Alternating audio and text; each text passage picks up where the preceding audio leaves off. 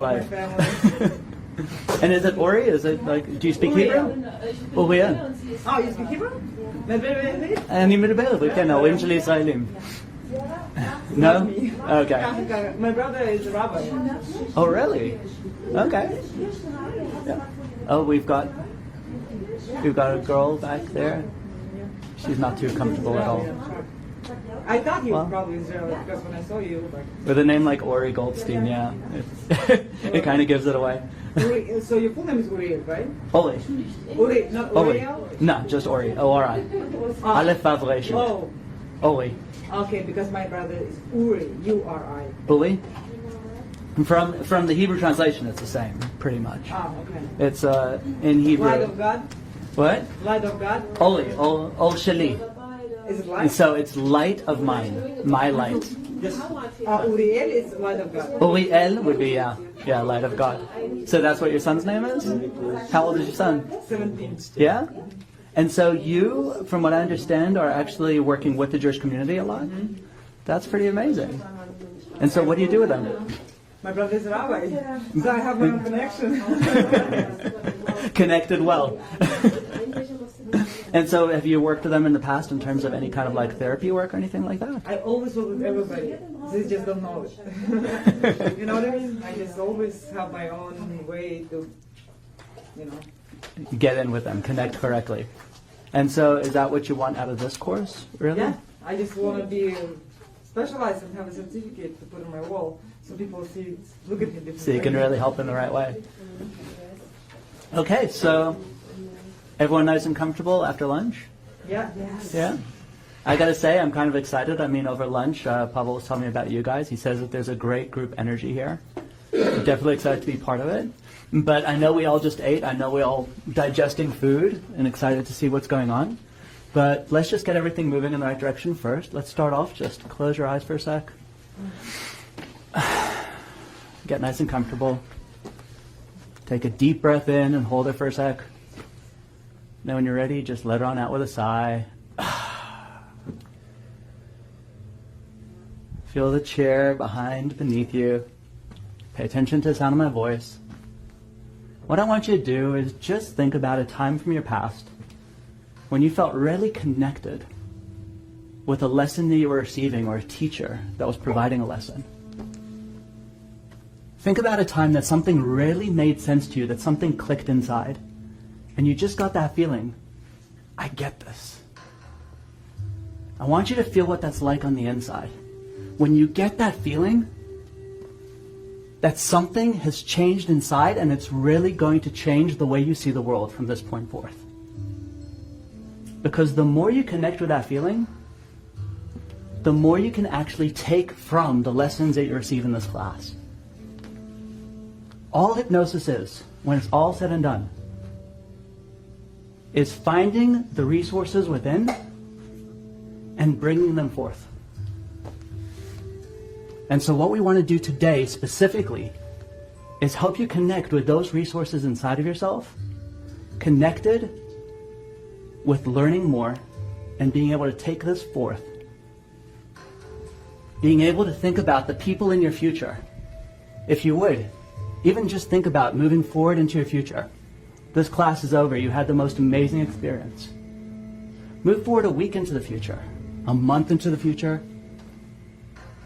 Think about 5 years into the future after you've helped dozens, perhaps even hundreds of people.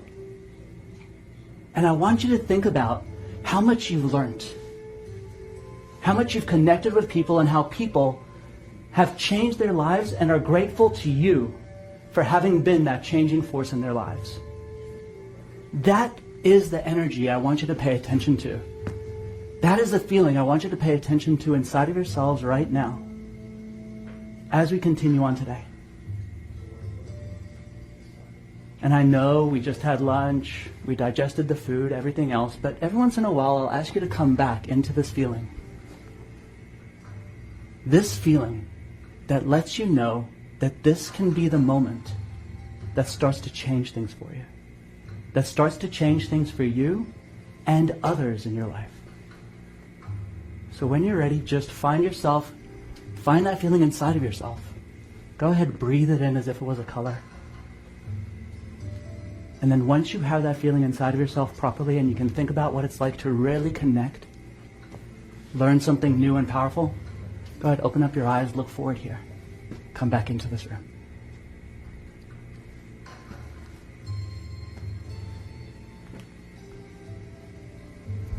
And so I did that for a few different reasons. Obviously, we wanted to start off on the right path.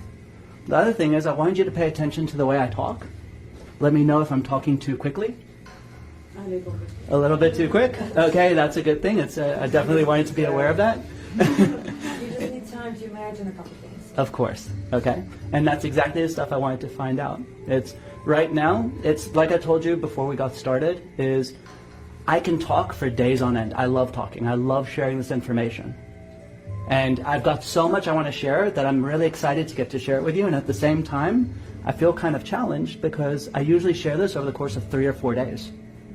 So I want to share with you so much, but at the same time, it's not about sharing with you, it's how much you guys take away from what I give. So if at any point in time you want me to talk slower, you want me to explain something, this is not about me sharing information. This is about you connecting with information I share. So slow me down, ask questions, and even if we don't cover everything, I want whatever we do cover to be covered well.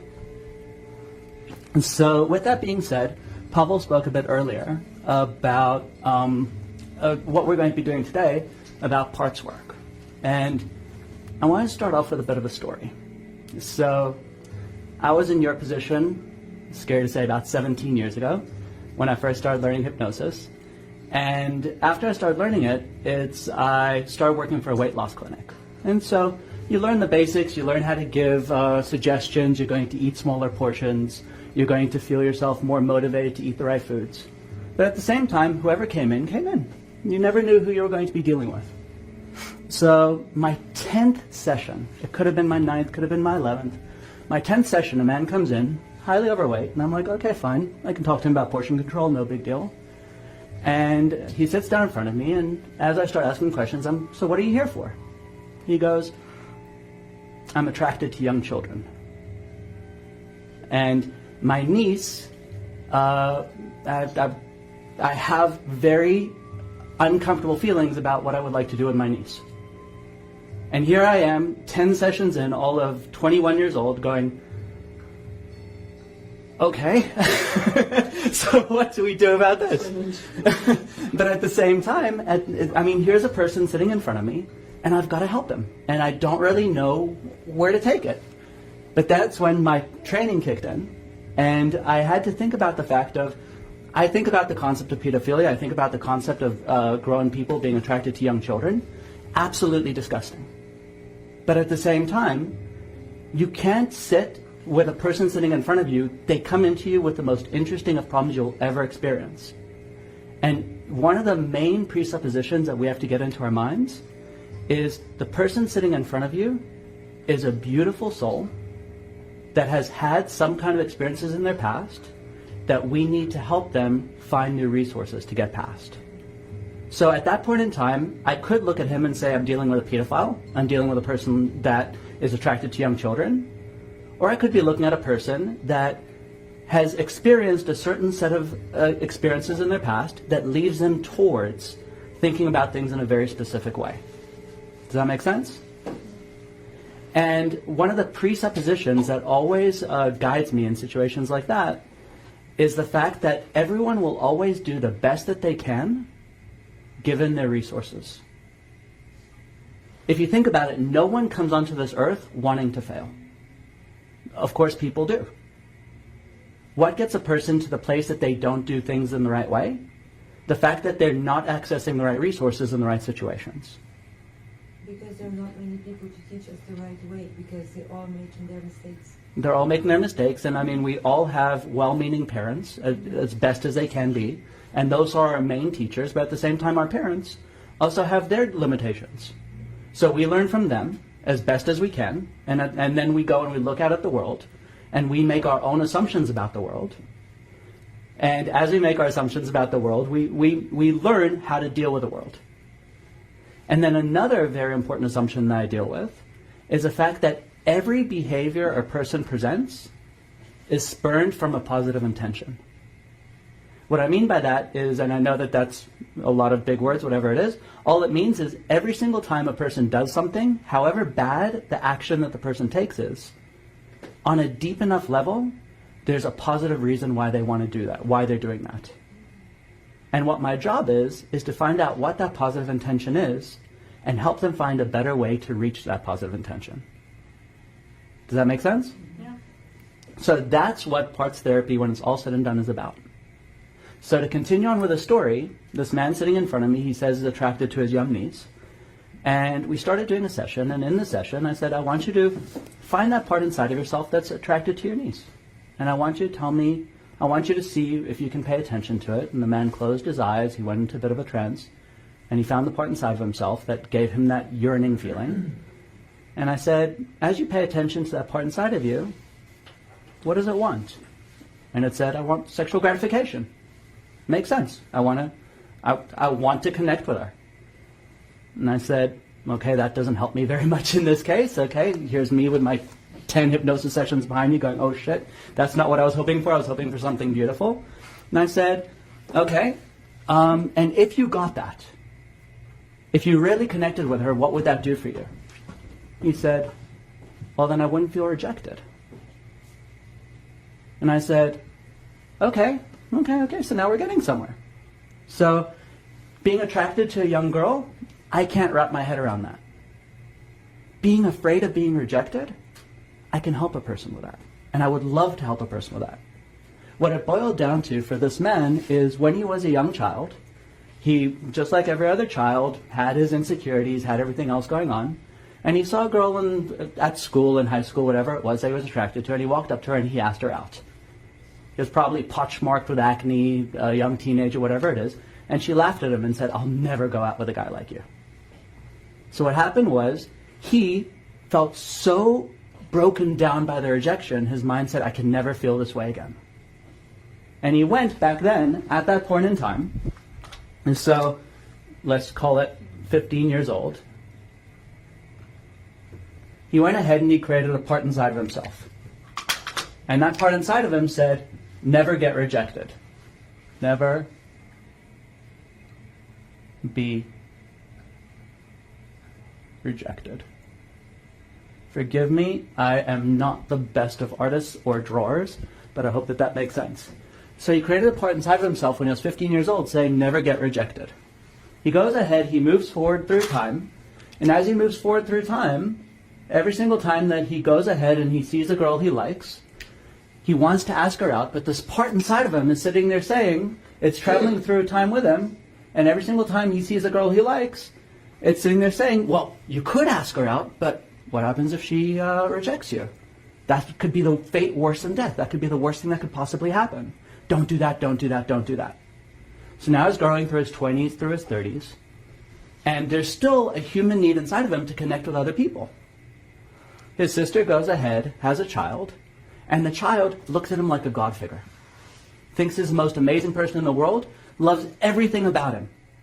She starts growing up, she gets to the age that she starts looking like a woman, and he's got a woman that he now knows will never reject him because she loves him like a god figure. So this confused man all of a sudden makes this new realization in his mind, well, let me do something with her because then I'll be safe. So I asked him, so the part inside of you that says I never want to be rejected, what would it get if it never felt that sense of rejection? Well, then I'd be safe.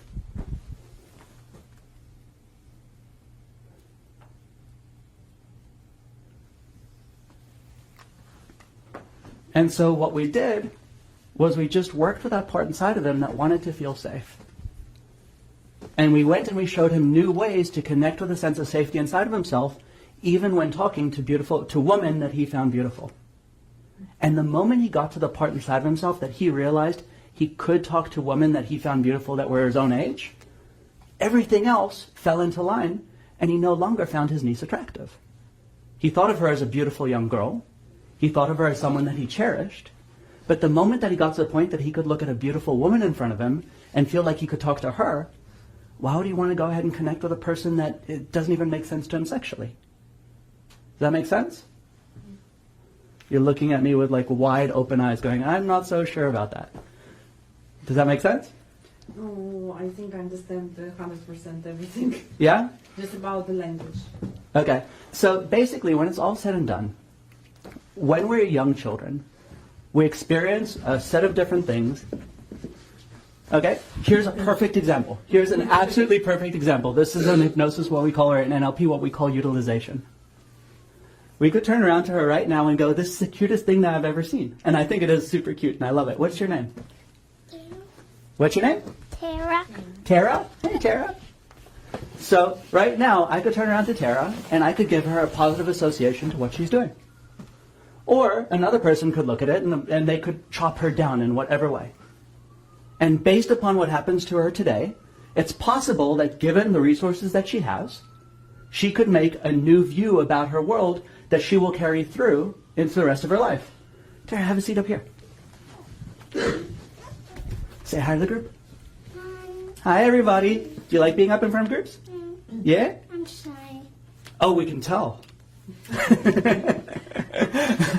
And so the thing is, why does Tara say that she's shy? Well, in her past, it's possible that she was up in front of someone, or she was in a grocery line, and someone said hi to her in a very weird way, and when she hid behind her mom, and her mom said, it's okay, Tara's shy. But right now, what we're doing is we're going ahead and we're creating a new part inside of her. We're helping her create a part right now that she can sit up in front of groups, and everyone can look at her, and everyone can tell her that she's amazing. Because I think it's pretty amazing that you came up here and sat up in front of a group. Miss, oh, I used to be shy. High five. Thank you very much. And so what are we doing right now? We're helping a part inside of her see a different way. And the more that she can go ahead and connect with that part inside of her, the more we can go ahead and affirm this part, the more we can help her get rid of another part inside of her that said, I'm shy. This is called utilization. This is actually called helping a person through metaphor. I don't need hypnosis. I don't need anything else. In real life, I can go ahead and I can make a change. And however silly this can be, I don't know if this will change her or not. Obviously, we could go ahead and do certain hypnosis techniques to help make sure that it helps her. But this thing in and of itself can be a life-changing experience that when she grows up and stands up in front of a group, when she has to give a speech at her brother's or sister's wedding, or when she has to give a talk in front of her university class, she can remember that time that she sat in front of everyone, and everyone looked at her, and everyone was so proud to see her up there. And everyone smiled back at her, and she felt so comfortable about it. So I just want to use this as an example for the idea of how a part can be created. And just as easily as a negative part can be created, a wonderful new positive part can be created. That make sense? Yeah? And so, moving forward through time, we worked with this client, let's just call him Jim, whatever it is. And Jim comes in and says, I'm attracted to this person for I've got this issue, which I'll leave at that for now. And what our job is to not look at that person with judgmental eyes. Our job is to remember that everyone does the best they can given the resources they have, and people don't fall, just in case. Everyone does the best they can given the resources that they have, and every behavior is spurned from positive intention. And if we can go to a high enough level to find what the positive intention is, we can help a person find new ways to achieve that intention. And the moment that they have a new way, they can forget about the old way. Does that make sense? So I helped him realize that what his part wanted was safety. And then I just helped him come up with a lot of different ways to feel safe while talking to women. Safe while talking to women.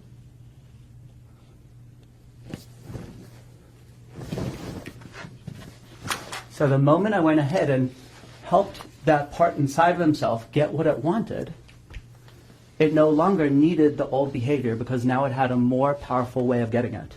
So I gave him better resources to use at that time. That make sense? Yeah? Okay.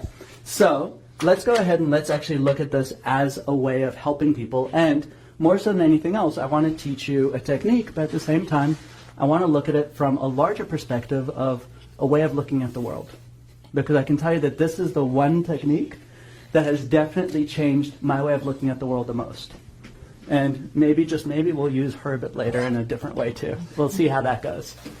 But right now we're just going to have a gymnast next to us for extra entertainment, because I'm kind of boring sometimes.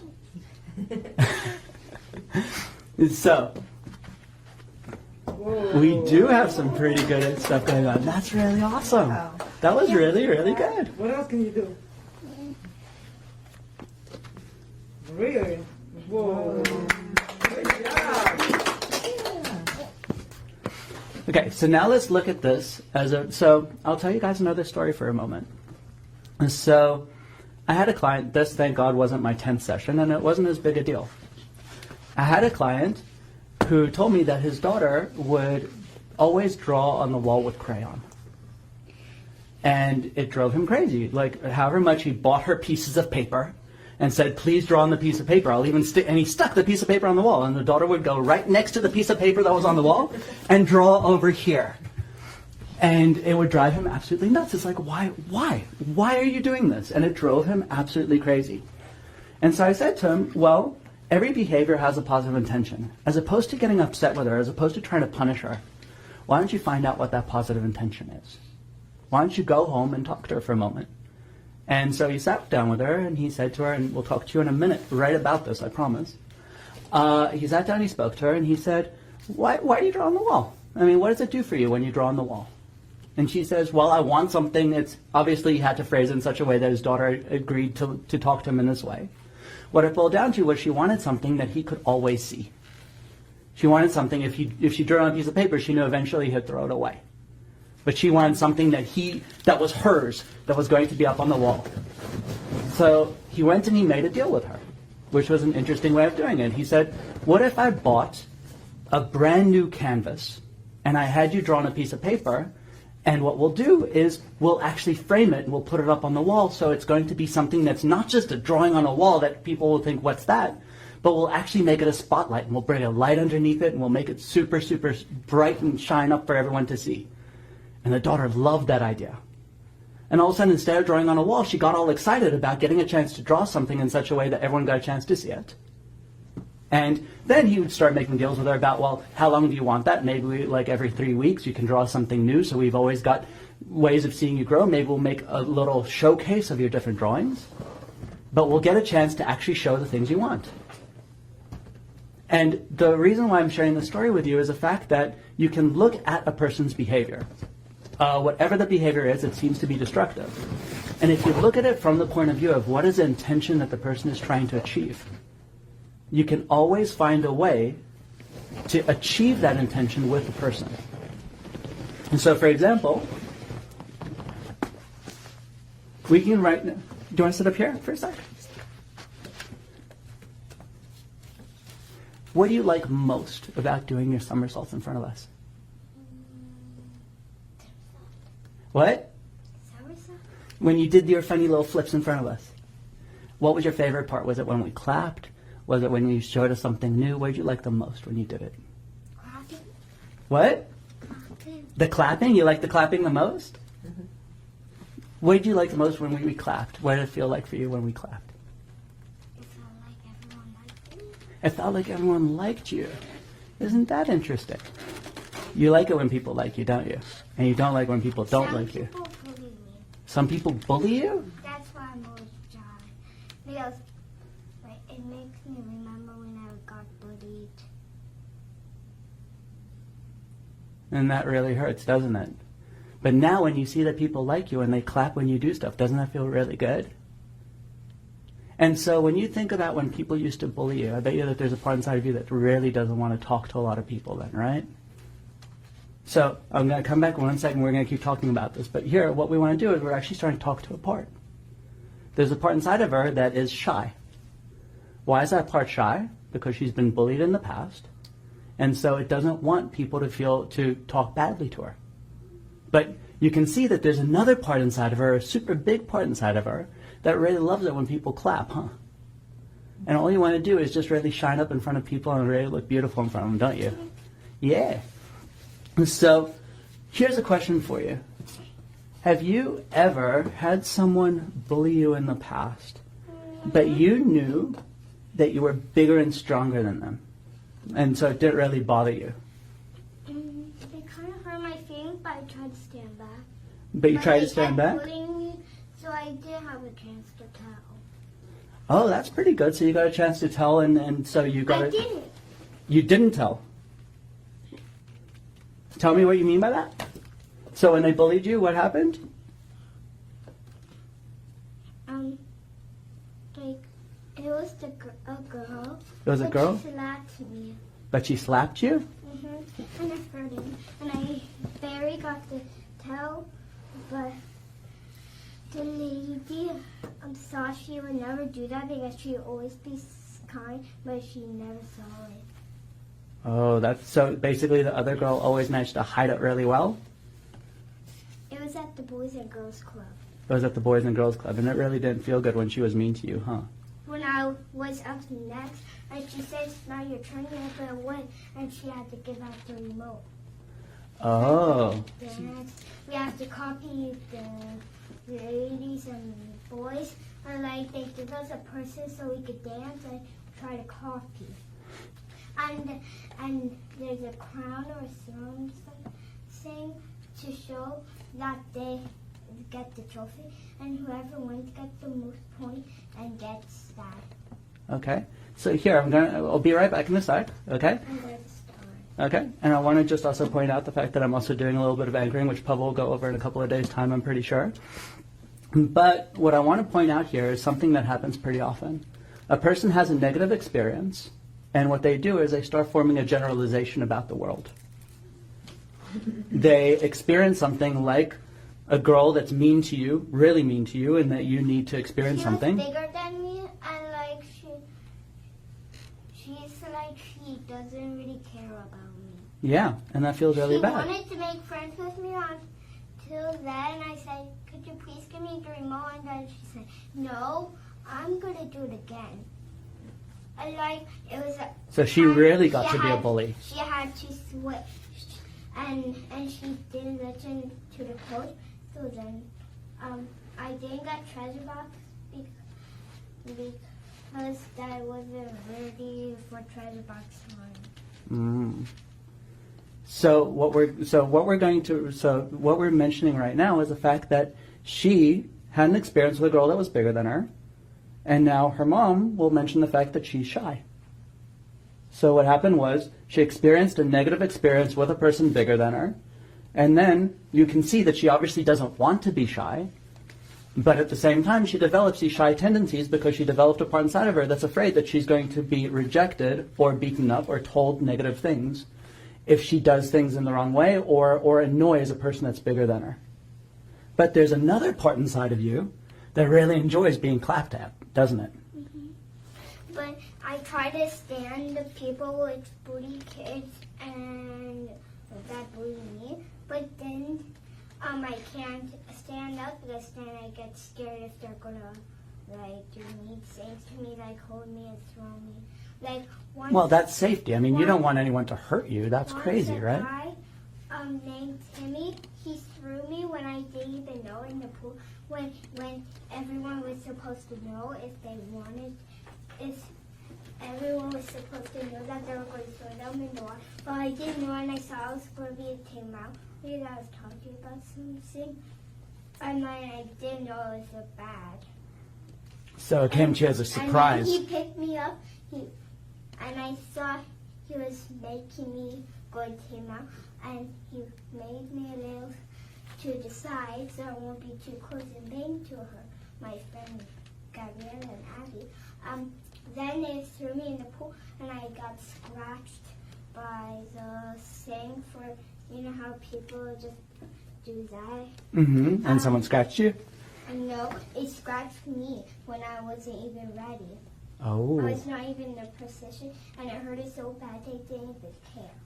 So I bet you that there's a little part inside of you that's always afraid that something like that's going to happen again, right? And you don't know when it's going to happen, and that's always scary. Because you don't know if they'll ever throw you in the pool and you weren't ready for it or anything else. Yeah, or like put me in the water like once I went on someone's back, a coach's back, because he let me take a ride to the other side. And That's cool. I was underwater. I set up underwater, but then I was up, and just for one moment I set up for a few minutes, and then I couldn't breathe, so then I kept saying up because I had to breathe. Oh, okay. Well, so I'm going to hold the chair just so you don't fall. But what we're doing here right now, and I know we're moving slightly into a session. I don't want to do that just yet, but we're definitely eliciting some criteria here that would be very helpful towards the session. And we will do this at some point in time. I definitely want to, because we're starting to see some interesting things happening here. But what I want to point out even more so than that is we're starting to, I'm dealing with a person, obviously, a very beautiful person, if I may add. But what we're seeing here is that she's creating a lot of different facets of her personality, a lot of different portions of her personality based upon experiences that she's had. Some of these are good, some of these are bad. And our job, when a person comes to talk to us, they'll usually have a specific issue that shows up. And one of the ways we can deal with it, there's many different ways to get to a solution. But one of the ways we can deal with it is figuring out that part inside of them that's causing the issue and dealing with that part directly. So for example, this is the first time I've ever met this beautiful girl. I don't really know what the issue that we're dealing with, and I'm really hoping that none of these things have ever or will ever become an issue. But I can see that there's definitely a lot of safety things that she brings up over and over again of getting surprised in different ways that can cause a person to sometimes feel afraid to trust. Does that make sense? Mm-hmm. And so we can continue on into that session, but at the same time I can also see a very beautiful thing going on. Now, specifically, this is more towards the session. But I can also see that there's a person inside that loves being in front of people and feels like people are really beautiful and that they treat her really well when she shines in front of them. Isn't that true? Yeah, once my friend Julian, he locked me up in the bathroom. Yeah? Well, that's not very nice at all. But it probably wasn't that mean, right? It was actually probably something you laughed at. But he didn't really lock the door. But then when I tried to get out, he locked it, and then I used toilet paper and then opened the thing with the keys. So you're also really smart, aren't you? You figured out a way. So then I opened it, and then I pushed the door, and then he couldn't handle it, so he let it go, and then I ran out. And I love that. I put him in there, I locked him in there. I love that. Well, I don't love the fact that you got revenge. That's not necessarily the best thing in the world. However, the part that I love is that you... Payback. Well, you gave him a payback, yes, and sometimes people need a payback, but the thing I actually like even more... I fighted him back. Yeah, but the thing I like even more is that you used your really, really smart brain to come up with a way out of a problem, didn't you? You were stuck in the bathroom and you came up with a really smart way to get out of it. Keys were out, and his mom and dad were outside washing the car. Yeah? And like, the mom was just outside doing something. I didn't know what she was doing, but I knew the dad was cleaning the car because he said, "Stay here, I'm going to clean the car." The dad said that. So then, like, they didn't know, and Julian didn't tell on them, or else then I couldn't come back. So one of the things that one of my old teachers said to me that was really one of the most powerful things, I'm doing this on purpose right now as part of the session, is that people don't very often respond much to things you say to them, but they often respond very much to things you say about them. And so I can say something to you, and I can say you're really smart. And it doesn't tend to do a very big difference. But the one thing I'm going to point out is I'm going to tell you that your daughter's pretty amazing.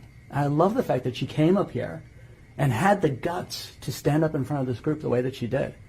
You got yourself a really resourceful, beautiful daughter that really has a lot of brains. She really does, doesn't she? Yeah? You should definitely tell her that more often. You should definitely tell her that. Doing things without thinking. Sometimes she's really quick. Instead of using her words, using her hands. Yeah, and I can see that because as we just mentioned that she's got a lot of different things driving her of fear and lack of safety. But I will tell you is like what I'm seeing here in the girl that's sitting in front of me, this one over here, is that she's got a lot of brains that drives her very intelligently. It's like, I mean, I don't think that there's very much that she does that isn't pre-thought out. Although very often the things that she does may not seem thought out because it's just a fear response, fear of safety. And so the reason why I'm mentioning it over here in this way is that can very often cause more of a change than me saying anything to the client directly, in this case, if that makes sense. Sometimes a person hearing people talking about them can make a much bigger change for them than you saying something to them directly. So how about this? How about you go sit down for a little bit, and then later on we'll talk a bit more? Okay? You want to sit next to your mom? You enjoy sitting over there more? Okay, go sit with mom for a sec. So, what do we do there in a different way for a sec? Again, we didn't comment on negative. What we did was we gave her her moment. We gave her everything that she wanted. We gave the part inside of her the chance to sit up in front of a group. And now she's very happy to go sit back with her mom, as opposed to us chastising her, telling her how bad she is, telling her whatever that she's doing in any way, shape, or form. Rather, we actually give that part the chance to get everything it wanted in this moment. We spoke about her. We gave her a moment to shine. We gave her a moment in the spotlight.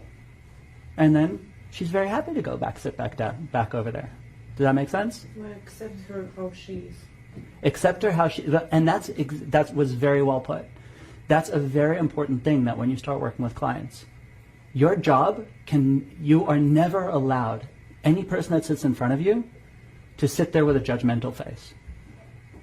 If a person comes in front of you and it's your 10th session and a person says, I want to molest children, or if a person sits in front of you and says, I want to kill all Americans, whatever it is, obviously at the same time you have to realize the fact that there are laws that you need to abide by. You can't ignore certain things. You obviously have to reach out to right authorities for certain things. Person comes up to you and says, I want to kill my wife and I've already got a gun and I'm ready for it. You have to warn them of the fact that you are going to Baker Act them, you are going to send them to right institution to take care of it. But if a person is in a place that they tell you that something negative is going on, it's not your job to turn around and tell them that they're wrong. It's your job as a hypnotist, as a help agent, to help uncover what it is that truly inside of them is looking to come out, and help them come up with better ways to achieve that.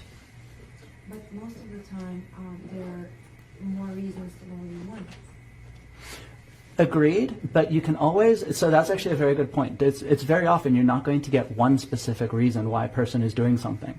But that's the idea of what we call chunking up. And that's a very important part. The thing is, if a person comes in and says, I want to kill my wife, and you say, well, why do you want to kill her? Well, because she's and I'm not going to say any negative words in front of younger people, because she treats me badly, because she doesn't care for me anymore, because she broke all of her promises to me. All these reasons are why I want to kill her. Okay, yeah, there's a lot of reasons there. And you say, okay, fine, so let's say you got all those things met. Let's say you killed her and you got all these things met. What would that do for you? Well, then I could finally feel free from feeling like she's always like treating me badly. And then I could also meet someone better that's better for me. And then there's more reasons there. And you go, okay, and if you got all those things, what would that do for you? Well, then I could finally feel peace. In jail? What? In jail? Well, there's possibly in jail, yeah, but maybe they want to go. You'll be surprised. One of the interesting things here, it's called secondary gain. And what happens is very often when a person does something, one of the things that they say is for negative reasons that they want to do it. So one example that you'll see very often is when you work with people that want to quit smoking. And you'll ask a person, why is it you want to quit? Why is it that you get attracted towards cigarettes? And more often than I would care to explain, and Pavel will say this too, you'll ask a person, why is it that you want to smoke? And they'll say, because I want to die. And you sit there going, okay, this is not the way I expected the session to go. I was expecting something positive right here. Like, what? You want to die? What is that about? And again, you can't sit there and judge the person and think that that's a bad thing. You go, well, okay, so you got to die. What would that do for you? Well, if I were to die, maybe then I could finally feel peace, because I've got this terrible stress in my life and I don't know how to pay my bills and I feel like a failure in front of my wife and children, and whatever else it is. So you want to smoke, and if you want to smoke, you want to die. And that's a very important thing to know, because if you were to do hypnosis on that person and give them direct suggestion of every cigarette you take to your mouth is going to bring you closer to your grave, the part inside their brain is going to go there, fantastic, I'm winning this game. I got exactly what I wanted. So think about that. But if, however, you go ahead and you find out what the part really wants, well, it's I want peace from all these different things, and you help a person uncover peace in such a way that they no longer have to reach for a cigarette. What happens is they don't want at any point in time to go ahead and damage their body at that point. They'll actually move away from cigarettes very, very quickly. Does that make sense? You're looking at me like... I'm just... That's your topic. Yeah? That's your topic. That's your topic, the smoking? Yeah? So have you ever experienced that before, that a person comes to you as a smoker and they actually want the negative effects of smoking? Myself. Oh, you're a smoker. Maybe we'll discuss that in a short while if you want to quit, but it's we'll get there in a moment. So one of the most interesting ways that this has always been described, and I've always loved this, Connie Andres, one of my favorite teachers that teaches parts work, she tells a story of Japan in World War II. So in World War II, Japan is an island nation, and when they joined the war, they realized that one of their largest places of being weak is people taking over the islands surrounding Japan and being able to attack from close. But all these islands that are surrounding Japan, or some of them are really tiny, like we're just talking about maybe even less than a square mile, maybe a couple of square miles, whatever it is. So they knew that they couldn't send out army battalions to every single thing. So what they did was they got their soldiers and they trained their soldiers in basically survival skills. And they sent out small groups of soldiers, 2, 3 soldiers, 1 soldier, 20 soldiers, onto all these different islands. And they said, go ahead, protect these islands. When the war is over, we'll come and get you. Unfortunately, the war didn't go very well for Japan. And when Japan lost the war, they didn't have the resources to go out to all these tiny, thousands of tiny little islands surrounding Japan. And there were soldiers that were left on these islands for years after World War II finished. Still not knowing that the war was over. We'll come back to you in a minute, I promise. Mr. Shy? So the soldiers didn't know that the war was over. And so what happened was, years after the war was over, like sometimes like even 10 years after the war was over, people would go, the tourists would go traveling through Japan. All of a sudden, someone would start shooting at them. And people were like, what the heck is going on here? And Japan would go, oh, there's still soldiers on that island. We never got them off. And so what the Japanese government did, they actually had a policy in place of how they would deal with these soldiers once they found soldiers on these islands. And obviously, like one of the ways that they could do it is they could just send people onto the island and tell the people, guess what, war's over. It sucks. What they discovered, though, is if they did that, they knew for a fact that these soldiers would get crushed because they've lost so many years of their lives for no good reason. So what they did was they would get one of their old generals to dress up in their full military attire, and they would get the general to go out to the island and go and welcome these soldiers back and say, congratulations, thank you so much for protecting us.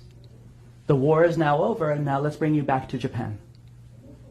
And when they did it from that point of view, and the person would go back to Japan, now remember, this is like 15, 20 years after the war is over, they would give them a parade, they would treat them very well, and then slowly, over the course of time, they would slowly let the soldier know that the war is over.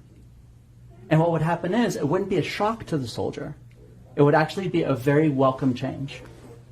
And the reason why I'm telling you the story is, when we start working with people and their parts, we don't want to be mean to them. We don't want to be aggressive. We want to very gently coax a person's part through love and acceptance and tell them, let's help you find a new way to come with what you want. Not tell them, guess what you did happened when you were bullied, that's silly and stupid. What you want to do, okay, I don't know what's going on back there, maybe we'll just continue on with that in a minute. But what we want to do is we want to basically always remember that our job is to help a person in the most gentle and loving way possible. And always, are we going to come back in a bit? We'll be back. Yeah? Okay. Okay, that sounds pretty good. So what we want to do is we want to basically, in the most gentle and loving way possible, introduce a person's part into new solutions, into new ways of getting what it wants. And as I warned you, I can talk for hours and I can get distracted and I can do 20 million different things. But what I want to do is just take you through the concept of how to basically deal with a part, so we can actually get something from this rather than me just talking a lot. I have a little question Please. about that. But they are also, might not be many people, but some of them are really aggressive. And it don't matter from what side you're trying to get to them, they're blocking. So how do you do that to get closer to the problem, to the issue? I've got to, it's obviously it very much depends on the person. It's like every single person will always be something different. But Pavel, if he hasn't mentioned it yet, it's one of the biggest things that we deal with is rapport. It's what? Rapport, which is basically connecting with another person. Oh, okay. So if a person comes into your office, and now I can start using different language as is necessary. If a person comes into your office and they're sitting like this and they're like, F off, I don't want to talk to you. The worst thing you can do is sit there and be all gentle with them and be like, oh, that's okay, let's talk a bit more. It's not, you're never going to connect with that person. What you want to do with rapport, it's called pacing and leading. So if a person comes into your office and they're aggressive, the worst thing you can do is be the exact opposite of them. It's like, there's always that concept of opposites attract, but it's not true. If you really think about life, what happens is people generally gravitate towards people that are very similar to them. Yes. Mm-hmm. So if a person comes in and they're really aggressive, they come in and they say, I don't want to talk to you. You go, well, fantastic. I guess this is going to be a terrible session, isn't it? But if you had something to share with me, what would it be? So what you do is it's obviously it's going to very much depend on what's going on, but you got to meet a person at their level and then lead them to where you want to be. Okay. So but again, it very much depends on the situation. And the one thing I will tell you, based upon that, is if a person comes in and they're very aggressive and they don't want to be there, the worst thing you can do is force a person to be there. Your job is not to change the world. Your job is not to change people that don't want to change. Your job is to help the people that really want to be helped. They can be in a bad mood when they're being helped. But if a person doesn't want to be helped, don't try to help them. What if it's your family? Same reason. Same logic. Same. So when I first learned this in 2001, my sister was very overweight at the time. She was 450 pounds roughly. And we started learning covert hypnosis, how to help a person without them knowing about it. And so I walked up to the teacher and I was like, so how can I do this with my sister? I want to help her. I want to help her. And my teacher looked at me and was like, why would you do that? Did she ask you to help her? And I said, no, but I mean, if she stays this way, she's going to die. It's like, I can't let this continue. And so he said, well, if it ain't broke, don't fix it. And you're not the person to decide it's broke. She's the one. She has to decide that it's something that needs to be fixed.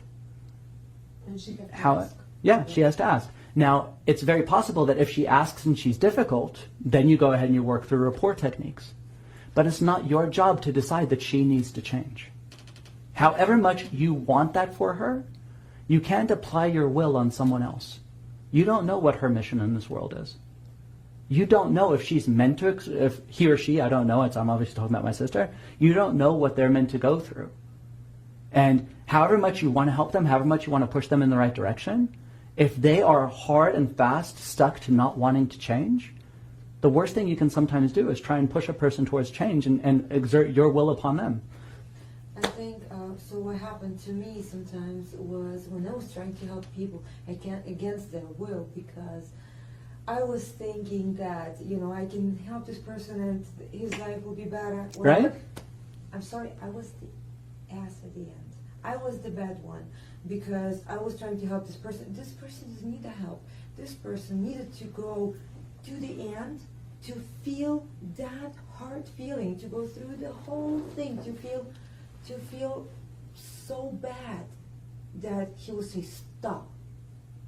And he had to go through the whole thing, and I should not stop him. But what about if you will have to pay for their shit?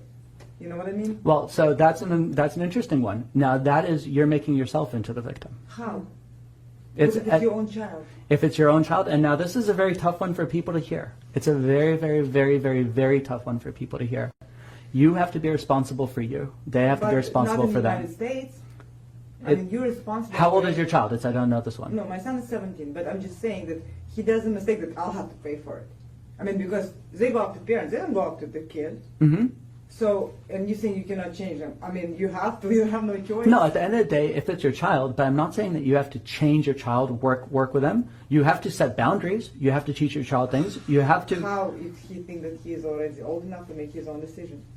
Then you have to... Sometimes a person needs to touch a fire and feel what it's like to get burnt. Yeah, but if you have someone who cleans the fire up for him... Well, that is where you're making yourself into the victim. But it's not me, it's the government. It's like, that's how it is here, you know what I mean? That's how they go after you. You're the one who have to clean up. I don't know if I should ask for a very specific example in this case or not, because I don't really know what your situation is. But what I can say is and it's a tough one, because when it's your family, you are responsible for them and you have to take responsibility for them.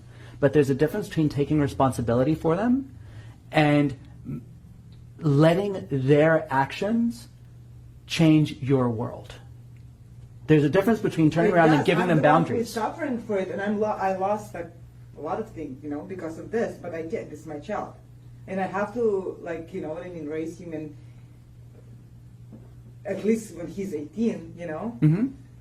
I understand it very, very, very well, and I've dealt with so many parents with it. And it's usually the toughest sessions I have is exactly this kind of session, is in teaching a parent how to leave a child alone and let them make their own mistakes. Yeah. It's a tough one. That's right. It's a tough one, but it ends up being on your plate, having to set the right boundaries, and after you set those boundaries, leaving a child alone. And if they make their mistakes, they have to learn to live with them. It's a very, very, very tough one. It's a very tough one because, at the end of the day, yes, you are responsible for them. But you set boundaries, and you have to basically, and you don't want your child to end up in prison. You don't want your child to end up, God forbid, possibly mutilated or in any way, or God forbid, even worse than that, dead, whatever it is. You obviously have to set the right boundaries. But at the end of the day, all you can do is set boundaries and punishment and reward as necessary, but you cannot let that person completely change your world. You have to stay the beacon of strength. And as you are the beacon of strength, you cannot let that person make you weak. It's not about it's tough. It's a tough one. It's not about the person. It's just society. It's just how to say that? It's the rules. It's the rules. It's like everybody make money out of this kind of. They just find whatever, divorce, anything. They just find a little problem that you have in the family just to make money out of you. You know what I mean? They don't care about me, my child, and my whatever family. They just make money out of you. But and they make even your kid even worse. I'm talking about psychologists. I'm not talking about her. I'm just talking about the psychologist who works here. You know what I mean? Okay, you have to have a psychologist, investigator. Everything they make even worse. I don't know the very specific situation, so we can't talk about the very. Suffering. Okay, I'm just saying that. It's what I will say is yes. It's society definitely makes it hard, and the parent is generally the point of last punishment. And you know what? My son does want me to help him. He told me, he said he wants, because them taking the classes right now, and he wants me to help him. He wants me to do it. Do you mind if we talk about it, or would you rather not? Yeah, I want to talk about it. That's what I'm talking about. I have to sit there. Okay. So tell me more about what's going on. With my son? Yeah. Well, he had a probably very hard childhood. Okay. He was a victim of 2 divorces, and everybody felt sorry for him, but I tried to make it the best for him, so he won't feel this way. From my point of view, I feel like he had the best childhood, because I tried to do 2 vacations for him. He always was around family, we always traveled. I always had, like, I did Shabbat. Every Shabbat, I made Shabbat no matter what. Goyim, not Jewish, not Jewish people, I would make a Shabbat so he will feel like a family. Okay. You know, like, I always had so many friends. I made everything to show him what I loved when I was a kid. Okay. And he had it. But just because people was making feel like, tell him, oh, poor guy, oh, you had to go through the war, you have horrible, which he never even, Okay. how to say it, I protected him from his father. Which is a bit of a tough situation to put yourself in, but okay. But I did. I mean, he had a very good childhood. I mean, any kid will wish to have this childhood. But because of the people, psychologists, because I had to go through psychologists, because I was going through divorce, they put in his head that He's the victim. Yes. And Okay. that's how he feels right now. Okay. He thinks So that he's how a- does this manifest in what is actually going on that needs to be fixed right now? Okay, he feels like he's a victim. He doesn't have, he feels like all people are not nice, whatever. He hates towards everybody. He's a very negative person. He tried to kill himself. Was it a real attempt? I hate to ask. No, I think he just made it up. But he was hospitalized, and he was in a mental institute. They just make him, but he is, as you see, of his results, everything was 100%. I mean, you can tell by his tests that he was trying to kill himself. But they just, oh my God, use it because it's, again, money. You know what I mean? Okay, so what I'm hearing here is from another point of view here, and I've got to talk to you very bluntly, unfortunately, and I apologize for that in a lot of different ways. But what I'm hearing here is the fact that you are also feeling very victimized by the situation of the organizations, the situation and society and the way it is. Because I don't live my life. I don't live the life I want to live. Because you don't live your life, because you don't live the life you want to live. Yeah. But now the challenge that's also presenting itself is the fact that your son is in a position where he is seeing a mother that's pretending to be strong, but at the same time he can see that you're not being very strong. He can see that you're not living the life you want. He can see that you are the victim and that you however much you try not to be, you're showing yourself, as much as you are right now, you're showing yourself that you are a victim to the society that's being created. The situation that's being created. And the reason why I'm saying that is what's going on right now on a different level is you are presenting to your son, smile to the outside world, but let the outside world affect you. It's not. I'm just telling him don't bring it out of the house. I mean, don't do the stupid things. I'm telling him don't. Because you don't understand. This money that I'm spending on everybody else, I can spend it on you.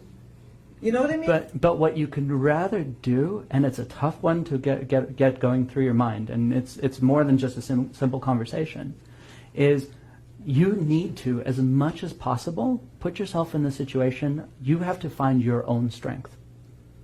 You right now are completely in a situation where you aren't connected with your own inner strength. You're too affected by your son's situation. You're too affected by the way it's affecting the outside world. And I can understand completely why. Don't get me wrong. I can 1,000,000% understand why. Because when you have kids, you don't belong to yourself anymore. You don't. It's true, and at the same time, you have no choice but to belong to yourself. I mean, I do, but I don't know. I mean, at the end of the day, think about what you're presenting to your son. Think about it from the point of view of a hypnotist. Imagine a person comes into you wanting help for emotional issues, for emotional fears, and you go, No. I think I can help you. Somebody else I can help. I can with my And my why own is that? kids, Why is that? people And who- so I will explain to you why I believe it is that you can help other people and not your son. Yeah. Because they only see certain facets of your personality. So you can look very strong to them because they don't know how weak you are in other situations. So when a person comes up to you, you go, I'm Superwoman. Of course I can help you. So they see a person, a leader, and they follow that leader. And I can see that you've got a very strong leading instinct inside of you. I can see that you've got a very strong sense of certainty inside of you that you know how to bring out when you help someone else. The challenge you have with your son is your son also sees your uncertainty. Your son also sees all your weaknesses. And so when you say, let's be strong, he goes, oh, Mom, that's a cute little act you're putting on. It's not it. I mean, he doesn't think that. He thinks I'm strong. I'm sure he sees that you're strong. And the only problem is that after all this manipulation that he did around, like, whatever, everybody like putting in him that he's depressed, he needs help, but he doesn't. You know, he's a perfectly good kid. Everything is perfect with him. I mean, he's very smart. He's just very lazy, like a lot of teenagers are. And he made up that he tried to kill himself, which he didn't. It was a show. I know for sure. I know my son. Because one time he told me he wanted to kill himself. And he showed the knife. He put a knife on his stomach. I said, really? He's like, yeah. I took a knife and I cut his hand. I did. And he was screaming. And I said, really? This hurts? You want to put it inside your stomach? Good for you. I did it. Good for you. Good for you. And then I take that back. It's on video. Another thing, he told me that the last time when we had to argue, it was at my brother Rabbi's house. He was telling me that that's why I want to kill myself. I said, listen, somebody who wants to kill themselves, they kill themselves.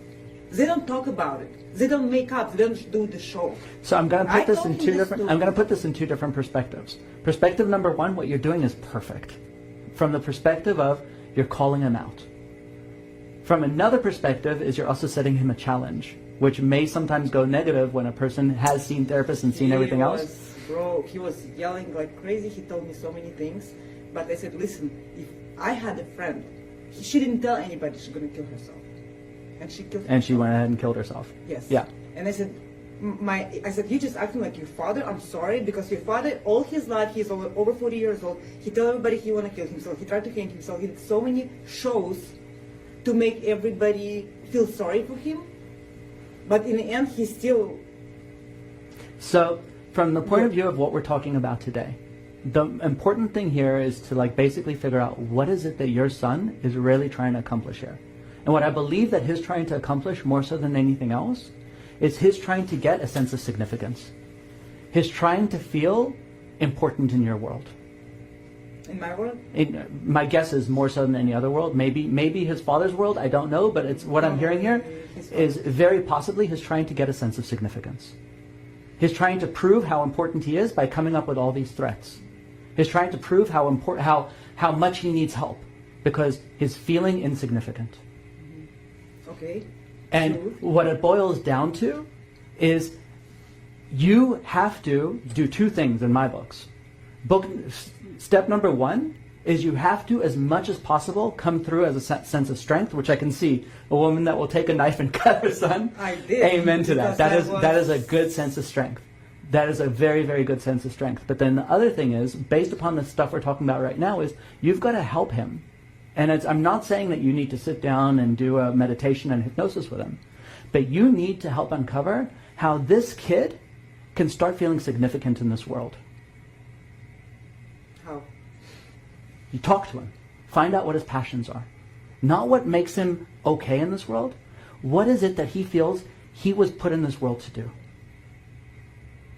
What is it that makes him feel like he doesn't want to kill himself, but will make him want to live till he's 90, and then when he's 90, cry on his deathbed because he wants to be here longer?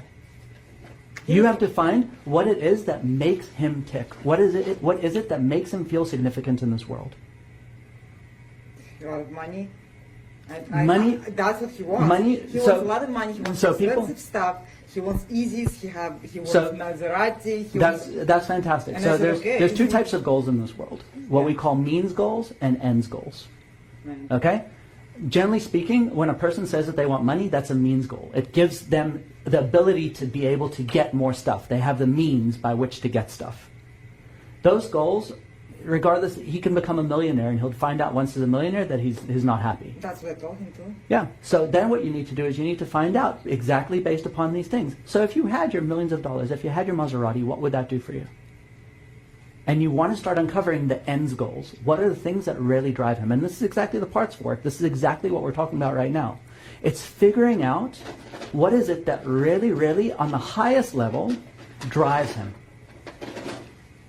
whether it's that he wants to save every puppy on the face of the planet, whether it's whether he wants to be a good father, whether he wants to be a better father than his father was, whether it's he wants to be a good doctor. I don't know what that is.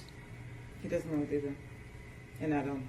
Well, this is where you and this training starts coming in helpful.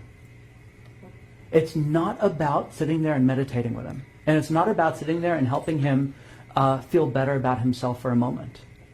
It's about helping him connect on the deepest level with what it is that will make him feel significant in this world. And that's a very big word that I want you to stick with, significance.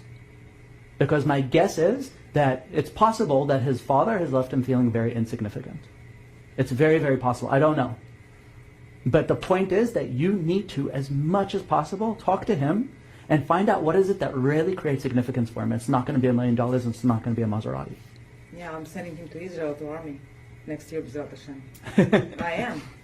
And God, and amen. And I hope that does it for him. You're going to find the way. And it's very possible. Very often, people actually do turn towards religion for exactly that reason. More often than not, religion creates. So there's a logic of what is called the 6 human needs. But what we'll do is we'll stick with 2 of the biggest ones, which is the need for certainty. People need to. It's not something that a person wants. It's not. This microphone is going to drive me nuts. Okay. So it's not that people desire this. This is actually a need that is bred into our souls. People have a very strong need for a sense of certainty. You need to wake up in the morning and know that when you step on the ground, you're not going to fall through and fall through the earth. You need to know, you need to feel that things are safe for you. You need to feel certain about certain things. If you don't feel safe in this world, nothing else is going to matter. You can have millions of dollars, you can have the happiest of families, whatever it is, but if you feel uncertain, if there's a part in your soul that feels like it's lacking in certainty, you're never going to move through this world in a good way. The other one that's also very important is the need for significance. You need to know that you matter. And it's not a desire, that's the most important thing. This is not like I desire to feel significant. This is a deep human need. They need, and that's the most important thing. They need to know that they matter. If you don't feel like you matter, you're going to do whatever you can in this world. Whether that is go get a gun, put it to a person's head and steal money from them, and it's not because you want the money, it's because in that moment you're the most significant person in their life. In that moment that you put a gun to a person's head, you matter more than anyone else. It's when you turn around and tell everyone that you want to commit suicide, so what happens is everyone rallies around you. And in that moment that everyone rallies around you, what are they doing? They're saying, you matter, you matter, you matter. And if you find a better way for him to feel significant over these smaller things, it goes away. But it's important, it's essential. It's essential because if you don't help him find a deeper cause of significance, he'll find it himself. And what happens is, very often, that does come in terms of suicide, things such as that, suicide threats or anything else. Or it comes through, very often, a person can join a religious society and they'll get their certainty by the fact that they know that every morning they wake up and they'll learn the Torah and they'll learn the Gemara, and they'll get their sense of significance because in that society, people start looking up to them when they start becoming learner Jews. And, yeah. That's for sure. I mean, that's helping him right now. And plus, I want to send him to army, and he actually wants to go. Yeah. So hopefully that helps. So the thing is that will give him a sense of certainty, for sure, because in the army, you know for a fact what time you're waking up, and you know the hell you're going to go through, but at least you know that for a fact. Yeah. And that is a sense of certainty. But the thing that I wonder more so is, what is he going to get for a sense of significance? I guess you're going to find it himself. Well, you say you want to help him. I do. Of So course. what I say is, the biggest thing that I would do is I would just sit him down. I'd sit him down very seriously with a cup of wine for you and a cup of coffee for him because he's under 21. Give him a cup of wine. I can give him trust. Exactly. But the point is, you sit him down, you talk to him as an adult, and you say, look, you're going to go off to Israel, you're going to study Torah, you're going to go off to the army, I have no clue what's next. You're threatening all these things about committing suicide, and I understand why. But when it's all said and done, what in the world are you here for? Why? But you know what, when I went through psychology and stuff and everything, everybody tell me, and I even see that he's very immature. That's fine. He just immature, he just like think like don't know, And I will tell you 5, that, 6 years old. so it's, I've told Pavel this story before, and it's just my truth. I'm going to condense the story a lot because I've definitely talked way too much. So one of the things that happened to me was I grew up with my parents always taking care of me. I did have a charmed childhood. I had an amazing childhood. Obviously, if I go to a therapist, I'll start crying on their couch and say, no, my childhood was terrible. But the truth is, I had a beautiful childhood. I really did. I knew it back then, too. My parents really gave me a wonderful childhood. And then what happened was, at some point in time, I went off and I stepped on my own 2 feet. And I started working for a motivational company, started doing hypnosis work, whatever it was. And at the beginning, you're not going to earn very much money. And I started looking at my bank account, and my bank account was $500, and my rent was $1,500. And I still didn't have money to eat. And I knew I could call up my parents and get help, but my pride said I can't do that. I've got to figure this one out for myself. I've got to. And I remember nights, multiple nights, of sitting there crying into 2-minute noodles because it was all I could afford. And I was sitting there crying, going, oh God, this is to get better sometime. This was the best food for me in Moscow. There we go. Once a week. Yeah, and I remember at the same time, the most interesting thing is, and this is where I know for a fact that certainty is such an important one. I remember the one night, my roommate made dinner, but he never cleaned the dishes, and so whatever he made, he had a big knife there. And I remember I was cleaning the dishes, and I washed off the knife blade, and I was staring at this knife blade, and the thought crossed my mind of how wonderful it would feel if I put the knife blade into my wrist. And I was sitting there going, what the hell is this about? What the hell's wrong with me? And what happened was I was missing such a strong sense of certainty in my life that my life felt like I needed, even in that moment, that felt like at least then I would have the certainty of being over. At least it would be over. At least then I would know for a fact that it's over.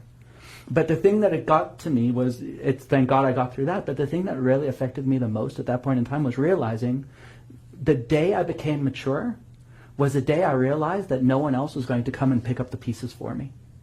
The day I realized that I had to stand on my own 2 feet. Maturity to me, I believe, exists the day that you realize that you are responsible for your own actions.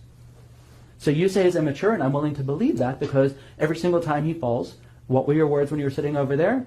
I've got to clean up after him. I'm worried about what society will say. I've got to worry about everything. That. They make me. They make you. That's fine. I told them, but that's fine. But the point is that what happens is his sense of being immature comes about in the fact that he always feels like there's going to be a net that catches him. And maybe moving off to Israel is the right thing, but what he needs to do to gain maturity is to learn how to stand on his own 2 feet. And maybe what your job is as a good mother, just very gently, in whatever way it is, start pushing him out the nest in different ways. Try this. Go get a job. Try this. Go do that. He's actually working. I mean, he started working when he was 6. I don't know what the different aspects of creating maturity for him are, but what you got to do is you got to start teaching him how to stand on his own 2 feet. Start creating certainty in his own life that he can take care of himself. Because your job is to create a responsible adult. Right. Your job as a parent is not to make your son happy right now. Your job as a parent is not to stop your son from being unhappy. Your job is when he is 30, when he's 40, that he's a good, happy, healthy, productive member of society. Yeah. And Can yes. I say something to that? Especially, I was talking to my husband actually about it, and there are many books as well. So, women and men are so different, and I have to say that we also have this different responsibilities as we grow up. And so I mean, I'm a woman, and I never really had to worry about when I go to the movies to pay for it or dinner or something like that. Okay. So, and once I told my sister, hey, let me take my nephew and we're gonna go to the movies. So we went to the movie theater, and so I paid for him for the movies, for myself, right? And popcorn and the whole thing, and I ended walking out there and paying like over $60. And I was thinking, like, I got that feeling that, I mean, I'm responsible here for someone, and I have to pay for it if I can't, and then I can't take him out. So I kind of felt as a man in this situation. Very well put. And what it really was a lesson for me because then from that moment on, I started to be honest, also to pay just for myself, to take this feeling away from that guy. Later on, when he said like, no, I'm gonna do it, please let me. I don't feel like a real man if I don't do it. And I say, okay. But it's different then, because then it's a given thing rather than an expected thing. Exactly, or taking it for granted as a woman, for example, because you don't know that feeling. So, and what I'm trying to say in this situation is that her son is growing up, and right now he is depending on her. She is also feeding him and everything, even though he has a little job right now. This is a start, but he still doesn't have that feeling yet. So he needs, how you say, like, to step on his 2 own feet to feel that. And this is very important. He needs to get that feeling. Tell him, maybe, I would suggest that maybe that would be a good idea, that she would say for him, like, just imagine I am somebody you want to take out for dinner, or, you know, do something nice for me. So when you work, let's do that. I always pay and everything. Do something for yourself. Surprise me. It's an interesting thing. I know that we got to take a break in a moment. Yeah, 5-minute break. And 5-minute break now? With part 2. I mean, if Okay. you want, or you can continue whenever you're done. Okay, so the one thing that I love about that is that we actually talk about the concept of male and female energies as such. And the one thing is that it sounds like your son right now is in a very strong female energy. And the concept of a female energy, if you just consider the stereotypes of male and female. So the male energy is going to be the strong, get-it-done energy. The female energy is going to be the creative, accepting energy, which is both are very, very necessary. And it's what I love about it. I'm not losing my mind. It's Lily, right? Lily. Yeah. What I love about Lily's idea is the fact that you're actually kind of like just giving your son the concept of bringing him into his stronger self, the male energy of just saying something along the lines of, "You take care of something one time." I haven't been there to see exactly what's going on at all, and I pretty much guarantee you that whatever we say right now, you're going to be going back into your life, and it's not going to be like, oh my God, I've completely changed my life and I get it now. But what I do believe is you got to leave here with at least an idea in your mind of how to give your son that sense of certainty and significance.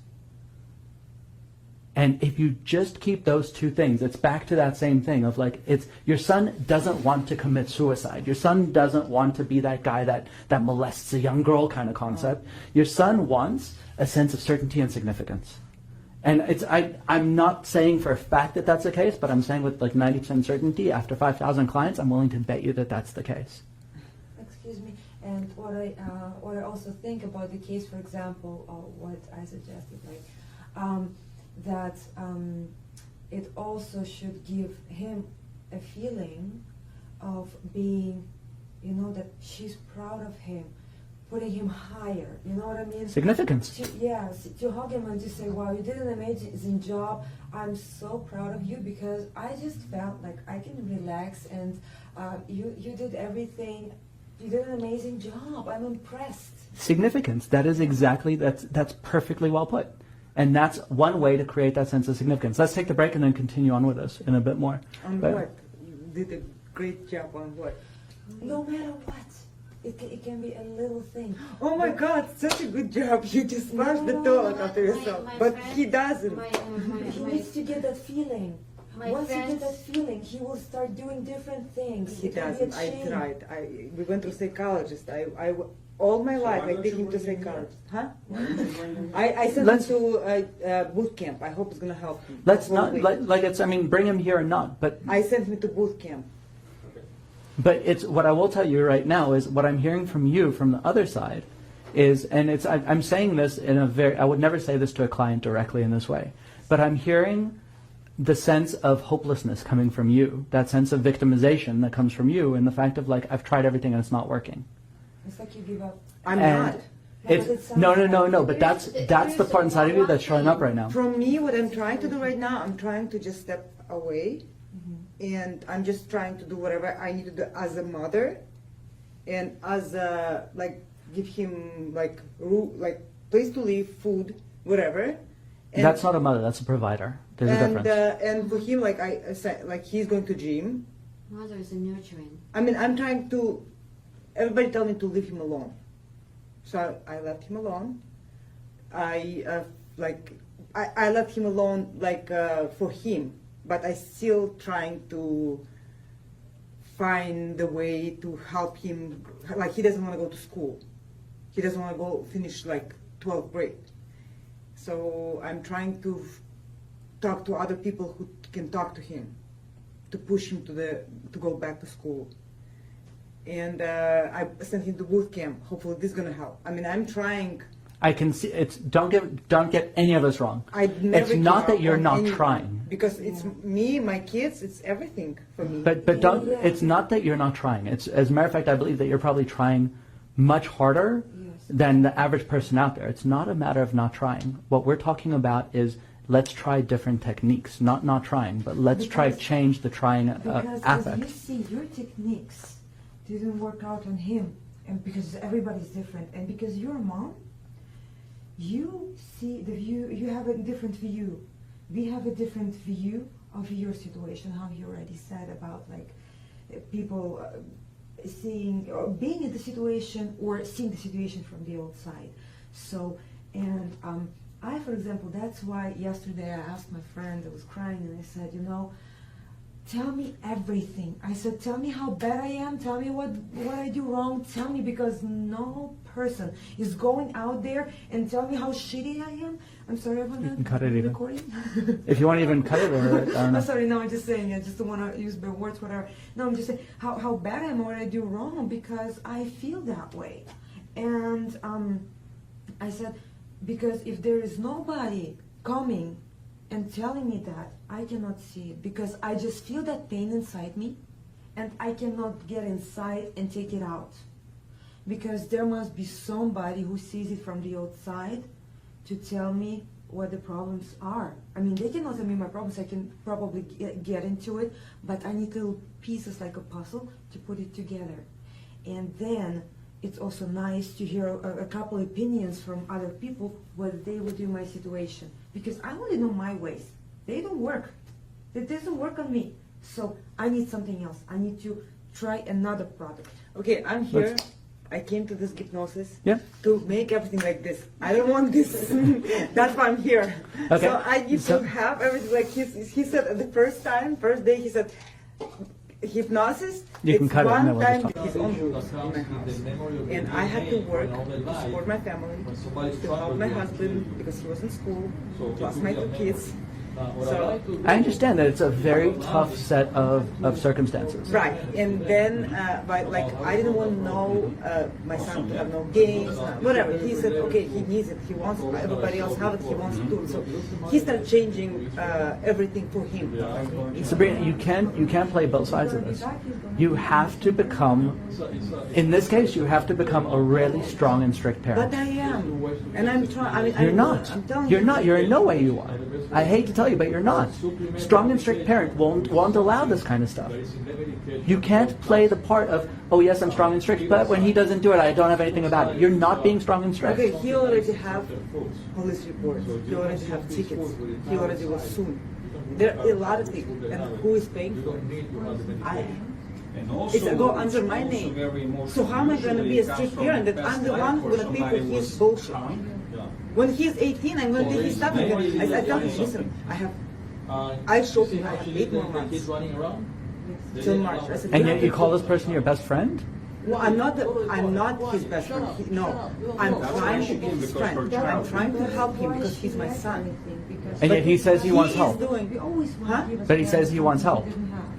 There's a lot of different factors here going on that are just, He has so much hate. He doesn't have anything. He's this kind of kid. Do you believe in genes? Like, yeah, genetics. genetic. So he didn't grow up with his father and his family. But Okay. he's exactly like his family, like Okay. his father's family. Is his father's family in his life at all, or not at all?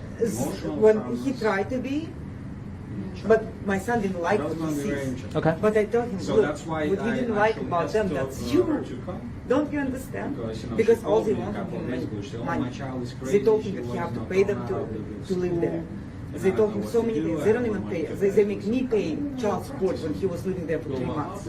You know what I mean? So anyway, he didn't like all this stuff. I tell him, but you are the same way. If you don't like this, change the. That's what you like, and he knows that he have it, but he doesn't want to admit it. For him, you know, who's his best friend?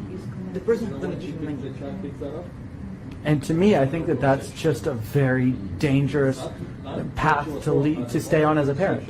So the question is, if you want, so you're in two different places here. You're asking for two different outcomes to be achieved. Outcome number one is I don't want to be responsible for him because he makes stupid moves. Outcome number two is I want him to become an adult. I want him to become responsible for himself and do something with his life.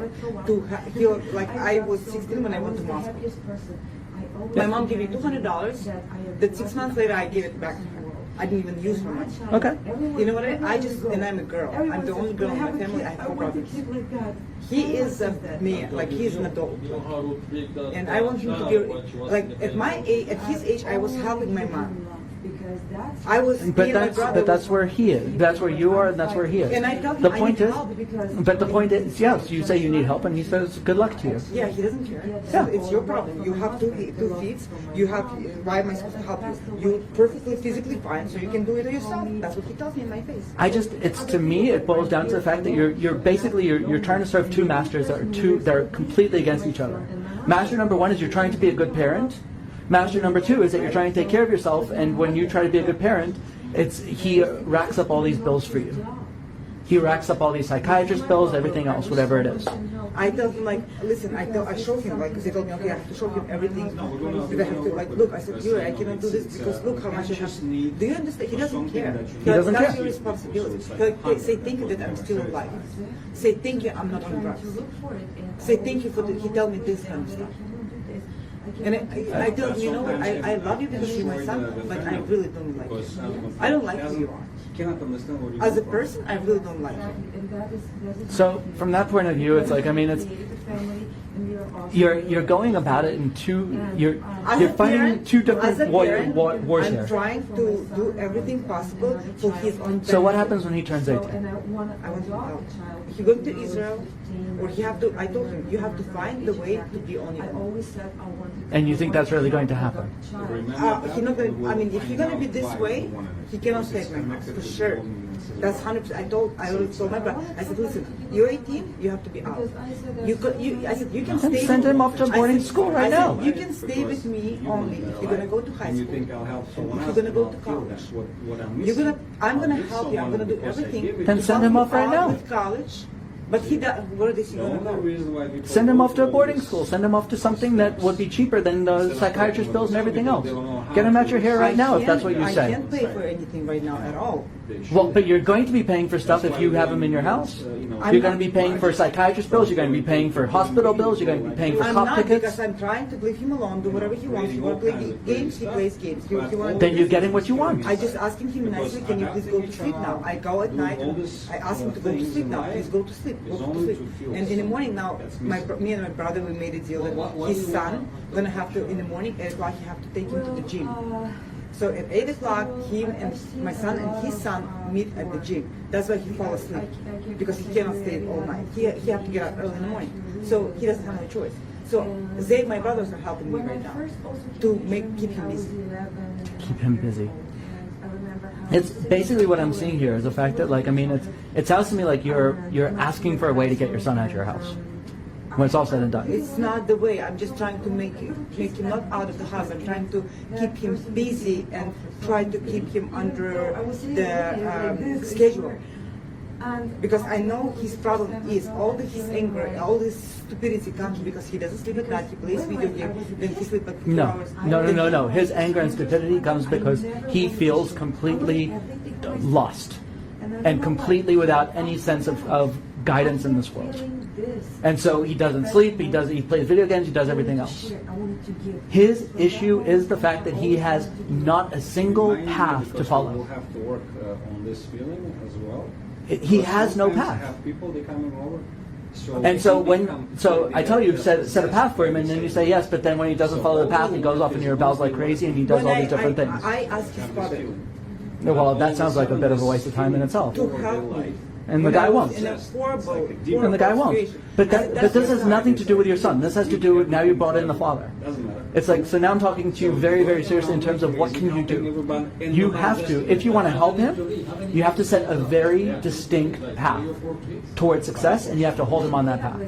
If he doesn't follow the path, then you've got two choices at that point in time. Get him the heck out the house and put him in a boarding school or something else, which will be cheaper for you. Where is the boarding? What is the boarding school? There's places in a lot of different places. It's whether that be a yeshiva, I don't know, and from the Jewish point of view, it's very possibly expensive. But what happens once he's 18? When 18, I want to send him to Israel. Also, yeah, The absolutely. army. That's the thing. Because she has So the army some in kind of Israel. psychological. And what do you think happens when he gets to the army in Israel? Mother, I don't know. female, you I mean, I hope, because most there's of some the kids. And what happens when he goes to the army and decides to leave the army? What happens when he runs away from Israel? rejecting It's his. I told him, listen. When you're 18, you think that when you're adult, that you want to be, you know everything. I said, you feel this way because you know that you have. I don't know this stuff because you know you can come home, you have food, you have like I show him the bills and everything I have to pay, what I have to pay. I understand, and I understand that you're frustrated, and I understand everything else. But what you're doing right now is you're creating an adversary. And I understand it. And I understand why. But you're turning around to him and telling him, the moment that these 8 months pass, you're the fuck out my life. If he's gonna have, if he's gonna keep whatever he's doing, I'm not trying to make him. He can have his own choice, but I'm just telling you what's gonna happen to him. If he's not gonna have a like, I tell him, listen, with this, that's in the end, so someone you're right. I'm not stupid, that I tell him, listen, you know that. Yeah, but he has to get, and then he forgets that he said that to you. That's every child every time. When he told me that I was right, only when he already made a mistake, he already in shit, and he have to get out of it. You know what I mean? That's when they understand it. And I said, listen, I have another kid, and she's a little kid. I have to take care of her. And I said, and I'm trying. The thing is at home, I'm trying to from their life. calm. There is no fight, because if I tell him he's gonna yell, I don't want him to yell. I don't want my daughter, she goes to sleep at 8 o'clock. I keep her, it's to sleep at 8 o'clock. She doesn't have no video games, no nothing. I keep her very, very busy. I do with her what I try to do with him too, you know what I mean? And I explain him, I told him as an adult. I explained to him. And what happens if you take away his cell phone and turn off his lights at 10 p.m.? He will what? Hit me. He'll hit you? Yeah, he'll break everything in the house, yes. He'll break everything in the house and hit And you. they still are hungry because they never get the Then you bring in someone bigger than him that will stand there, and you say, I'm taking this away from you. If you don't like it, figure it out. Whether that be your brother, whether it be a cop, I don't know. But if you want to start setting rules for him, you can't be afraid of But can him. I bring the cop? I don't know. I quite honestly, it's like, I He mean, already was, he was already, he already had reports, he already had that reputation. I don't know. It's going to be on his future too. I told him, I said, every year, you're going to hate me for this, for your own shit. I said, this is, but I don't want you to have all this in your future. Do you understand? so I don't think he does understand. But the point is that you have to start being the place of strength. And the challenge you have is you're not being the place of strength because you're afraid of it. But then if I'm going to do all this, I wouldn't trust you guys, now. I'm sorry to interrupt. I mentioned something else. So basically, I told you about this, the crazy girl that her mother brought in, right? So basically, we can actually invite them back, okay, to work with the daughter and the mother. You saw the mother, right? Yeah. Everybody saw her? Okay. The girl that was here. Yeah. Or, She's the one who went through the worst, you said, right? No, basically a couple of days ago I got a call from this woman. Forgot her name. She's from Germany. She came here to United States, got pregnant, got dumped by the the boyfriend, whatever. Now she's alone and she's trying to take care of her child, which is going crazy. So, and you've seen it. I have, you know what I saw? I saw exactly what happened with my daughter when I was going through divorce. So the question is, they might come back at for 15, Right. okay? So, but you see, Ori's time is so precious. Yeah, and So I precious. just, I you have know, to take you- we wanted to show you part therapy the way he does it, which is awesome. So what we could do is we can send the mother and two our students to work on the mother, because you saw the thyroid, right? Of the mom? You're going to work on the mom or the daughter? So we can break into teams if you want, because both of them really need help, like, you know. Or we can ask them to come back tomorrow, whenever. So it's up to you, you know. So the mom has a thyroid issue? She is like really messed up. But she doesn't speak English very well, right? Oh, she does. Yeah? She does. No, she's fine. Yeah. And what I speak We have a German. student that speaks German better than any other languages, you know. So and she can really influence her, probably. I don't know. So we gotta check. I just know for myself that the language you grow up with, the first language you learn. That's easier to accept. Yeah. Exactly. It's easier to feel, to go deep inside. Those words, they go back to your memories. So if you want, like, it's gonna be. But I don't even know what we're working on the little girl for. She's crazy. I mean, that's what her mother said. You know, I said. So she said, "Listen, I want to bring my daughter because she's crazy. She's getting thrown out of the schools and and stuff like that. So basically, her behavior is like crazy. You know, even though she was What is she bullied. I mean, doing exactly? What? She's all over the You place, just saw don't you it. see? She's like so, everywhere. And also, what I wanted to do, I wanted to show you the real clients that you're gonna be working with a lot. Okay? Usually it's women who have emotional problems and traumas, and if the children are coming, they're gonna be something like that. Like this is like perfect case scenario of who you're gonna be spending time with in the future. So you might as well just in the future. The child session, that would be a bit of a weird session to do Yeah, for so this thing. that's what I'm saying. So let's do it this way. When they come, I'll tell them to come tomorrow, because. But the mother session, when it comes to thyroid, that could be an interesting parts work. Mother, yeah, that would be awesome. But she will have to find out who she can leave the child with, because even if we'll work with her, she won't be able to relax because child. Can I work with the kid? Can I talk to her? Absolutely, yeah. So we can lock you up in the room. Yes. So we're going to be quiet now. And if you want to work with the mother, you're welcome, and we'll continue recording the class because we're going to have it all. But we're splitting up the whole class. Awesome. How about this? Whether you will work with child and a mother, and you will talk with her, because we need to. No. Here's the thing. I want him to teach very. I'll work with a important- mother for the thyroid. It's like, to me, that could be a very interesting parts work. Okay. It could be a very interesting Because I thing. would like to see The parts how work to- being how done. to- How to work with my daughter, and I would like to see how to work with mother. Okay, so check this out. So we can ask them to come back because we have another 3 days, so it's not an Okay, issue. let you observe. But you want to see how he does it because it's very interesting. So you'll see the difference, Can you? and we'll record all of it. What? Work with You're you? gonna, you can. Will you work on everybody? It's time-wise, it might be a bit of a tough one.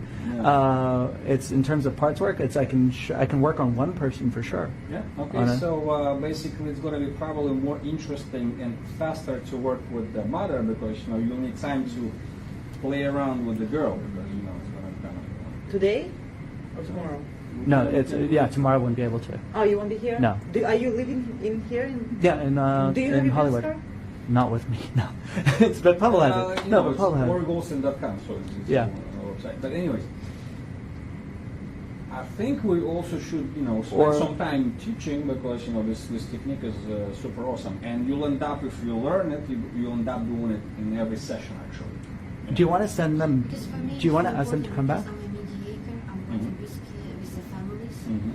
and so for me, I'd like to see how to work with Do you want to bring them back tomorrow, and then you guys can work with the mother and the daughter? But today I'll work with someone here with the class watching. Yeah, so the part therapy. So let them, come back tomorrow. I'll work with them, and so that they will have to hold the child, something like that. I'll Yeah, because you see, no matter what, everything is going to be recorded. Yeah, I just want to be with the girl. I really like her. She's Yeah. Okay, and so when they knock on the door, I'll just tell them this, because we're still working on the things and stuff. And John, you wanted to say something also? Oh, sorry. Yeah, I wanted to say something about something related, something that I did last. Sure. Yeah, you want to record it? It's fine. It's going to take Here, 10 so we're going to sit there and you can talk to us? Let me sit over here. Yeah. To stay there. I wanted to give you some ideas about. Okay, Michael here. Do I need this? Yeah, you are. Yeah. Put this on. Okay. You record everything? Mm-hmm. Wow. No, we missed a little part of it, but. Okay. Let me help you. So you're on this side, like this. Okay, perfect. All right, so I was listening to what you were saying about your song, and I'm going to give you something that I did for a client last year, June the 15th.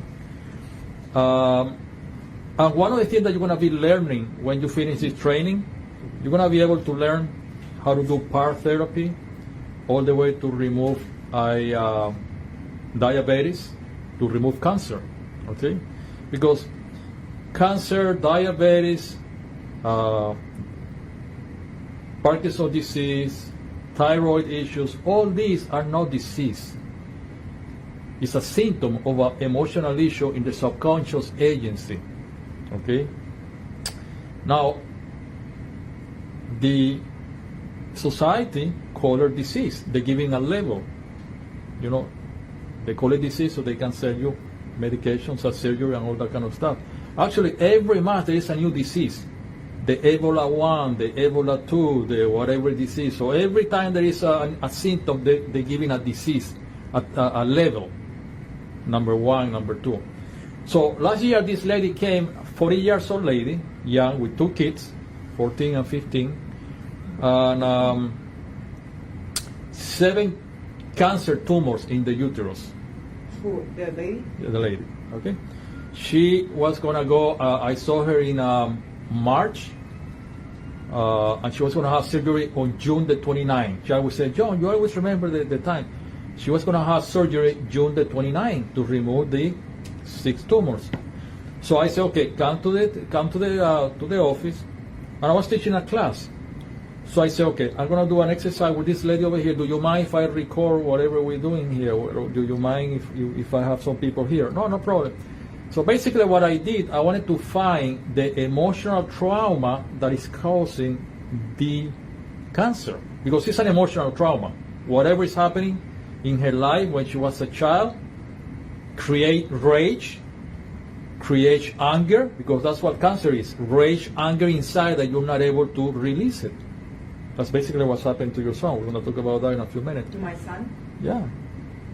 Because he doesn't have a problem. Everybody thinks that he's got a problem. He doesn't have a problem at all. He's got a symptom of an issue that people think is a problem. We're going to talk about that in a minute. But anyway, I send her back to 30 years old, 25, 20, 18, 17. It takes me 30 minutes to go, nothing. I don't find anything. Boom, finally, I go to a place.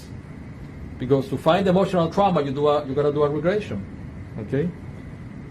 Are you inside or outside? Well, I'm inside. It's a day or night. Well, it's very dark. Are you alone with somebody else? I'm by myself. How do you feel? When somebody say, it's dark, I don't see anything, I always say, great. Because to be able to see the dark, you got to be able to see the light. If you haven't seen the light, you don't know what is dark. Right? So if somebody says it's dark, I don't see anything, most of the hypnotherapists say, well, man, it's something wrong. I can't haven't visualized anything. If somebody say it's dark and can see nothing, great, because they already saw the light before. Now, so Go and check some corners, look on the bottom, look on the back, look anywhere. You're going to always find a really small light coming in somewhere. I want you to find a light somewhere. Guess what? I don't find anything. I don't find anything. It's completely dark over here. How do you feel? I feel comfortable. Is it hot or what? Is it hot or cold? Well, I just feel great. Guess what? He was in the womb of the mother. So I regress her to the womb of the mother. That's when the initial synthesizing event, the emotional trauma that is creating the cancer when she's 40 years old. Now, I need to find out what happened in the womb of the mother. So I say, okay, I want you to listen to everything outside where you are. She said, I cannot listen. So at this moment, I'm talking to the fetus, okay? She says, I can't listen to anything. Well, you know what? You have a very powerful ears. I'm going to touch on your forehead. When I touch on your forehead, the volume is going to go 300%. You're going to be able to listen to everything. When I touch on the forehead, the volume goes 300% up. Now tell me what you're listening. Well, my father is talking. My mother is crying. How do you feel? I don't feel too good because my mother is crying and my father is talking. I want you to tell me what your father is telling your mother. And this is what she says. I told you I want a boy. If it's not a boy, you're going to abort it. I don't want a girl. I've been telling you for months that I want a boy. I don't want a girl. If it's a girl, I'm going to get rid of it. You're going to get rid of it. You're going to abort it. Do whatever you need to do. But I don't want a girl. She's recording all this in the subconscious agency. So she's already starting to create an automutilation to kill herself. So what happened is, actually when she was born, they gave it away. The father and mother gave it away. She saw the father and mother when she was 35 years old again, that they looked for her. But she was raised by the grandmother and the grandfather. So that auto-destruction chip started in the womb of the mother. And then when you go through certain, so that's what you have in your subconscious mind, self-destruction. So every time you go through life and good things come your way, a psychologist, good advice, good people that tell you what to do, every time that you go through life telling them good things about life, how to behave and the whole thing, guess what? It doesn't go into the subconscious agency because that's not the program. It bounces back. The only thing that goes into the subconscious mind is things that goes along with loneliness, rejection, and self-punishment. So you go through life, she went through a divorce, she went to a foreclosure, a normal thing that people go in this society. They go to a rejection, she was dumped by a boyfriend, a whole bunch of stuff, the kids didn't pay attention to her, the father-in-law doesn't like her, so, but all these things went into the subconscious mind, and it's building up this pressure of anger, and whenever you're 34 years old, this pressure that is being amplified because it went through the subconscious mind directly without bouncing back, because that's the program. That's what creates a symptom called cancer. Now, when we find all this out, then we work in something very interesting. Why did it happen? You were in the wrong place at the wrong time. Your father was an alcoholic. It could be any other child. It could be somebody else. You know, when people understand why things happen the way it happens, they can deal with it. It's like when somebody loses a family member, it was murder, but they cannot find the body. There will be no peace until they find the body. So she find out why she was given away. And then second, you got to work with forgiveness. When you work with forgiveness, the trauma dissolves, because forgiveness is what dissolves everything. Forgiveness at the subconscious level, not at the conscious level. At the subconscious level. Guess what? That was 2 months before surgery. A week before she goes to surgery, the doctor say, I'm sorry, but I cannot do surgery. Why not? Because there's nothing there. Everything dissolved. The only thing that is a small one dissolved. Okay? So she never went through surgery, and the cancer, she's free cancer completely. Now, how many times I've done this? A few times. You can go into the subconscious agency, you can remove the emotional trauma, and whatever symptom, which is a disease or a behavior, it will disappear. Now, what happened? So here, let me ask you something about your son. How old is he I now? will tell you something. Yeah. When I was pregnant with my son, my ex-husband told me, if it's gonna be a girl, you have to no girl. If it's gonna be a girl, you're gonna be out of the house. So here's my question. I already know everything that was going in between you and your husband when he was in the belly of the mother. I was shocked when you start saying all So that auto-destruction chip is in your son since she was in your belly of your belly. Now, what happened is that's a program that he has. So anything that goes along with us auto-destruction feeling or whatever feeling that have to do with scarcity, auto-destruction, rejection, everything that your son went, she's 17 years old? He's 17. 17. Everything that went into 17 is going over there building up that pressure, building up that pressure, building up that pressure. Now, if this lady went to surgery and they removed the 7 tumors, guess what happened? The tumor is going to come up in the shoulder. When you cut it, it's going to come up in the eye. When you cut it, it's going to come up in the knee because you're not removing the thing that is creating the tumor. Now, your son, you can send it to Israel. You can send it to the army. He can marry a great woman. You can take him to 100 psychologists. You can take it to a psychiatric. You can give me all the money that you want. You could be the best mother that you want. If you don't go to the emotional issue and remove the emotional issue, nothing's gonna happen. That's what I need, and that's now, why I'm here. how do you remove the emotional issue? You're gonna learn this in this class. Yes. By the time you finish with these guys, Right. you're gonna remove it because the way to remove it is first of all find out when did it happen. Second, when you find out why did it happen, you have to explain at the subconscious agency why did it happen. And the second thing that you do at the subconscious agency, you have to tell the subconscious agency what is it that you're good at it because that's what you're going to be doing from now on. But you cannot tell your kid, you're such a great kid. You got to tell that to the subconscious agency. Everything that you teach to your son is going to go here and goes out here. 100%. Because there is a very strong analytical mind, very strong critical factor. There is no way to go over there.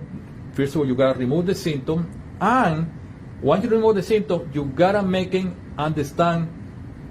Actually, there is different ways to handle it. But that's basically what you need to do. And this is what you're going to be learning here. Because when you learn that, parts therapy, regression, initial synthesizing vein, discovering the emotional trauma, you're going to save many lives. That's what you're here for, to save many lives. Starting probably your life, your own life. Second, your family life.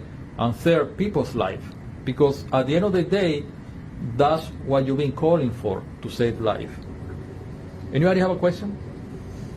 You're just answering all the questions I had.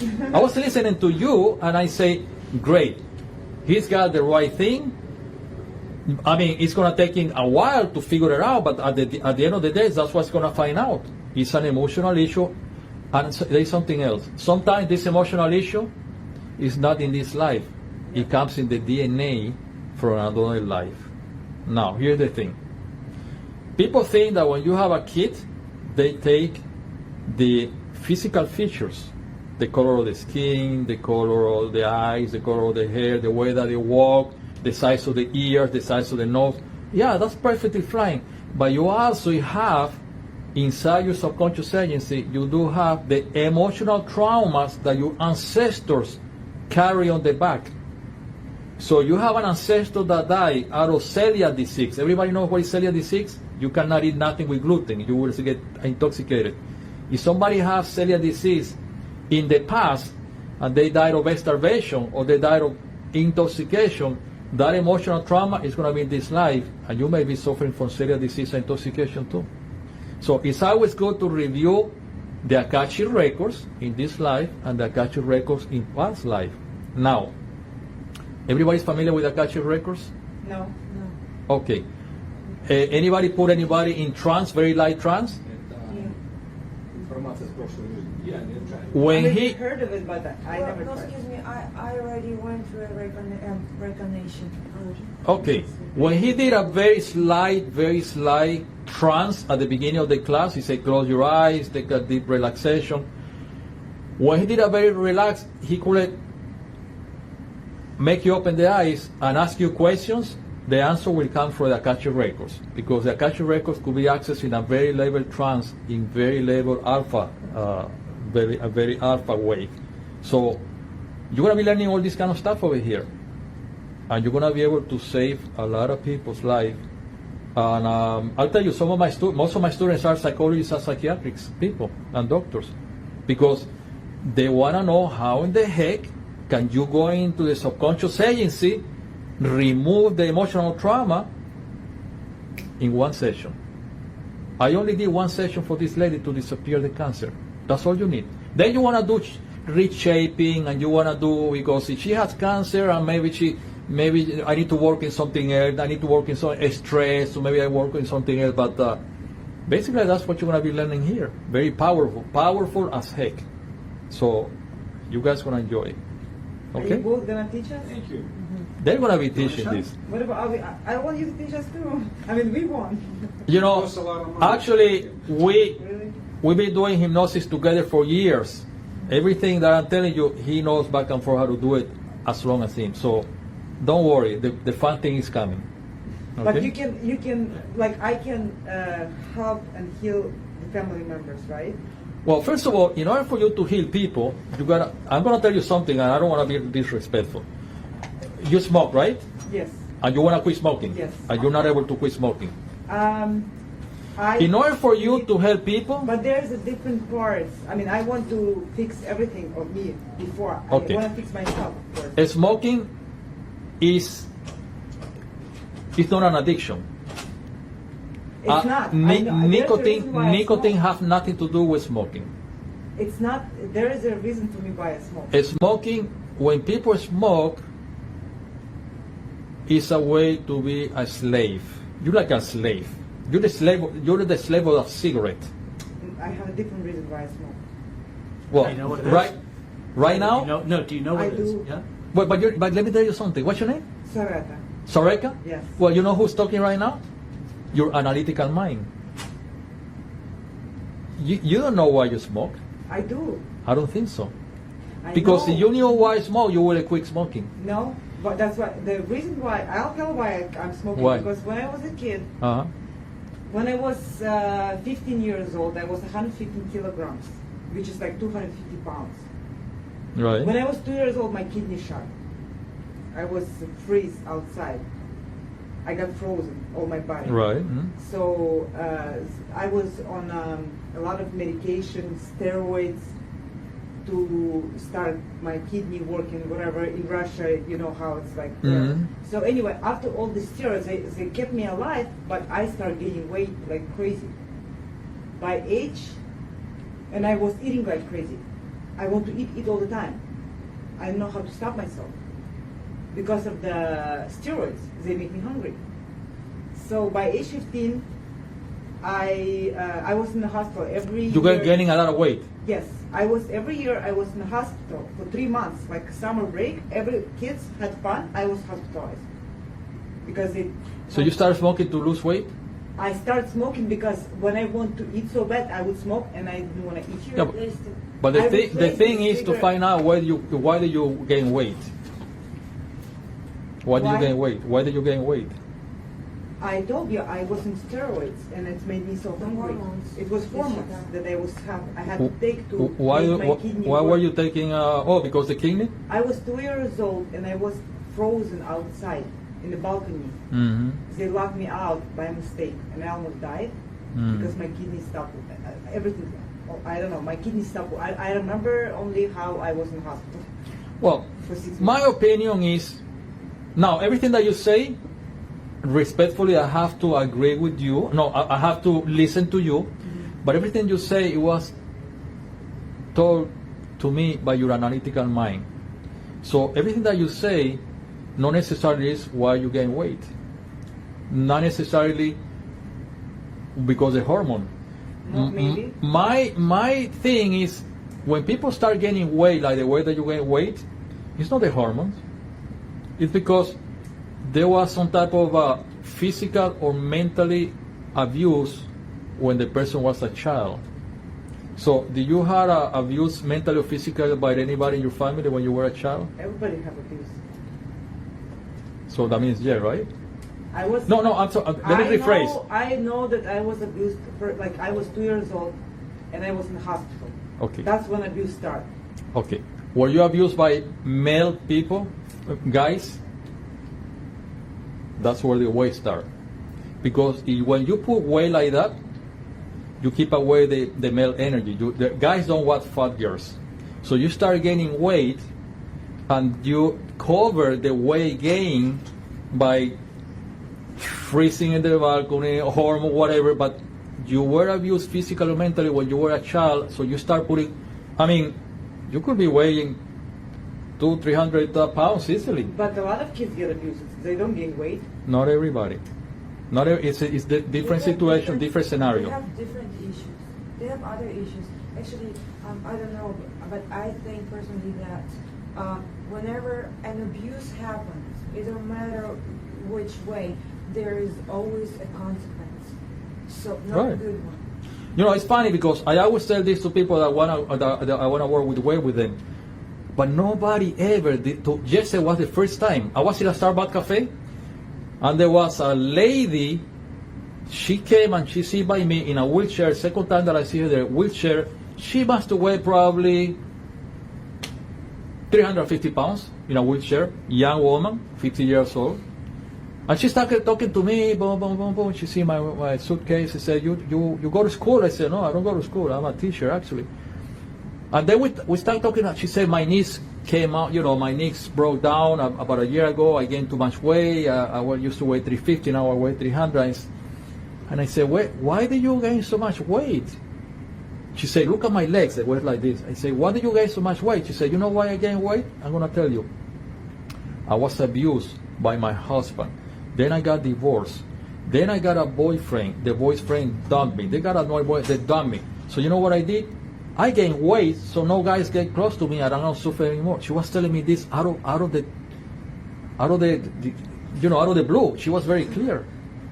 So I never heard that from a woman. I gained weight on my own will, she says. So no guys will get close to me. It's amazing.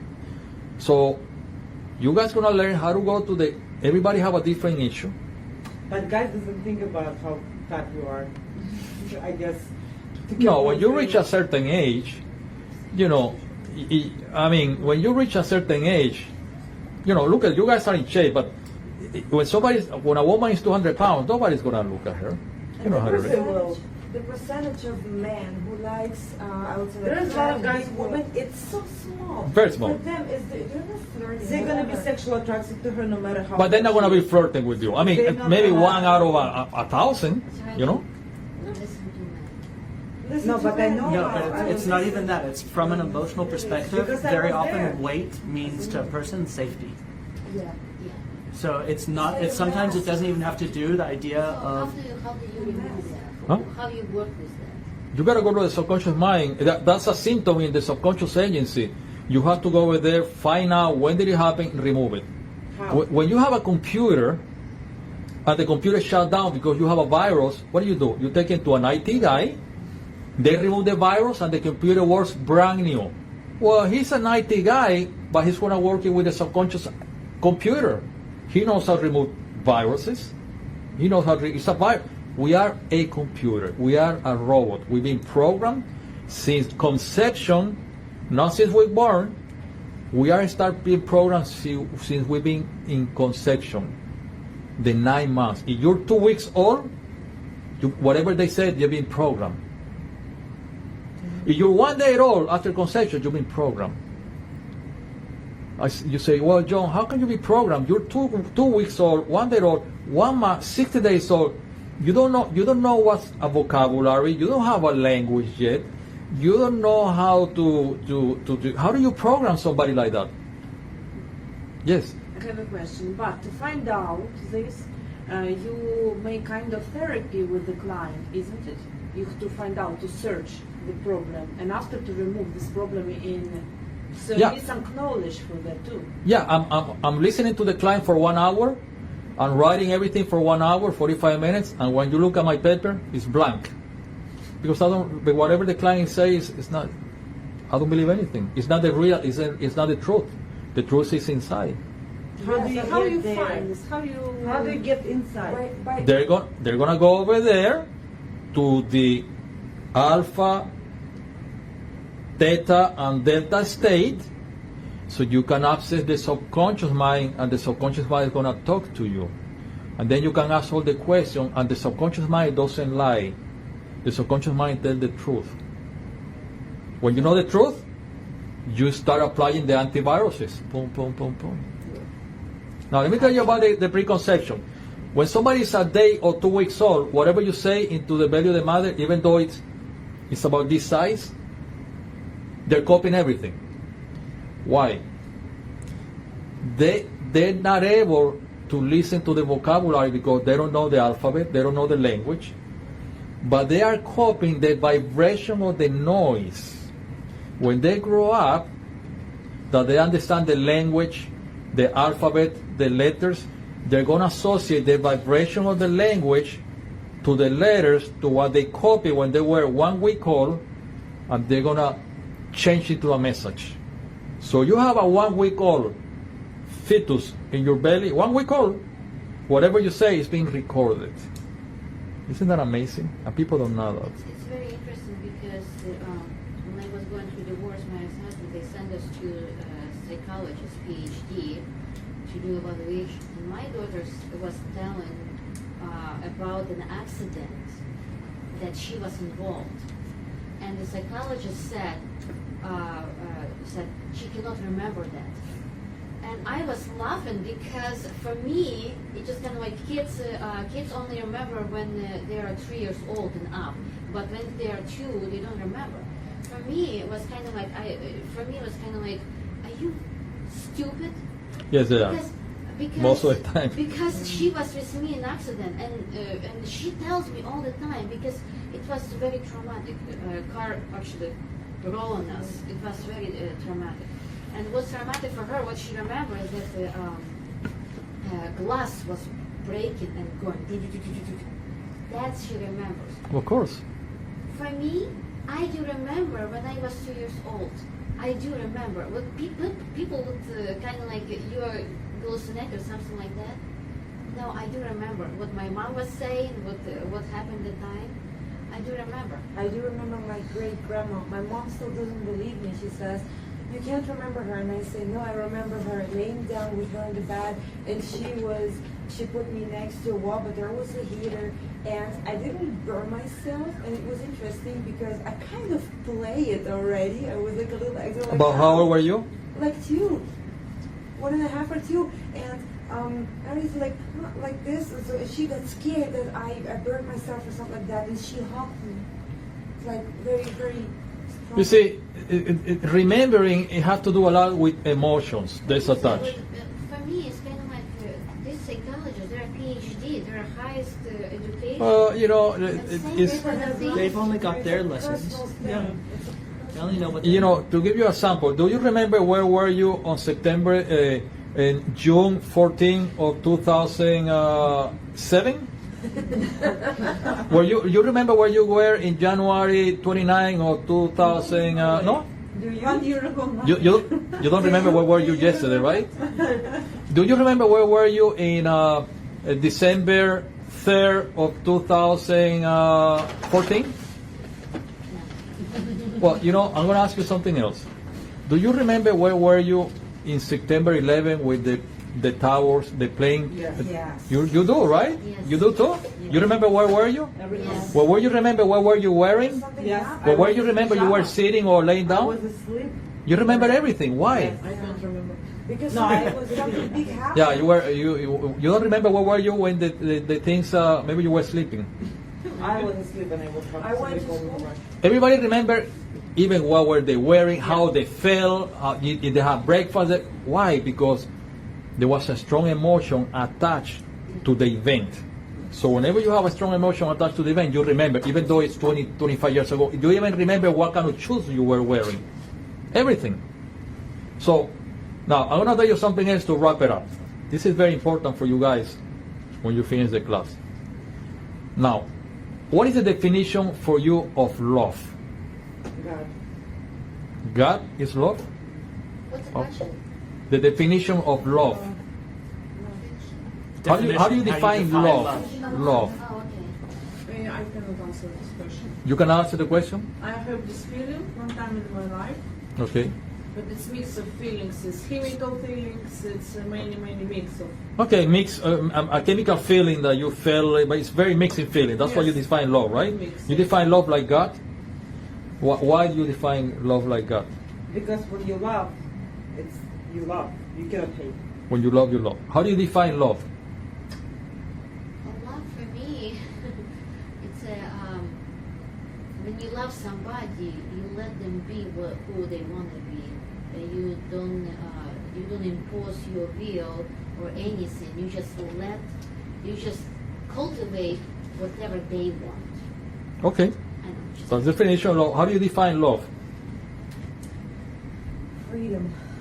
Freedom. Freedom to be, it's like to be free without any fears, to be, even if I talk about the mind, to be open-minded, not to have borders, anything, you feel free. Like there is nothing that can hurt you. You are completely open. Okay. So let me tell you, everybody have a definition of love, and if I ask 100, I always ask this question. Everybody's gonna give me pretty much the same. You're right, you're right, you're right, you're right. But you know, this definition of love is what they told you in school, in the religion books, in the movies, in the soap operas, in the love stories, Romeo and Juliet. Everything that you've been told is what you define love. Freedom, give everything to the guy, don't be judgment, you know, God and all this, give everything without receiving. Everything that they told you is a program that they give you. Now, I'm going to tell you what the definition of love. Love is a program. If you're in the belly of the mother for 9 months, and when you are in the belly of the mother, everything that you go through is balanced. If I want to sleep, I can sleep. If I want to breathe, I can breathe good oxygen. If I want to eat, I can have good liquids coming in. If I want to play around, I move around and nobody bothers me. So everything is nice, balanced, food, good respiration. If I want to sleep, there is no noise. So when you are born, 9 months later, the definition of love at the subconscious level is balance. Balance in nutrition, balance in sleeping time, balance in cleanness of the air, breathing, balance, a complete balance. Now, you're in the belly of the mother, and that's going to be the definition of love, balance. But you're in the belly of the mother, and those 9 months, if I want to sleep, I can't sleep because there is moving around, there is noise. If I want to breathe, you know, I breathe cigarette smoke, and I breathe all kind of smoke from a bar or from a bad place. If I want to eat, I eat, you know, all this stuff that I'm eating is mixed up with sodas, alcohol. If I want to sleep, I can't because there's a lot of noise, you know, and a lot of people screaming. All this chaos, destruction, bad smell, bad noise, all these things. When you are born, guess what? At the subconscious level, that's your definition of love. Chaos, destruction, unbalance, loss. That's why you have a teenager that is growing up, they turn into a psychologist. Listen, all you need to do, you need to love more yourself, love your mom, love society. Okay, and then the kid go a week later and he robs a car or he kills somebody. Why? Because that's the definition of love, destruction. And people don't know that. And then the kids overdose because they don't know how to handle it. They take drugs and they die because that's the definition of love that they're putting in there. You gotta love yourself. You gotta love society. Love your teacher. Love your mother. And they go out there and they do crazy stuff. They end up in jail and they kill themselves. Yes. I wanted to say that, for example, in the States, I see it as an issue, for example, where it starts already at work. So people are working, women, when they're pregnant, till they give birth. I mean, I'm sorry, that's crazy. The baby is in the belly, woman is getting through so much stress. I agree with you. And hearing all the noise and also like Mom, she's tired. She wants to sleep. She can't relax. That's bad. Baby can't relax. And that's why I think that this is a huge issue. So I think the United States should really think about how to improve moms, like I don't know, to make it better. And I'm sorry, also when the child is out, it doesn't stop because they're gonna take away the mom after a couple of weeks because she has to go back to work. It's a big problem. It's a big problem. That's why you see a football player, people like Prince, Whitney Houston, Michael Jackson, a football player with $20 million in the bank. Then he goes to jail because he robbed a chocolate. He went to the supermarket and he robbed a chocolate, and they went to jail with $20 million in the bank because that you have Whitney Houston, you have Michael Jackson. Because it doesn't matter how much money you have, when you have the scarcity and the auto-destruction at a subconscious level, it doesn't matter how much money you have and how much money you have, you're gonna go along with whatever you have inside. Thank you very much. Appreciate that, your time, and we'll be seeing you very soon. You guys gonna be having a very good trip in the next 3 days left. Yeah, and we'll continue with the Warriors technique for working with parts. And by the way, I was talking to a mother and a girl, and I said, for them to come back tomorrow. So if anyone wants to stay a little bit longer, they can be. If you want to work with them, they can be here at around 6:30. Yes. Okay. Because mother has so many issues, it's crazy. So she's afraid of her daughter, actually. She's terrified because she was beaten up by her father. Who did? The mother. In the childhood, so that's why she's not touching her daughter at all. So the girl went crazy. Awesome. Thank you very much, John. Thank you very much, guys. Good luck to you guys. Thank you. Thank You you. wanna Are we going to stay? see you Yeah, we'll stay a again? little while, huh? Are we going to see you again? Oh yeah, of course. No, I mean in the next couple days. I don't know. Maybe I pass by. Because I live in Washington D.C., so I will. Oh, you live in DC? Yes, and I come over here once maybe. So. Six needs. Certainly significance. Certainty, the second one. So it's kind of like in an order, which is interesting enough. Certainty, then uncertainty. Yeah, we should actually go through that. It's an interesting mix. Okay, awesome. Uncertainty, okay. Significance, Significance is at number 3. and then connection. The whole idea here is as you pay attention, you'll pay attention that each need is the kind of the opposite of the need before it. And if you think about it, it kind of makes sense because the human being you need balance. You need the yin and the yang. You need a lot of this and you need that. So certainty, you want to make sure that your world has a lot of certainty in it. You want to make sure everything in your world is safe and comfortable. But at the same time, if your world is completely safe and completely comfortable, you're bored. So you also have a need for uncertainty. You need certain things in your life that you're not completely certain about. You need a sense of love. You need to know that there's a love in this world. You need to know that you feel accepted by people. Acceptance, love, whatever you want to call it. At the same time, you have a strong need for significance. Regardless how much you're loved, you also want to stand up above the crowd and you want to be the person that's paid attention to. So however much you're accepted and loved, you also want to be significant. Okay? Certainly significance, connection. And then what they say is that the next two is actually more of a spiritual level as such. So it's growth. Gross, okay. So you actually want to feel like you're growing in the world.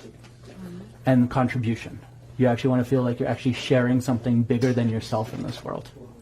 Do you actually have a book or something like that? I've got basically just blog stuff I've written for my website, things like that. I've never actually published anything.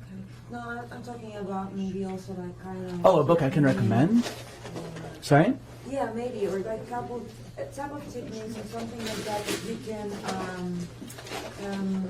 have an orientation on. Because sometimes in the beginning to understand everything, you just need an orientation.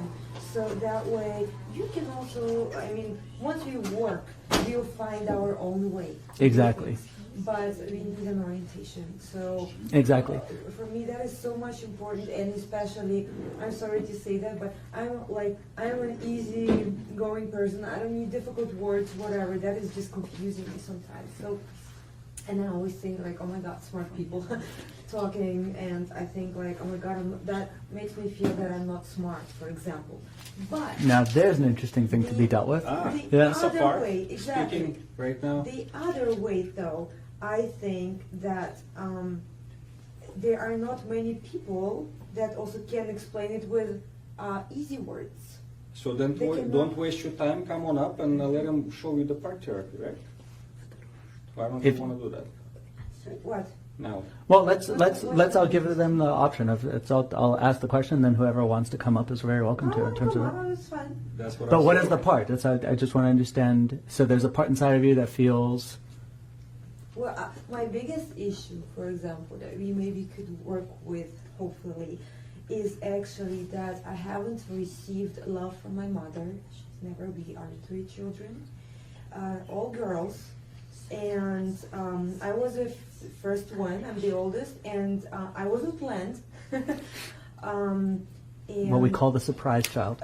yes, and I actually always like scream inside myself for love from anyone, It can be my husband, can be my friends, anyone. I just need love.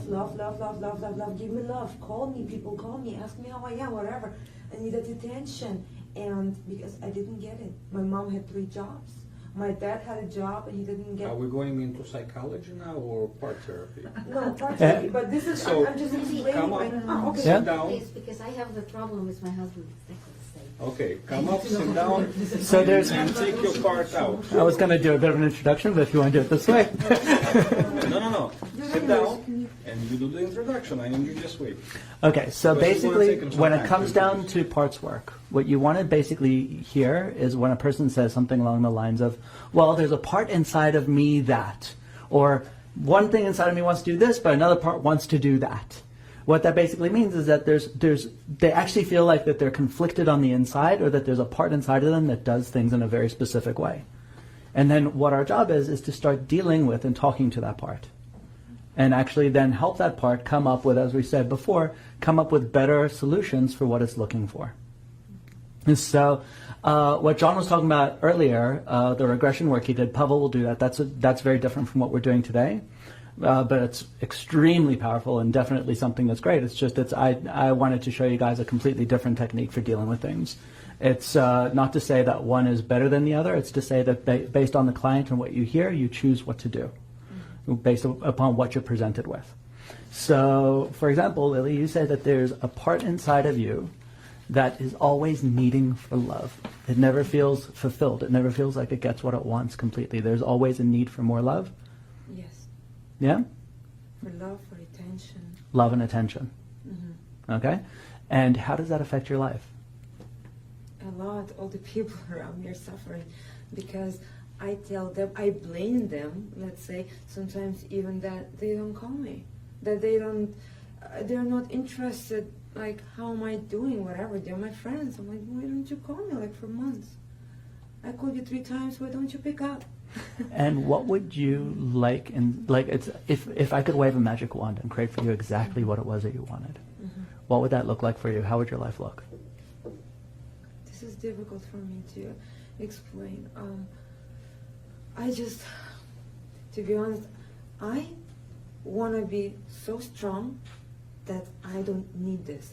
I want to be, I want to be able to love myself so much that I don't need to receive ever love from, like, to depend on other people around me.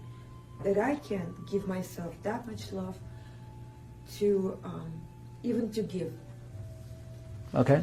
I know it's possible, I just don't know how to get there. So you have seen what you want? You have seen that before in others? No, I just believe in it, that I have it in myself, that it is somewhere. So there. you want something, you've never seen it before in the outside world ever, what you're looking for? I've seen very happy people, but you never know what's outside. Might be just a cover. Don't judge a book by its cover. So. Okay, so what we're doing here, it's basically called ecology. So what we want to do is we want to find out what she's looking to create, and we want to make sure that what she's asking for is something that actually will work for her and is logical for her. We don't want her to, like, we don't want a person, a midget to walk into a room and say, well, I want to dunk like Michael Jordan. You know, it's like, it's not going to work. It's not going to be something that's realistic.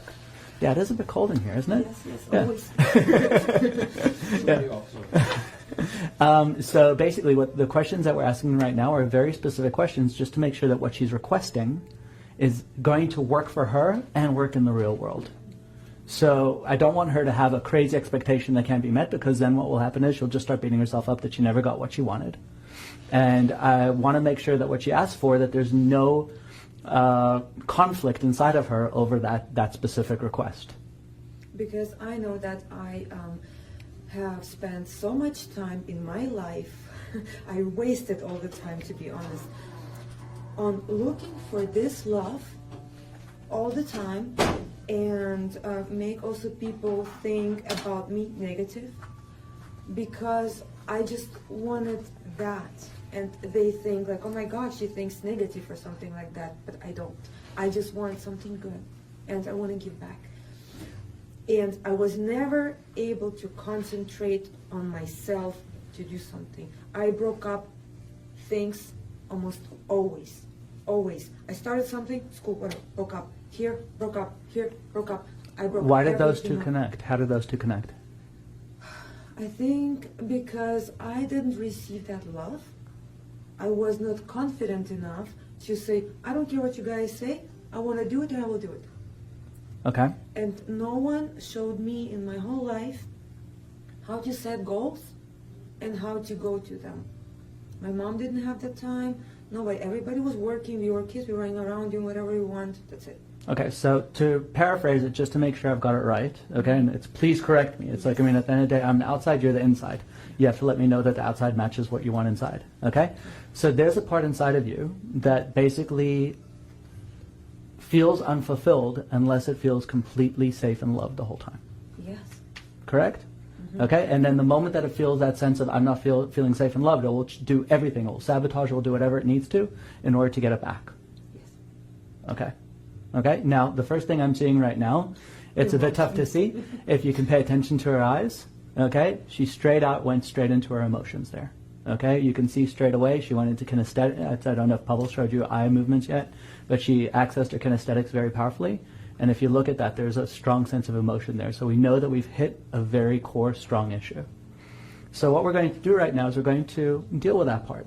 And this is where I mentioned the concept of the Japanese soldiers. The whole thing that I want to mention here is we're not going to fight this part. You've spent your whole life telling this part it was wrong. You spent your whole life saying this is not what I want. And so this part has gotten stronger. It's gotten into a big fighter saying, I'm not willing to do this. Pardon my French, fuck you.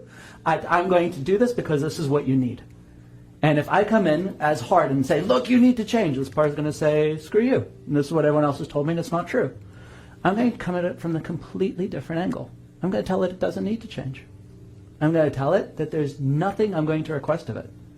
What I'm going to do is I'm going to talk to this part and I want to understand it completely.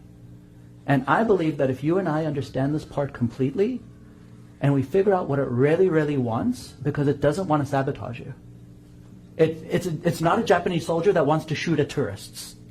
It's not a crazy person that wants to shoot at tourists. It's a Japanese soldier that was told, protect your country. If I can figure out what this part inside of her really wants at the deepest level, and it's not sabotaging, and I can help it figure out a better way to get it, it will stop with this crazy sabotage pattern that's been going through, and we'll have a newer, better pattern that will work for you in every single way, shape, and form. So our job is not to fight this. Our job is to help it grow and find a better way to get what it wants that works for you as a whole. So it doesn't work in this tiny little part and the rest of you is suffering. Rather that all of you together gets to win. Okay. Does that make sense? Yes. Okay? Does that feel more comfortable for you? Because I saw before when we even mentioned it that there was a tenseness in breathing. Well, yeah, it feels much better because when you said the word that we don't fight it, because fight is always something that I don't like. I try to fix things the good way. And yeah, I just want to feel good. I want to be needed. I think this is this is the thing that I'm looking for in this life, because there are so many people. I only finished school. That's it. I didn't go to study or anything like that. So, and everywhere around me, all the people went to study, and I felt stupid because I didn't do anything. But then when I was talking to people, they were asking me actually, did you study psychology or did you do something? And I say no. But they say, the way you talk, and I just know you for a little bit, and I tell you the deepest thing from my life. And so that's how I found out that I have kind of the helping. Exactly, and yeah, and also how do you call that word? You know, when we have I forgot that word. Now when we can do something good, you know what I mean? So Okay. that's something I can do well. So people listen to me and they're actually interested, and they're interested to tell me their life story, and I want to help. This is how I came to the whole thing. So, but that comes in as a problem. How? No, I know that I cannot help anybody as long as I don't help myself first. So your biggest thing, the thing you would like to change here today, right now, is? Right now is I would change myself, that I know I'm completely good, and because for me it will be easier also to help other people. So right Because now I you don't went believe through you're completely everything. good? No, I am not. Otherwise I would not have those problems. So there's a part inside of you that doesn't believe you're completely good. Yeah, it's a strong one. It's a strong one. Yes. Okay? Okay. So what we're going to do is I'm just going to go ahead, just borrow this board so I can write down as we do it. So we're going to start off with a part, and we're going to do a process called core transformation. Okay, so and I'll steal a pen that works. I'm not good. Is that correct, Lily? Yeah. Is that what the part basically is saying? Not good enough. Not good enough. Not good enough. I'm good. I'm a good person, but not good Yeah. enough in things. It's not that I think you're not good. I have a friend actually. She is by herself here, and you so look alike, the way you think and the way you feel. She doesn't have no family. She's by herself. She's married. She have a son, and she feels the same way just because she doesn't have a family. And that's what she. Maybe you can help her by. And whatever Yeah. you're saying right now, I understand. Sounds familiar? Yes, because Yeah. she have, and me and her, she's like sisters with her. We know each other for 15 years, and and her father actually passed away as well. Like you guys like twin sisters. You have to. I want you girls to meet. Seriously, because like exactly what I hear, it's like the same. So this part, this I'm not good enough part, the way it's manifesting is in you kind of like sabotaging your own success, right? You start succeeding at something, and then you end up somehow messing it up and wanting It's like wanting a support. break. It's like a break. I just make a couple steps and boom. It's like, Okay. I can't go. Okay, so it's that concept of not being able to finish things, Yes. not finishing things. Again, I'm just writing everything down. Yes. Not finishing things. I warned you guys about my writing. I promise you I'm a better hypnotist than writing things. I actually like your writing. Oh dear Lord, I love you. Okay. Okay, so not finishing things. Okay. So what we're going to do right now is, like I said, we're going to talk to that part, and we're going to see if that part can come up with a better way to get what it wants for you without necessarily needing to sabotage anymore. And what I'm going to say to you right now is we're with a class. I understand that. But right now, this is me and you. Okay? Forget about the class. This is I our don't think chance to take care of about you. them. I know we're all learning here. Exactly. And we also, all of us, we have our own story that we're going through, that we are trying to fix. 100%. No one is perfect, so 100%. I am open-minded. Okay. That's why I'm here. Okay, so let's just start off. I want you to just go ahead, take a deep breath in and hold it. Then when you're ready, just let it out with a sigh and just sink down into the chair. Listen to the sound of my voice. Listen to the music. Pay attention to all the sounds surrounding you. Hear my voice. Go ahead when you're ready, take another deep breath in. And this time when you let it out, just sink down into the chair beneath you completely. Just like the almond induction that you guys did with Pavel, what I want you to do right now is I want you to focus in on making your body nice and heavy, loose, limp, and relaxed like a rag doll. Go ahead right now, and just to start it off, go ahead and make your eyelids heavy. Make your eyelids heavy to the point that they simply feel like they don't want to work. Relax them fully and completely to the point that they simply feel like they don't want to work at all. Then once you've done that, just go ahead and test them, make sure that they're not working. And then when you're done, just nod your head to let me know. Good. Nod your head when you're done testing. Nod your head yes when you're done. Good. Okay. So now what I want you to do is I want you to spread that heaviness all the way down to the tips of your fingers and the tips of your toes. So I'm going to tap you on the top of your head, and when I do, bring that heaviness all the way down on the count of 3. 1, 2, and 3. Bring that heaviness all the way down to the tips of your fingers and the tips of your toes. Hear the sound of my voice. Let yourself get nice, heavy, relaxed in the chair. What we're going to do right now is we're just going to make sure you brought that relaxation through to your whole body. So what I'm going to do is I'm going to reach forward. Just going to turn you a little bit towards the class a bit. What I'm going to do is I'm going to reach forward and I'm going to lift up your arm. And if you're as relaxed as I expect you to be right now, when I pick up your arm, it's going to feel to me like I'm picking up like a heavy sack of potatoes. Just heavy, loose, limp, and relaxed.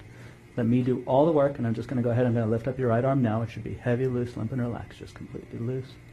Fantastic. As I drop it down, just feel how heavy it is. As it drops on down, let your body go 10 times as heavy and relaxed as it is right now. 1, 2, 3, all the way down. Fantastic. Let's see that you brought it through to both halves of your body. I'm going to do the same thing with your left hand. Let me do all the work. Heavy, loose, limp, and relaxed. As your arm drops down, feel your relaxation go 10 times heavier. 1, 2, and 3. All the way down. Fantastic. Good. And every breath you take, every word I say, just feel yourself getting more and more relaxed in this chair. All the way down. Now we're going to go ahead, we're going to make this relaxation even stronger, even better, even heavier. As in a moment, I'm going to ask you to open and close your eyes, and I'll tell you when. When your eyelids close, let your relaxation go 5 times as heavy as it is right now. Want it to happen? Let it happen. Go ahead and open your eyes. Open, open, open. And close your eyes. All the way down. Fantastic. Got yourself a great physical relaxation. Listen to the sound of my voice. Let my words come in through your ears. Make your body heavier, more relaxed into the chair beneath you. Every word I say, every breath you take just continues to relax you more and more and even more. All the way down. And now we're going to go ahead and just relax your mind the same way we've relaxed your body. I want you to pay attention to that thought of the heaviness, and we're going to go ahead and do the same heaviness with your mind. The way we're going to do that, Lily, is in a moment I'm going to ask you to count from number 100 backwards, slowly and out loud. With every number you say out loud, I want you to go ahead and I want you to make your mind 5 times as heavy as it is right now. And the way you'll know it's heavy is because the numbers you're going to count are going to disappear from your mind. By the time you reach number 96 in your counting, your mind will be so relaxed, all the numbers will be gone. Just begin with the thought that they'll be gone and realize you want them to be gone, and then let them go. Remember, with each number, go ahead and make your relaxation 5 times as strong as it is right now. Go ahead, begin counting out loud, beginning with the number 100 backwards now. Good. Go ahead, make your mind 5 times as heavy. When they're gone, just let me know by nodding your head. All the way gone, down. Let them go, make that relaxation go. Yeah? Good. Next number, just drop them out completely if they aren't gone completely. Drop them out now. All gone?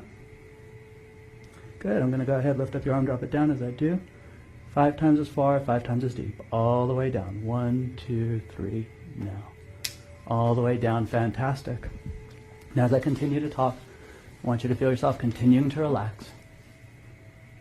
And Lily, earlier when we were talking with that part inside of your mind that said, I'm not good enough. That part that had you not really able to finish things. Now I want to talk with that part directly now as you continue to relax consciously, letting that part continue to come up. The way we're going to know that we're talking with that part directly is what I'm going to do right now is I'm about to touch the index finger on your right hand. This finger right here. In a moment, what I'm going to do is I'm going to count to 3, and when I do, that finger is going to find itself moving with true and honest unconscious movements. That finger is going to move all on its own while you continue to relax. There we go. And then what I want to do is I want to go ahead And I'm going to touch that middle finger on your right hand, this finger right here. And then notice how that finger can move with us all on its own with true and honest unconscious movements. Okay, noticing that that's just a bit tough. I'm just going to move your fingers a bit. There we go. Okay, and then go ahead and just true and honest unconscious movements of that middle finger on your right hand. Finding it moving all on its own with a true and honest unconscious movement as you continue to relax. Okay, go ahead and move the index finger on your right hand again, all on its own. True and honest. There we go. That one moves easy. So let's just go ahead and let's focus in on the index finger on the left hand rather. This finger right here. Have that finger move with true and honest unconscious movement. 1, 2, 3 now. More and more and even more. That index finger on your left hand moving. There we go. And even larger now. There we go. Fantastic. Now as you continue to relax, now we know we're talking with the unconscious mind. And as we talk to the unconscious mind, what I want to do is I want to talk directly to the unconscious mind. So the way I'm going to do that is by touching that index finger on your right hand. So we talk to it directly. So go ahead and talk to your unconscious mind right now. And right now, Lily's unconscious mind, I want to say 2 very important words to you. Thank you. Thank you. Thank you. That's right. I know you've fought so hard. I know you've tried your hardest. I know for a whole life you've been trying to just make her feel the opposite. And all that she's done is fight you. And right now, for the first time, I want you to hear the words, because I mean them. Thank you.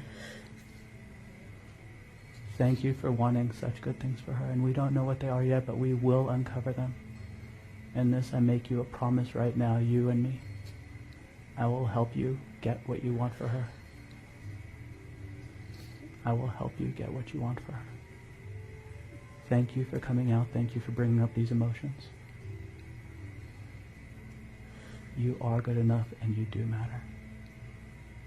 And by the time we're done with the session, you will know this. Thank you for talking with me right now.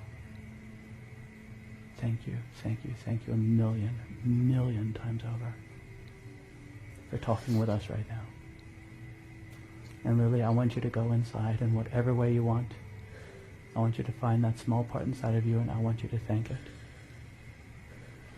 I want you to let it know that you're sorry for neglecting it and fighting it.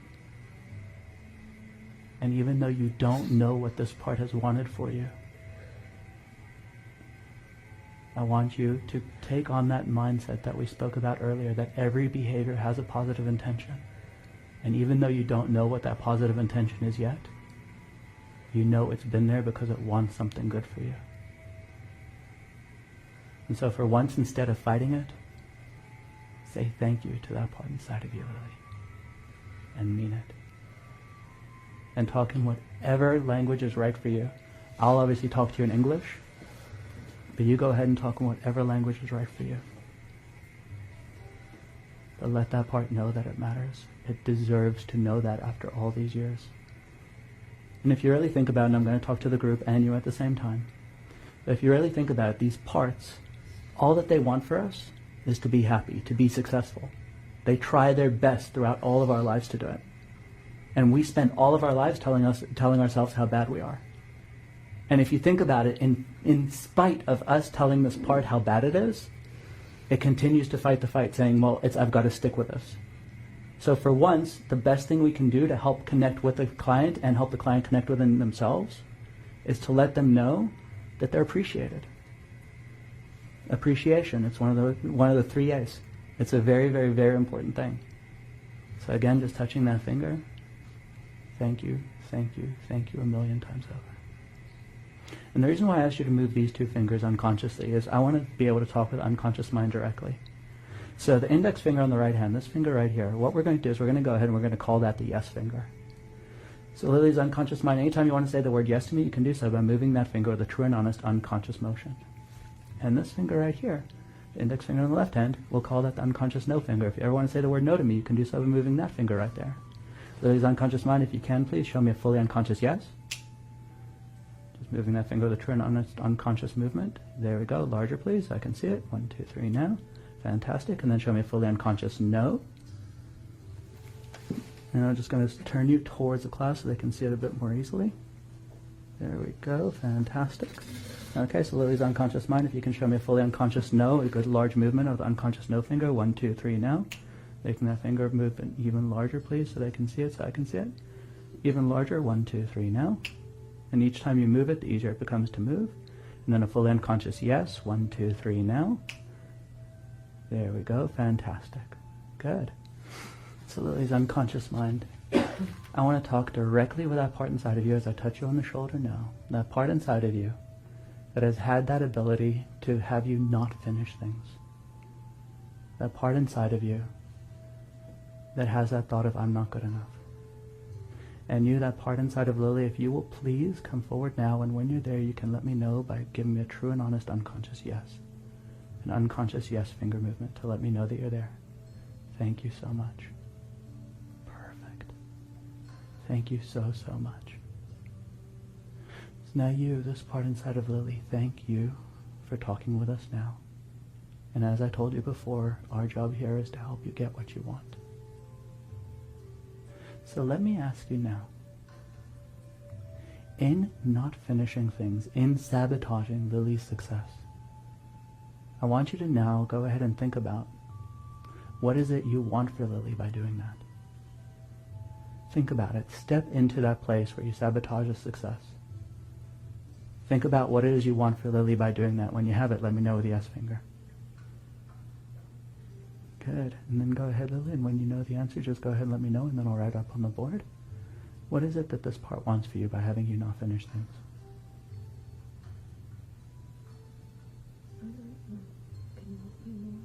Okay. Unconscious mind, I want you to think about a time that Lily actually sabotaged. A time of sabotage. Can you think of a very specific time? Let me know with yes or no. Yeah. Okay. Now what I want you to think about, in having Lily sabotage that way, in creating that sabotage, what is it that you wanted for Lily by creating that? Was it a matter of wanting more attention from people or anything else? I don't know, and I don't want to give you my thoughts. I want you to give me your thoughts.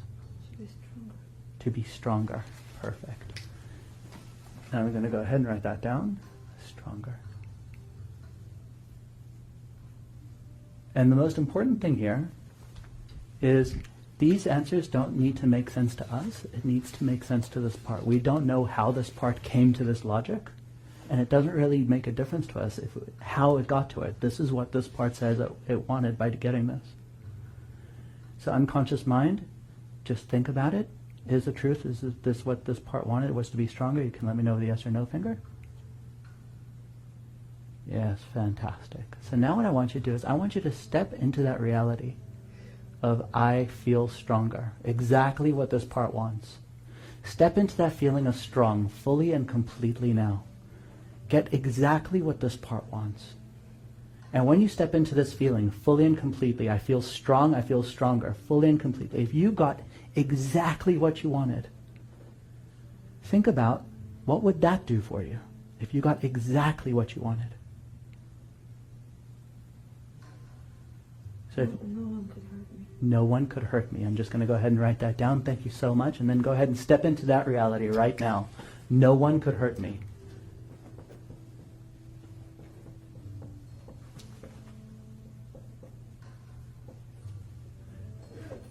Thank you so, so, so much. Thank you very much for sharing that. And that makes perfect sense. When you feel stronger, you feel invincible, for lack of better wording. And now I want you to step into that reality fully and completely where no one could ever possibly hurt you. Step into the reality where you're invincible, where you are Wonder Woman, where nothing bad could ever happen to you whatsoever. Step into that reality fully and completely now. And if you're fully and completely in that reality where no one could ever hurt you, what would that do for you that's even bigger and better than this? It would not stop me from doing things.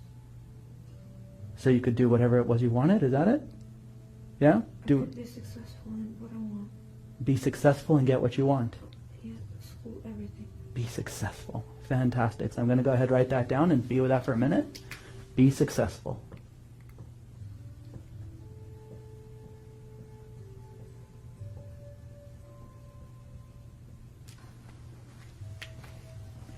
Fantastic. And then what I want you to do is step into that reality where you are the perfect epitome of success, where you are the most successful version of yourself that could ever possibly exist. Step into the reality where this part got exactly what it wanted and you are fully and completely successful, down to the core of you. Step into that reality fully and completely now, and then being in that reality where you are fully and completely successful down to the core of you. Think about what would that do for you that's even bigger and better than that. What would that get for you? I'd be proud. You'd be proud. Perfect, that makes sense.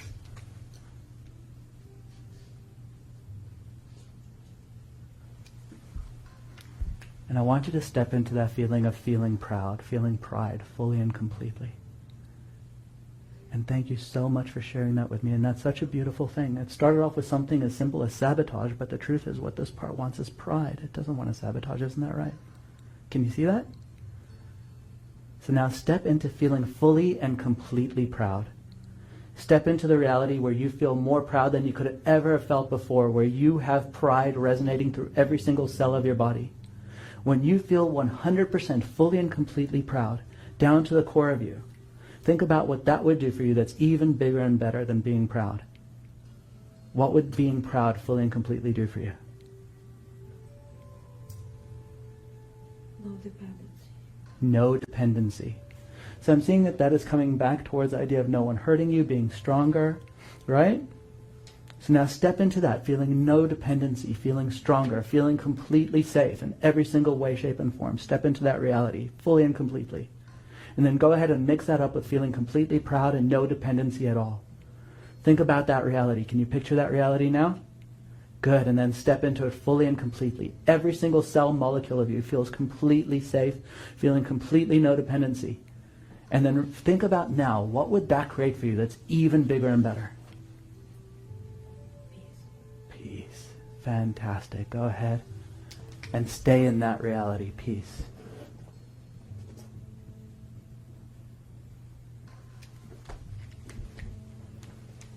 Thank you so much. There we go. Now you're starting to step into that reality. That's beautiful. And I want you to go ahead and step into that reality of peace. Fully and completely. That's right. And thank the part for wanting something so beautiful for you. Now think about being in that state of peace, fully and completely. Step into that reality of feeling peace down to the core of you. Step into a reality where you are 150% fully peaceful now. And then being in that state of complete and utter peace, see if there's anything even bigger and better than that. And see what does this create for you that's even bigger than that, if there is anything.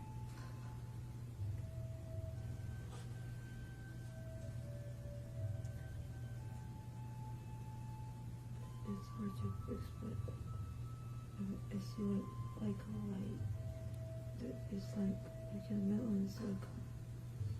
Like in a ball of light. So be in the light.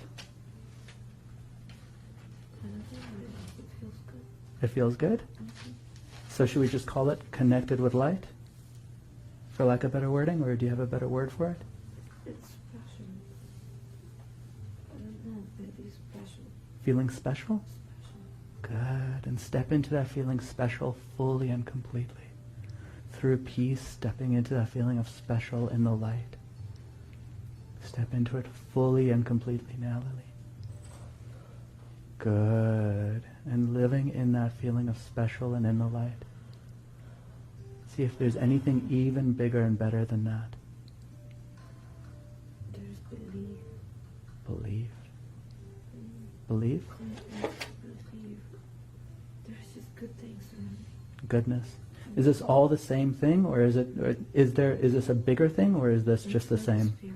It's something. It's bigger. It's not on earth. It is nothing you can see on earth. So should we just call it connected with God? Mm-hmm. Yeah, is that fair? Mm-hmm. Is there anything bigger than that, Lily?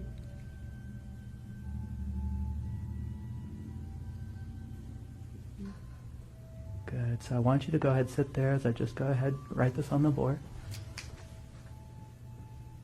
I'm just going to write it here just so people can see special and connected with God.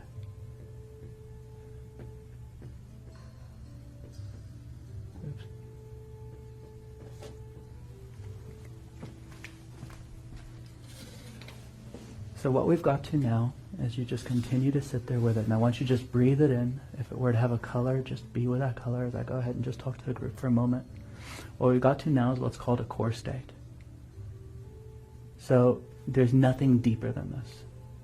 It's just, at this point in time, it's just more feeling special, feeling more connected, feeling more in the light. And Lily, what I want you to pay attention to is that this part inside of you, this is what it wants, right? Mm-hmm. Yeah. And it thought that in order for it to get this, well, first I would have to sabotage myself, and I'd have to sabotage my success and not finish things. Because if I didn't finish things, well, then I could feel stronger. I could feel in control of my life. And if I was in control of my life, if I felt stronger, well, then no one can hurt me. And if no one hurt me, well, then I could be successful. And if I was successful, well, then I could be proud of myself. And if I was proud of myself, well, then I could finally be at peace. And if I was at peace, well, then finally I can get to this place of just feeling one and special with God. Isn't that right? Mm-hmm. But it's such a long, drawn-out, and difficult process that you never actually get to feel this way. So what I'm going to right now ask this part inside of you to think about, Lily, is what would it be like if this feeling inside of you just became your core state of being? Like there's certain people that walk through the world being happy. There's certain people that walk through the world being excited. What if you walk through the world feeling connected? What if you walk through the world and inside of you just naturally felt connected to a light? And you didn't have to go through all these steps to get there. You just naturally were there. Does that make sense? Yeah. Good. I would not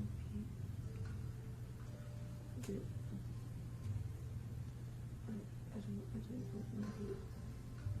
I would not have to do these things. Exactly. So this is what I want you to pay attention to as I go ahead and touch the index finger now.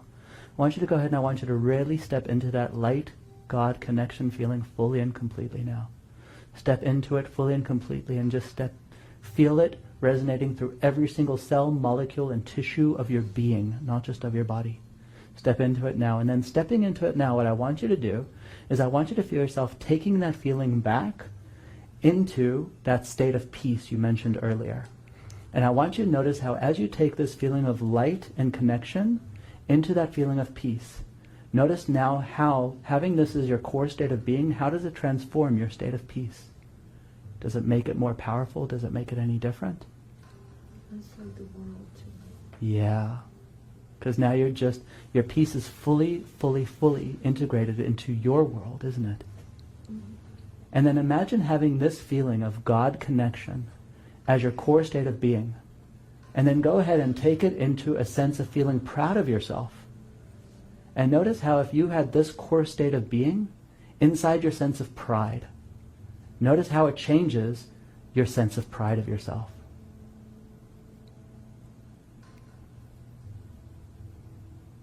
How does it change it? I feel like I'm a smooth wave. Exactly, right? You just naturally feel proud of yourself. You're just naturally flowing, don't you? Mm-hmm. Yeah. And then take this God connection, this beautiful being inside of the light, and now take that feeling as a core state of being and take it into feeling successful. And notice how it changes your feeling of being successful. And how does it transform it?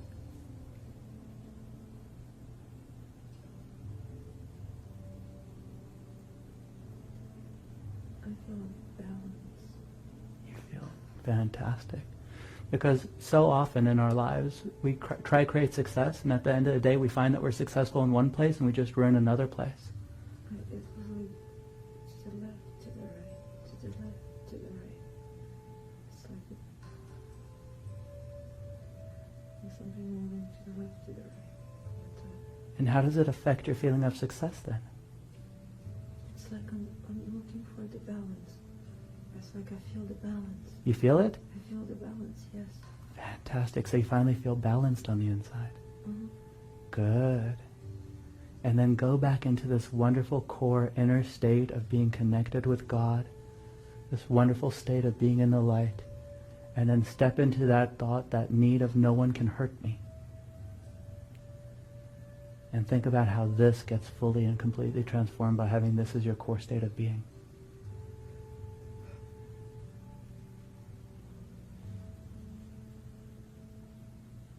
And how does it change it? How does it transform it now?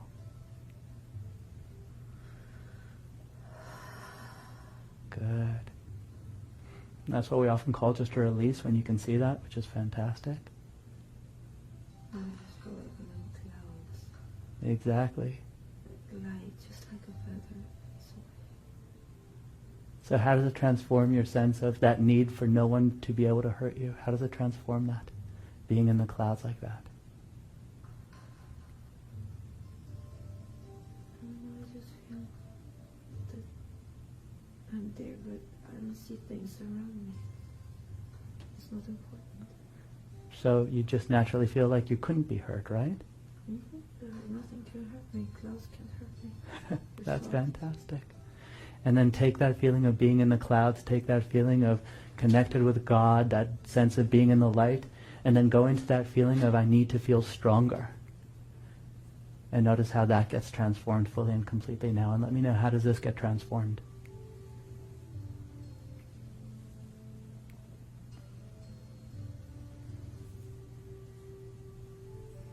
And let me know, how does it get transformed?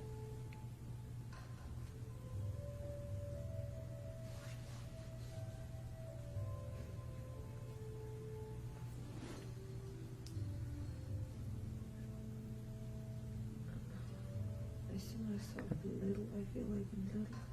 Yeah. Like a child. How old would you say even? Maybe 7. Good. And then take this feeling of being connected with that God light and bring it into that 7-year-old child now, fully and completely. So now we're starting to do an integration process. She's just naturally doing it on herself, so we're just going to let her go through it. So how does it affect that sense of being connected with God, being in that light, as you go ahead and sense that feeling of needing to be stronger in that 7-year-old child? It's like it's not being dependent on other people. Beautiful. And having their opinions. I have my own opinion. And I can do it. Fantastic. And what I want you to do, this is stepping away from the process a little bit, but just kind of like step away and go ahead and bring the sense of God connection into that 7-year-old girl. What I want you to do is I want you to imagine that 7-year-old girl almost as if we put it in like an injection into her, but a very comfortable spiritual injection, nothing that could ever hurt her, but rather something that she feels enjoyable. Go ahead and put into every single cell of her body that wonderful sense of God connection. And then what I want you to do is I want you to grow her up just 1 minute from that moment that we put in that sense inside of her. And I want you to have her look at her life now, that this is just her natural way of being, and just watch her from a distance. And how does she look different than she did a minute before? She's happy. Yeah. And how does that happiness look different? How does she look at the world differently? She's not complaining. So now what I want you to do is go ahead and grow her up to a day after she had this put inside of her. And see what it's like having 1 day of just being that deeply sense of connected with the world and the universe. And notice how she looks. She's just a 7-year-old girl, but has this wonderful feeling inside of her. She's so independent. That's beautiful. And now I want you to think about that sense of, that Lily before, just a few minutes ago, had spoken to me about that sense of not being able to finish things. Think about the 7-year-old now having this deep internal sense inside of her. Does she still have that, or does this just seem silly to her? No. Why doesn't she have it? Why is it different? Because the new one feels good. Because the new one feels good. And that's what I want this part to understand. That this feels a ton better, doesn't it? Mm-hmm. You just naturally get what you want, don't you? Yeah. And that's what we're aiming for. So now what we're going to do is we're going to do something really interesting. Earlier John spoke about the concept of conception and little babies and how what they take through the world can affect the world. I want you right now to go ahead and I want you to think about the moment of conception, the moment of sperm meeting egg. And I want you to take this wonderful being in this light, this wonderful sense of being connected with God, And I want you, the moment that sperm meets egg, go ahead and implant into the DNA of what will eventually one day become Lily, plant into the DNA this wonderful sense of God connection as a core state of being in every single cell that will be created from this moment of conception. Go ahead and implant it into the DNA that will become Lily. And then go ahead and watch how that embryo that just got formed goes ahead and forms one day as one cell becomes 2, 2 cells become 4, 4 cells become 8, 8 cells become 16. Go ahead and now watch how that begins to grow as you go ahead and grow up that tiny little embryo inside of her mother's womb. Day after day, week after week, as she begins to grow inside of her mother, but now has this core state of being inside of her. Can you see that and feel that now? Yeah. Good, and then go ahead and grow up Lily until that moment that she's born and she comes out into the world.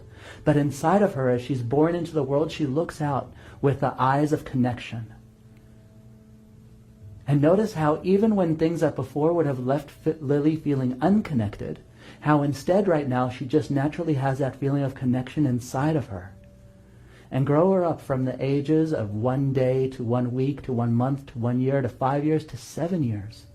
And then see that 7-year-old girl, but now she's got 7 years of experience of having this deep connection inside of her now.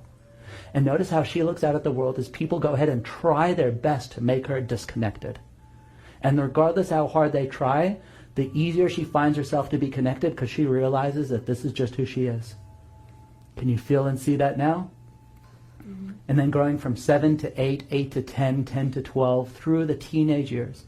Teenagers, those tough years where all the kids start teasing us, where we don't know what's going on in school, where the teachers are hard with us, and all these different things happen. And as all these different things happen, notice how this Lily is moving through the world and just naturally feeling connected regardless, because it's their core state of being.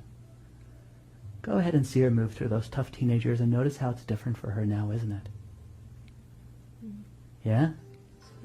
It's easy, fantastic. And then go ahead and watch her just go through her 20s all the way through until she's sitting inside this chair right now today with me touching her index finger, and go ahead and just feel her come into your body right now. And then just go ahead and notice that difference as you can right now inside of your mind in your own way.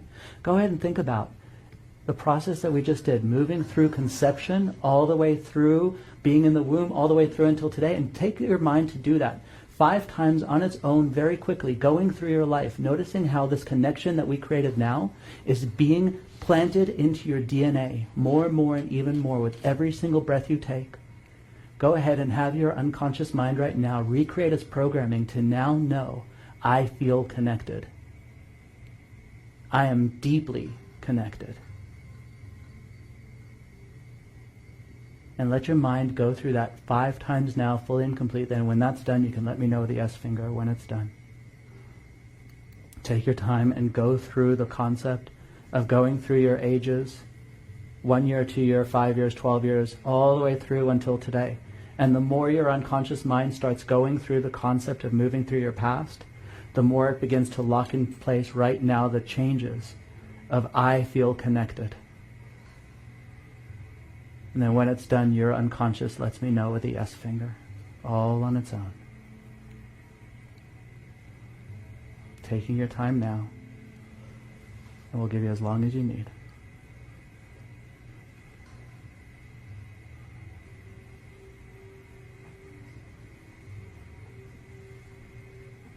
Keeping on integrating in all these changes more and more and even more with every breath you take.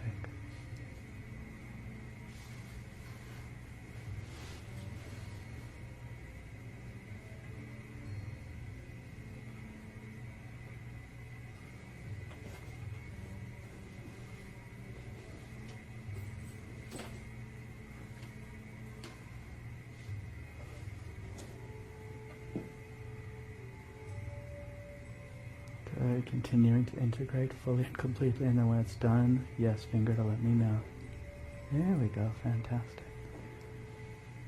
And now we're going to do one more thing that's very powerful and very useful. What I want you to do right now is I want you to go ahead and not only just think about your conception, I want you to go back to your grandparents, your 4 grandparents, creating your parents. I want you to go to the moment of the conception of your mother. I want you to go back to the moment of conception of your father, and go ahead and take this feeling and put it inside of them. So all of a sudden your parents have it within them to naturally put it into your DNA. And watch your parents grow up with this natural thing inside of their cells that goes ahead and naturally goes into your cells and goes ahead and creates a lily that moves forward through time with this sense of connection deeply within her, fully and completely. 1, 2, 3 now.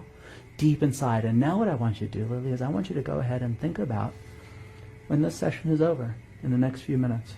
I want you to think about going back and sitting back in your chair. I want you to think about what you'll look at, how you're going to begin to see the world differently. And now we're going to put in some small post-hypnotic suggestions just to go ahead and lock everything in place. I want you to begin to notice how maybe you begin to notice different lights differently, because you're now going to be paying attention to that light of connection. Maybe you're going to begin to notice how the sun has a slight glow about it that you didn't notice before but was always there. Maybe you're going to begin to notice the halos of lights. Maybe you're going to begin to notice a very specific color, maybe the color green. That each time you notice the color green, it's going to go ahead and keep reinforcing within you these changes that have now occurred. Think about what that's like when you see the green in a blanket somewhere near you, when you see the green in a leaf, when you see the green on a car, when you see the green in a piece of clothing, and every single time your unconscious sees the color green, green, green, green, green, green, goes ahead and it locks in place these changes deeply inside and reminds your unconscious that now you have this change fully and completely locked within you on a deep core unconscious level. But you, Lily's unconscious mind, I want to ask you one more question before we're done. I made you a promise, and it's very important to me to stay true to my promises. I want you right now to realize that you can go ahead and completely stop this change from occurring if you want to. I want you to be in control of making this change happen or not making this change happen. I'm going to ask you right now, and either answer is completely fine. Yes finger or no finger. Are you happy with this change to the point that you're willing to want it forever? Thank you so much. So are you willing to take responsibility for making this change happen in Lily's life from this day forth and paying attention to the color green, paying attention to the halos and lights? Just as much as you took responsibility for that sense of, I'm not feeling good enough. Are you happy to do that? Exactly, because that's what you've always wanted in the first place. And this time, instead of fighting, you get to win the game. Feels a lot better that way, doesn't it? So in a moment, what we're going to do is I'm just going to count from 1 up to 3, click my fingers, and then take your time, open up your eyes, come back to this room, take a deep breath, and feel really, really wonderful. Begin to notice maybe a few of the green things around you, or maybe a few of the halos of light. I don't know where this is going to change for you first. But just enjoy the changes. With 1, locking in all these changes deeply and completely. Anytime we do this change work from now on, going even deeper, even faster than you did even this time. 2, locking these changes in place beautifully, fully and completely. Green, green, green, bright lights, changing fully and completely, deep connection with God as you come back now with 3. Taking your time, feeling wonderful. Give her a hand, come on, she was pretty brave.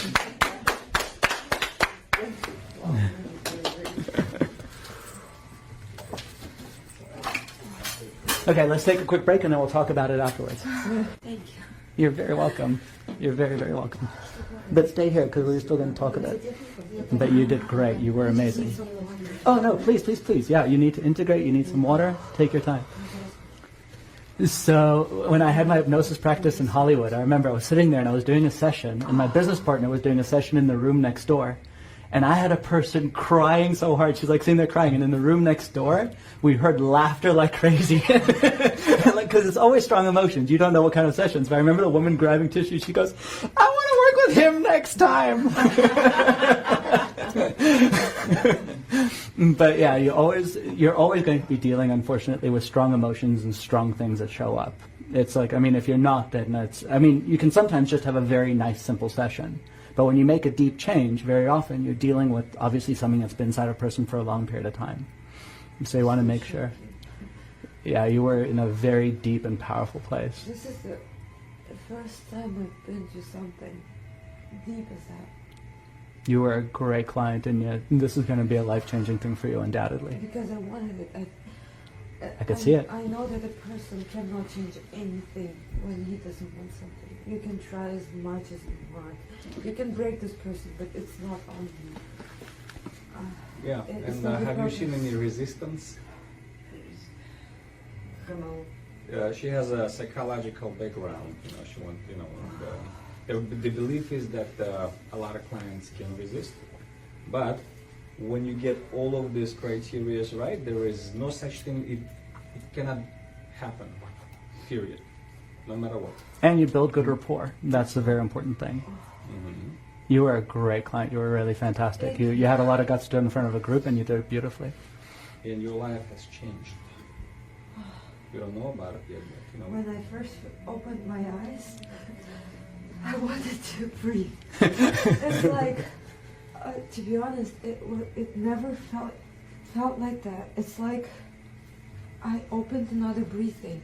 It's another way of breathing. I never felt it this way. It's There's like always my a knees are so constriction. soft. There's I needed air. Give me air. Isn't it awesome to change lives like that? this is and it's changed, called, that's it? That's it, life change. You're a different person now? We're done. Hi, I'm Samantha. You know, there is something that please share it with the group. Yeah. I feel right now.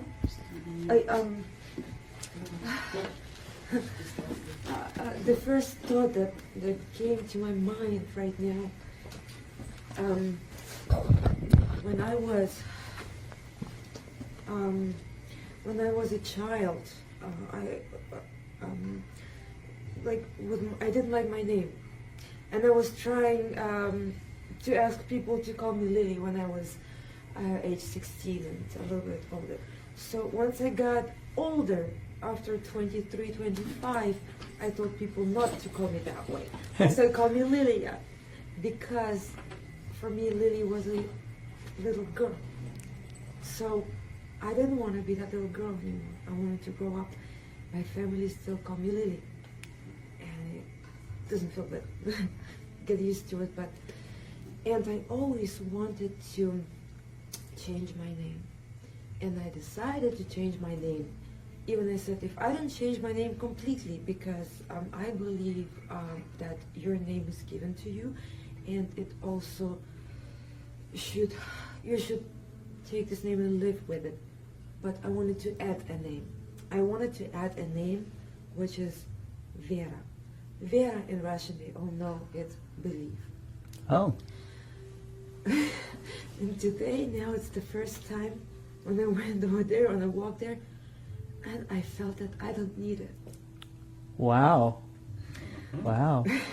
So in a large way, it's kind of like accepting your own identity in a very large way. It's actually saying, this is who I am and I don't need anything more than that. Because for me it was like to cover myself with something, to hide something. I don't want to hide. I want to be myself. That is beautiful. And to me that means a lot. That I think to anyone. I really want to thank everyone. They were just so patient and just looking at the whole thing, and because to be honest, I know how it is. I know how they all feel like, because all of them, they said that we were talking, and I know that all of them are also screaming for help like I did inside. So I really hope from my heart that they also get what they need. I guarantee you that over the course of this course, this is just one of the many different change work techniques that will be done. That's the best thing that you experienced it. Yeah. So you can Why give it to when the already integration know. started, you actually put it back. How so? What do you mean? It seems like she was regressing. Or, yeah, and then you didn't go. So I wanted to stay as true to the technique as possible for the sake of teaching. It's not to say that that's exactly what I would have done in a room in a session environment, but I wanted to show you the full technique the whole way through. Otherwise, I'm going to start mixing up 10 different things to get somewhere. But at the end of the day, it's the beauty of parts work, which makes it different from the stuff that Pavel will be teaching you in other parts of this, is parts work. It's what's called content-free therapy. You don't need to know how the problem started. You don't need to know very much. You just want to know, you don't need to know the story. You want to know what is the problem, and then you want to follow the problem down to get to a solution, and you want to bring the solution up. Whereas regression is you get to know the story. Regression is very much, when I was 7, this happened. parts work is here's what I'm feeling, and then let's go ahead and make it different. So I wanted to stay away from the content in this case, but when we were 7, it was a beautiful chance of utilization. It was a beautiful chance to turn around and say, okay, fine, so so this is 7. She went into aggression, she paid attention to where it started. Perfect, let's go ahead, let's give that 7-year-old this feeling. Now notice how she's different. And I think today I understand why that was the break time for me, like where I broke, let's say.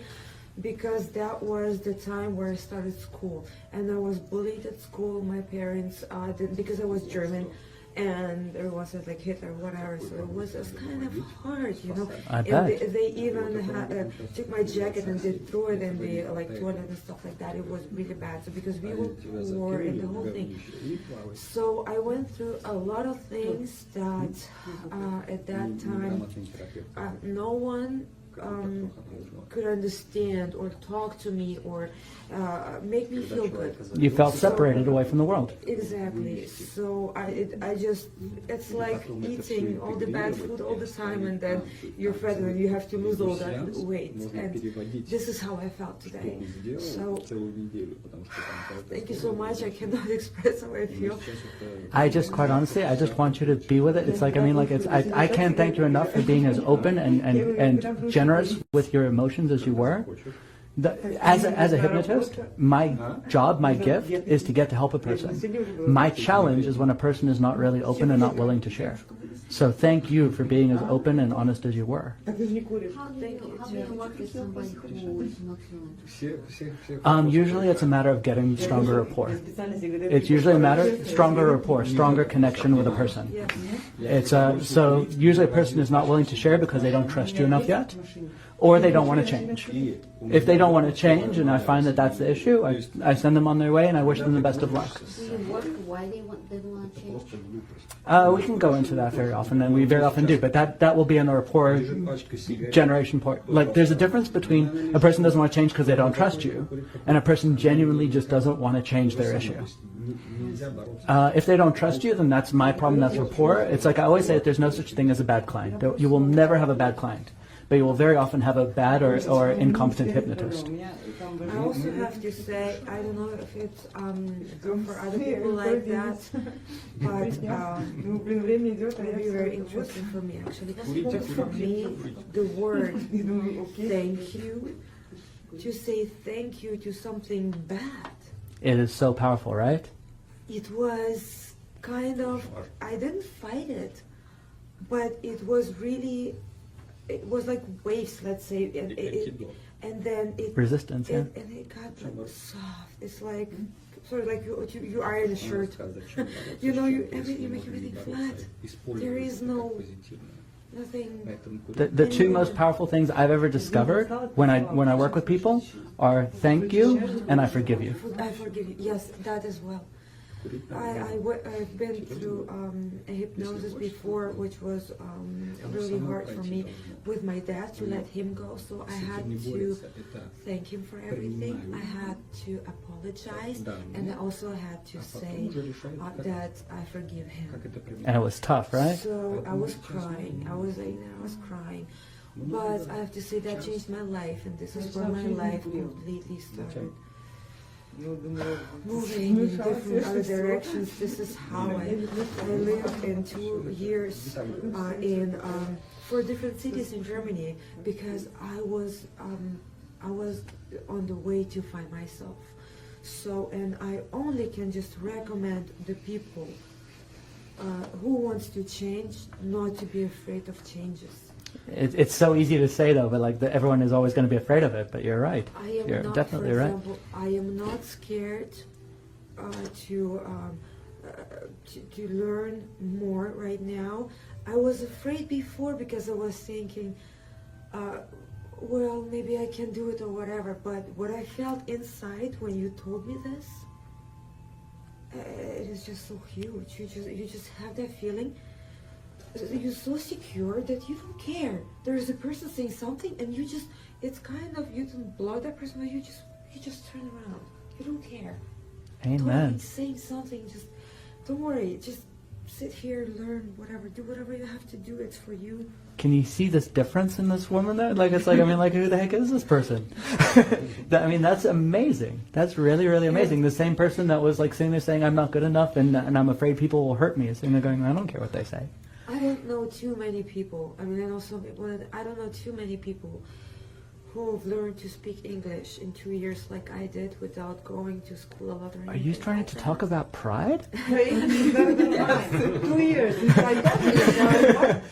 And I speak German and Russian, so I really have to say that. Okay, I don't like, just to understand it for myself right now. We all have one brain. We can't go and put 10 different languages and then psychology and massages and whatever, everything just in your head. We just can't do it at one time. This is time, and we invest our time in something. So I invested my time, no matter how, but in languages. I've wasted much of time of what I said, like looking, searching for things and for myself, but I don't want to see it as a wasted time, because this is something I think when I work with clients in the future, when I can tell them my private story, when I can tell them what I've been through, and I can give them the feeling from my experience, that I can already inject them that, you know what I mean? And then they will want to do it. Amen. And when they are ready for that, and I feel that I did something good. So, and I believe that we are here, all of us on earth, that we go through everything, every pain, even when we got raped or whatever, and anything that people went through. This is something that was given for a reason. And today, I know that I will be able to talk about also different things that I've been through in my life, whether it's the child, whatever, that will help people. So we got a believer. There we go. So before I continue on with the explanation, no, thank you. Before I continue on with the explanation, any questions for her directly about the experience or anything else? I'll have so many questions. I probably will take you home today too. take me home again. So the interesting thing is, as she was talking, I don't know how many of you noticed it, and I was trying to point it out to you, but she kept talking about a lot of the things that showed up as her challenges on the thing. Like, she started talking about feeling proud. She started talking about this. She started talking about no one can hurt me, about the feeling of like people can say things. She started talking about being successful. She started talking about feeling stronger. If you pay attention, that is the way you know a person is integrating change. This was her part's chain of things that it needed. Even by him talking, by him talking about these things, my body reacts. This is so amazing. We saw it. You were like shaking. Yeah. And my back, my spine, I don't know, I was uncomfortable. I wanted to go like this. I was sitting there. You feel constricted. I had to stretch, and it's like I had a lot of weight here. I had a lot of pain and everything. Nothing. It's like the brain is gone. I know the body is connected to your soul, but it's amazing. I mean, you did great. You really, really did great. Okay, so let me take. Please have a seat. Thank Come you here one more so time. much, really. You're very welcome. My God, With the greatest of pleasure. With the greatest of pleasure. You. That's what I was hoping to do. So it's this thing is going to drive me nuts. I can tell warn you about it. Okay. You want me to click it behind? No. It's just this thing. Just don't move. It's as long as I stay still, it's all good. Israelis don't move. You can't. Exactly right. We just talk about it's like Israelis and Italians. We don't know how to talk without our hands. So you actually saw the process. I mean, with a fantastically great client, and it's very often this is done without the hypnosis. But the beauty of hypnosis is we just did the element induction. I wanted you guys to see my version of it. Very quick, very simple, direct to the point. And create the induction, do what you need to do. But the beauty of once you do the element induction, when you start offering suggestions, you come from a point of such deep rapport with a person that the changes go even deeper. But this change, I can tell you, this change work, it comes from a process that I'll take you through the basics of parts work and explain a bit of the process. But core transformations is usually not done with any kind of deep trance involved in front of it. But when you start doing it, what happens is you can do things such as start talking to unconscious mind, get unconscious yes and no, start saying things such as thank you to the unconscious mind, and each of these things creates a deeper level of rapport. And when you make a change, the change gets that much more intense. I felt that.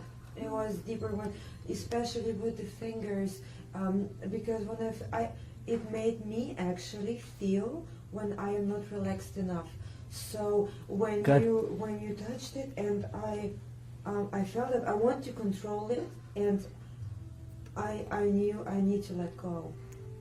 So that's where I was relaxed. You were able to go back into it. Exactly. And then I was able to just slow down, and then my fingers could react by them own, like natural. I'll say it again. You were just fantastic. You were perfect. It's like I couldn't have asked for a better client to have up here for this one example of showing how it worked. But basically, it's to take you through the concept of what we're talking about and put it in the context of what I was talking about parts work. What you want to do is you talk to a person and they'll say, well, there's a part inside of me that wants this, or I've got a conflict of this. And what you do is you always take them down a chain to figure out, and I'll talk through about how deep we went and why we went so deep, but you ask, what does doing this do for you? What does this part really want for you? What is its deepest intention for you?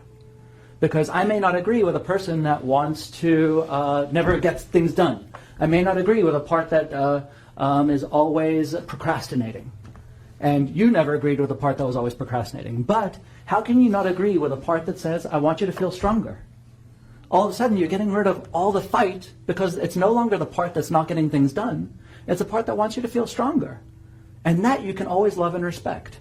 Well, it's not that I even want you to be stronger. I want you to feel like you can never get hurt. I want you to feel safe. I mean, like, there's nothing more pure in intention than that. So what happens is that when you go into deeper levels, you really get to the point that you no longer have conflict. You no longer have something inside of yourself that you're fighting against. You got something inside of yourself that you can respect, love, and appreciate. And it's the same thing when you talk to people, when you do any kind of mediation, when you do any kind of dealing with people. If you deal at the level of, this is what I want, this is what you want, you're never going to see eye to eye. There's a common saying that goes along with mediation, of negotiation is a concept of two people trying to deal with something and neither party ending up happy. They'll always get to some degree, they'll get to some kind of an agreement, but no one actually feels like they got what they really wanted. But if you talk to a person, you say, well, okay, fine, so you want this. If you got that, what would that do for you? You want to be on your cell phone until 3 in the morning. You want to not sleep. Okay, fine. If you got that fully and completely, what would that do for you? And that's the question. If you got that fully and completely, what would that do for you? And when you ask that question, you can get to a deeper level that you can actually come to agreement on.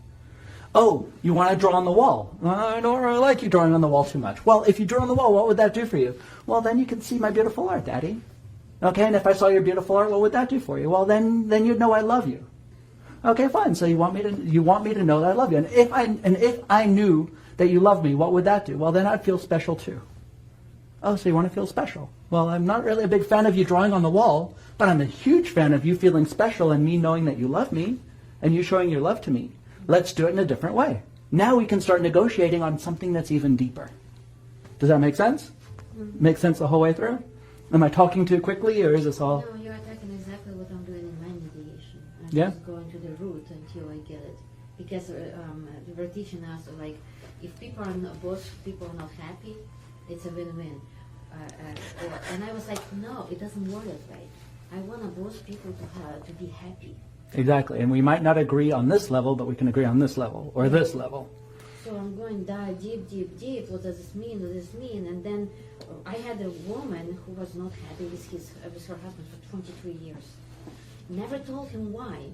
And then finally, when she told him why, he was shocked.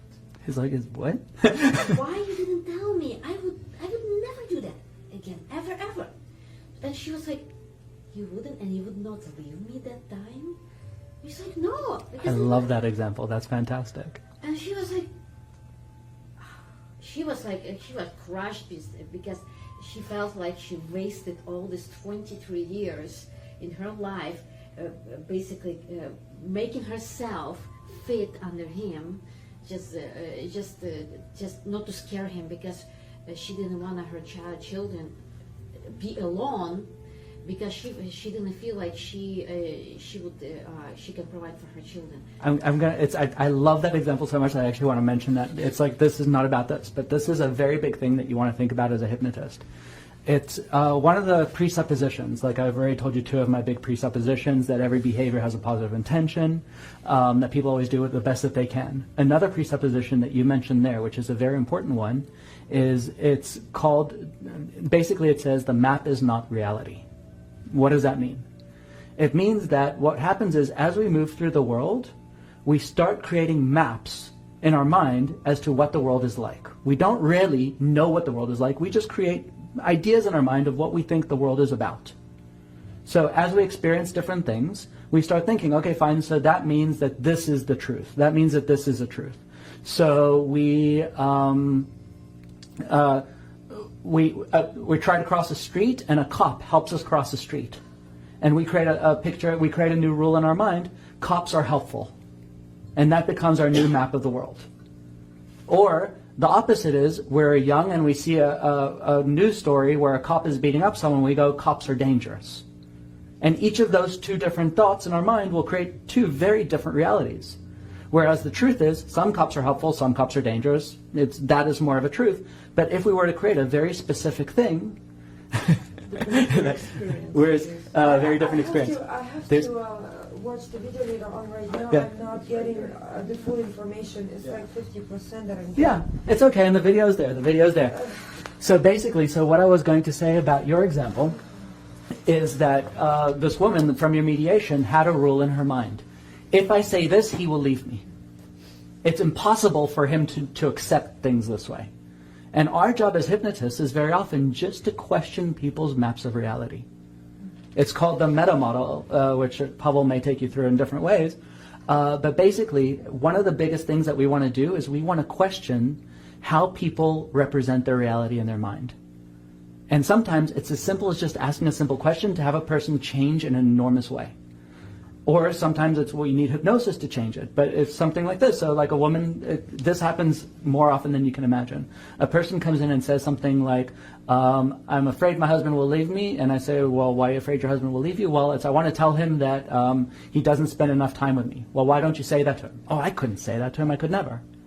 And sometimes all you have to do is have them imagine the reality where they do say it to him.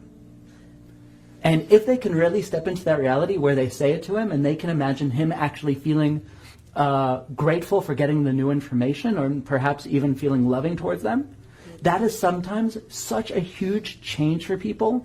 It's a paradigm shift. It's a reality shift. You've completely redrawn a map inside their mind that they never knew was a possibility before. So I know that's not what we're talking about right now, but that's what you spoke about, which is so beautiful. That concept of she actually saw in reality that what she assumed to be true was in no way true. She had this map of, I can't tell him these things. But when she tells him these things, he's like, I would never do that if I knew that this is how you felt.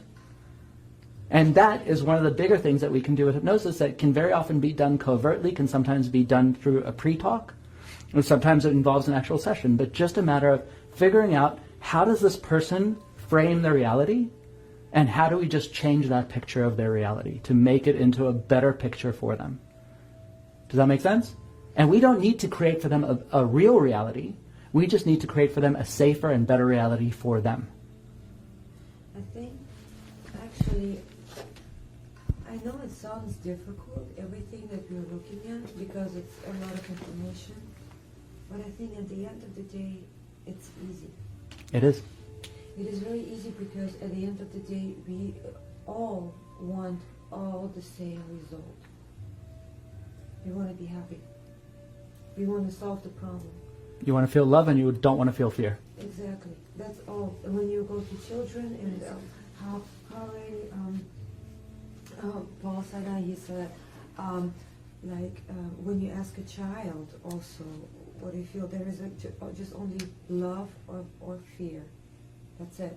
And this is how we don't change. We grow up, but at the end of the day, we are like these children inside. Still, we learn everything and all that.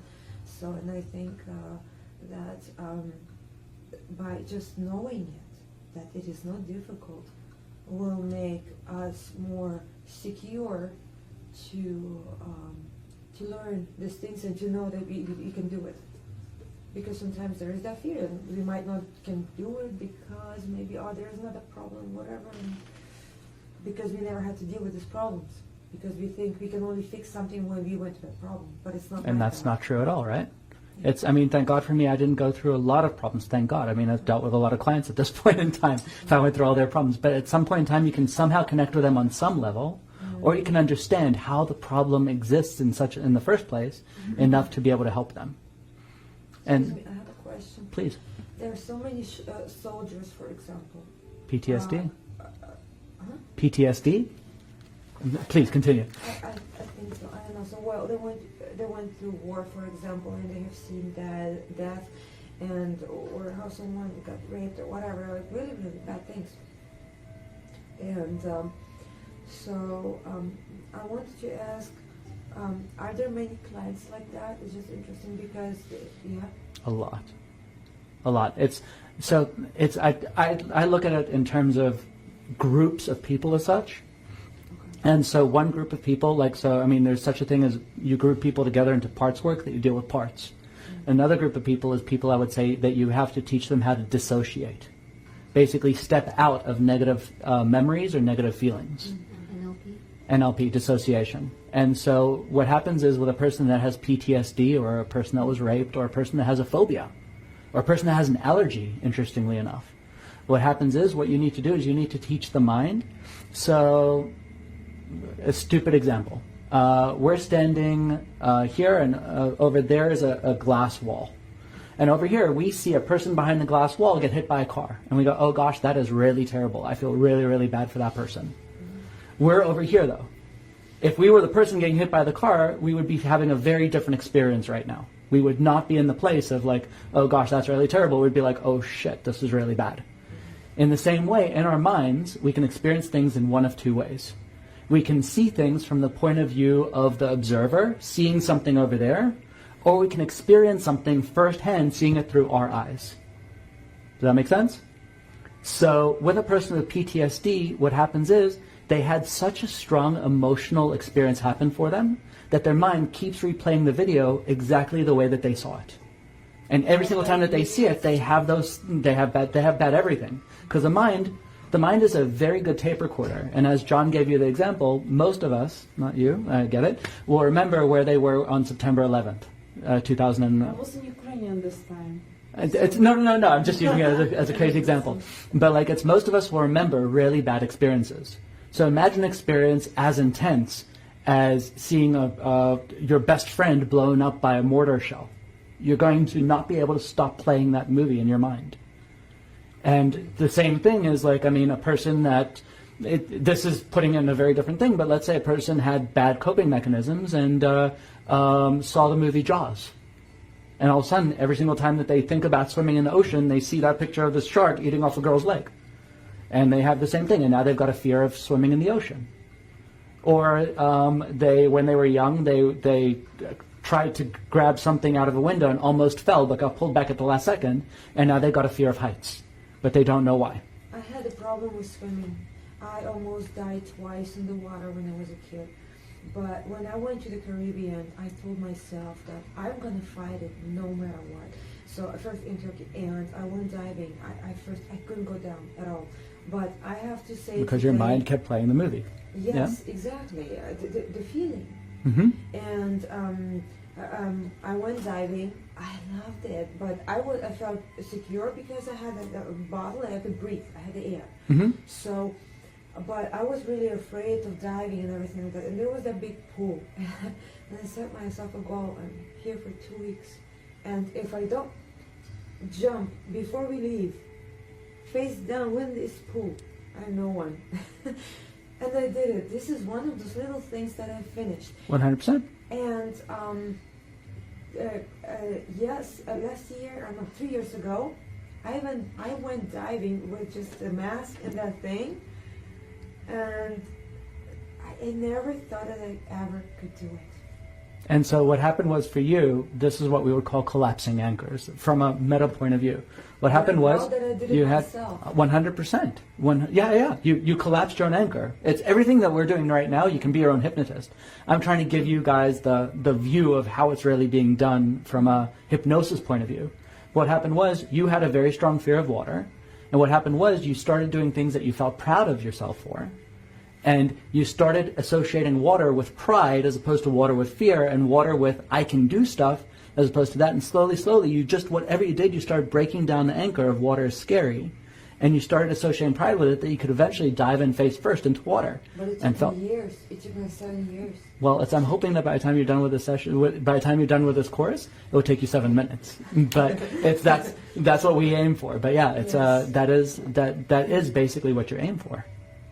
But that is a very good example of basically being able to to dissociate away from a feeling into a different feeling. So you had a feeling of fear, and you broke it down into now a feeling of pride, into a feeling of I can do it, into a feeling of competency, at the very least. At the end, it was about the person I trust. So I had to trust the person that what he told me will work out for me, and I'll not die. So at the end of the day, I did that, and I was able to dive. I was at the Keys, and I was diving, and I was picking up the shells. I had so many shells, and that is pretty freaking amazing. So for me, I really have to say that everyone, I can just recommend, doesn't matter what fear it is that you think you can fight yourself, do it. Well, I'm going to put it from a bit of a different point of view. It's just like any fear that you have, what you need to do, whether it be you doing it yourself or you do a session or whatever it is, you have to associate that stimulus to a different response. So the stimulus of water, it's time to associate with a response of comfort or a response of pride or anything else. It's a matter of, in your mind, contemplating the thought of the stimulus of this can no longer be associated with a response of fear. How do I give it a different response? And it can be facing it head on. It's just sometimes that can be very, very, very, very, very scary for people. But there are a lot of ways to do it. And by the time that you're done here, you're going to have a whole toolbox available to you. Yes? Question. Fear of taking tests because you failed. Okay? I love that fear. I love that fear. So there's, I'll mention this for one thing, and then we'll actually go into just talking a little bit about the parts work just to finish it off. But my favorite thing of dealing with fear like that is, again, stimulus response. So what happens is a person sits down for a test. The moment that they sit down, they start feeling nervous. They start not remembering stuff. What I do with students, I've done it, and it's been one of the most successful things. There's a technique called circle of confidence, which is basically what you do is you have a person imagine a circle on the floor, and you have them imagine putting all these powerful emotions, strong, powerful, happy emotions into a circle and stepping into the circle. And what happens is if you can get a person to associate with it, when they step into the circle, all of a sudden they feel amazing. So what I do with students is I create with them the chair of confidence. And I have them imagine a chair that when they sit down to take their test, they're in the most resourceful state that they could imagine, where all the answers flow into their mind. So that I have them remember a time that they were in the flow, when they were able to remember things very quickly, very easily. And I have them kind of imagine that state where someone was asking them a question and they just blurted out an answer. And I have them remember that feeling that they had of just feeling in the flow, feeling strong and powerful. Okay. I open up the energy balls. What if... Same thing. I make energy balls. First I clear the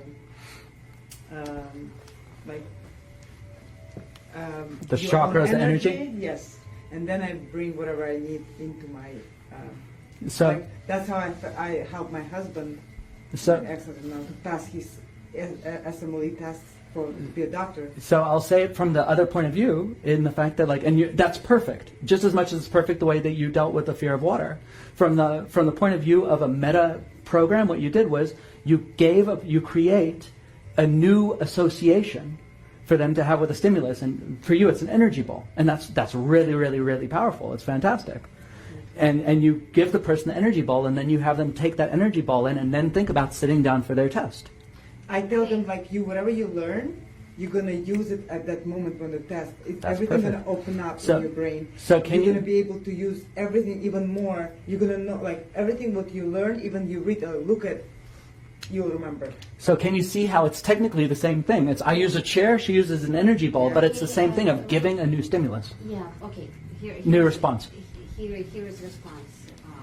When you ask a person, do you remember the time when you passed the test?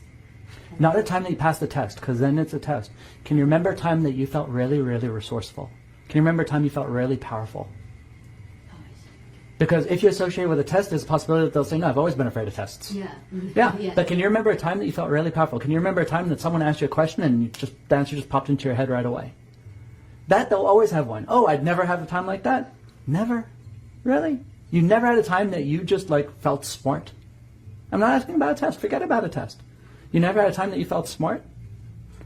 It's like if you go right to the question of a test, you're bringing up the fear. It's like, so if a person were to tell you, like, for example, I'm afraid of swimming, and you go, well, have you always been afraid of water? Their answer might be yes. But if you say, have you ever felt a state of relaxation? Yeah. Have you ever felt a state of safety? Yeah. Okay, fine. You go ahead, you bring in those two feelings, and then you have them think about water, and you do the association for them. Oh, okay. You don't need to feel safe and comfortable in water as their memory. You just need safe and comfortable, and you associate it with a stimulus of water. I see. Does that make sense? Yes, it does. Yeah? So it's in the same way, like test taking. It's like well, have you ever felt, let's create a ball of energy, of happiness, of strength, of resourcefulness. Now, take this ball of energy and now think about taking a test while you have this ball of energy in your chest. Does that make sense? Mm-hmm. Yeah. And in the same way, earlier we spoke about the concept of demonic possessions or anything else. So what we spoke about here is parts work. Okay? In the same way, we can take it into the idea of if you consider one of these parts to be a demon inside the person. It's still the same thing. Well, what does this demon inside of you want? You're still doing the same thing. You're still dealing with it the same way. And I'm not saying that a demon does or doesn't exist. That is a belief system that I don't really have a belief on. But at the end of the day, if you talk to the demon and find out what does the demon want, and you have the belief in the back of your mind that this demon actually on a deep enough level wants something beneficial, I see. you still end up getting to the same result. And I've dealt with so many demons, and almost always it boils down to the same thing, that the demon, yes, I want the person to die. And if the person died, well, then I could teach her a lesson. And if you taught her a lesson, then what? Well, then I can finally be at peace. Okay, you want peace? We can work with that. So it's basically whether it be a chair or an energy ball, whether it be a part that you have a person imagine in their hand, or a part that's moving a finger, or a demon. You're still doing the same technique. You're just adapting it based upon a person's belief system or based upon your own personal preference of how to deal with a person. That make sense? Yes. Yeah? I like your English. Molte grazie. Very beautiful speech. Spasiba. I had this lady who went to 8 tests, always fails. It's just like, I don't remember anything. Because that's what she believes. And Try an energy ball. Tell her, yeah, it I'll really try to works. work. I try to Yeah. work with That's the her. best thing I ever tried in my life, actually. And when I used to do it every day, I have to do it again. I just I think stopped it's doing so it because powerful. my brother Rabbi told me it's a wrong thing to do. Can you believe this? I have to, but Rabbi told him something, whatever, but it worked for me. That's working with demons. So here's That's what they so believe. here's the interesting thing. If you just changed it from I have an energy ball to Hashem is giving me a power. Yeah. Your brother the rabbi would say, that's And I fantastic. told him, I love it. But he didn't believe in it. Even I don't know. I tried to work on the thing is, when I try to work on rabbis and somebody who believes in God, it doesn't work. So here's what I would say for that, because at the end of the day, so another one of my presuppositions, I have a lot of presuppositions, is I can't impose my map of the world on you. But if I step into your map of the world, we can do a lot of powerful things. So what I would use with a rabbi is I would use anchors that you already know that are very powerful for them. So when I work with a rabbi, I would have them remember times that they're laying tefillin, and they're just about to pray, and they're very connected with God. Right. And then I would have them take that feeling, and I would have them take that powerful feeling and move that into a situation where they don't feel powerful. So what you're doing is you're taking their natural anchors and you're moving it into where you want it. So if you have... I'm not saying that I'm moving it where I want it. No, what I'm saying is where you want it for them, not where they want it. Because I know there are so many problems they have, and I see the reason why, like with my son and everybody, like I see the problem and I know how to fix it, and I tell them how to fix it.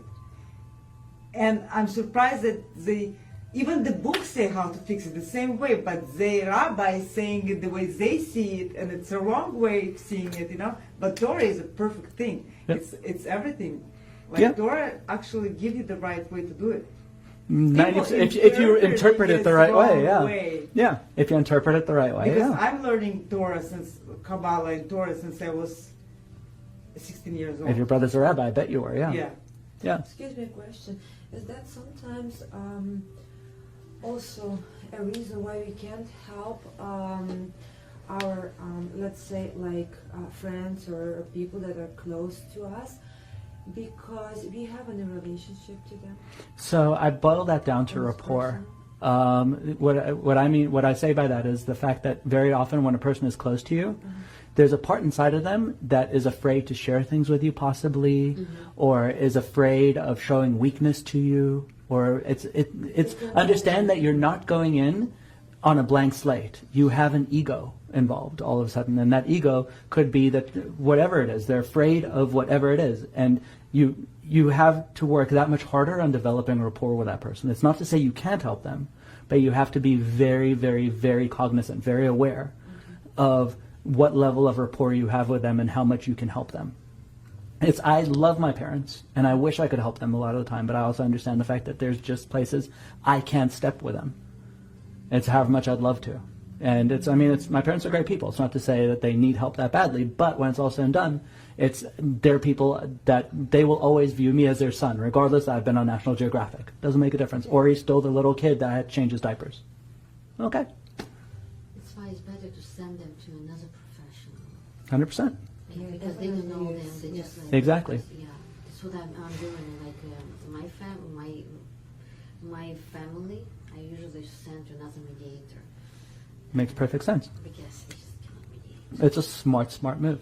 It's a very, very smart move. And so just to finish off this, and I'm just going to finish off very, very quickly in terms of what we're talking about here. The concept here is a person will come to you saying something, and you'll hear them talking about, well, I want this, but there's a part inside of me that. Or I find myself constantly doing this and I don't understand why. So what that means is that almost like that there's a part of their psyche, and you can use that to help them uncover that part. And then you just start dealing with that part. What we did here is a process called core transformations, and you can look it up. There's a book about it, whatever. But basically what we did here, it's one of many different ways to deal with parts. But here, what you do is you find out what the part wants, and you just keep following down the intention trail until you get down to what's called a core state. A state that there's nothing deeper than it. And it will always be a sense of oneness or peace or connection with God. It will always be one of these deep states that there's nothing in any way deeper than it.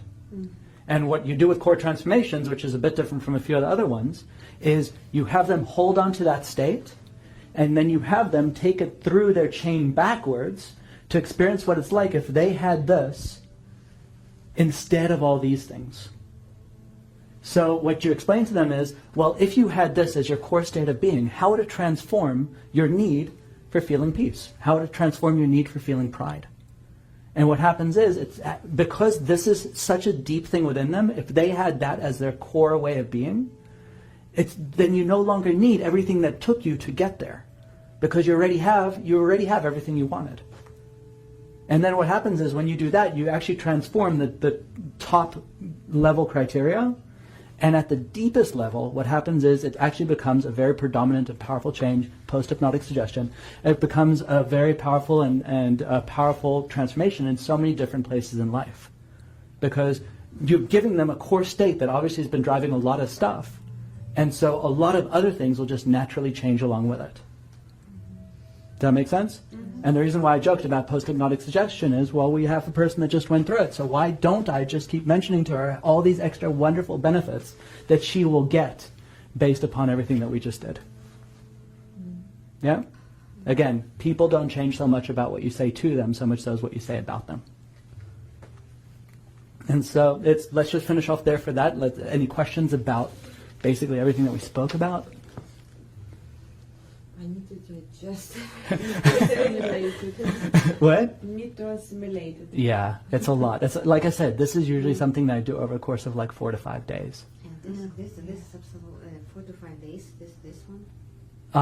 Parts work. Parts work. Core transformation in itself is usually a 3-day seminar, and then they've got a master core transformation seminar, which is another 3 to 5 days.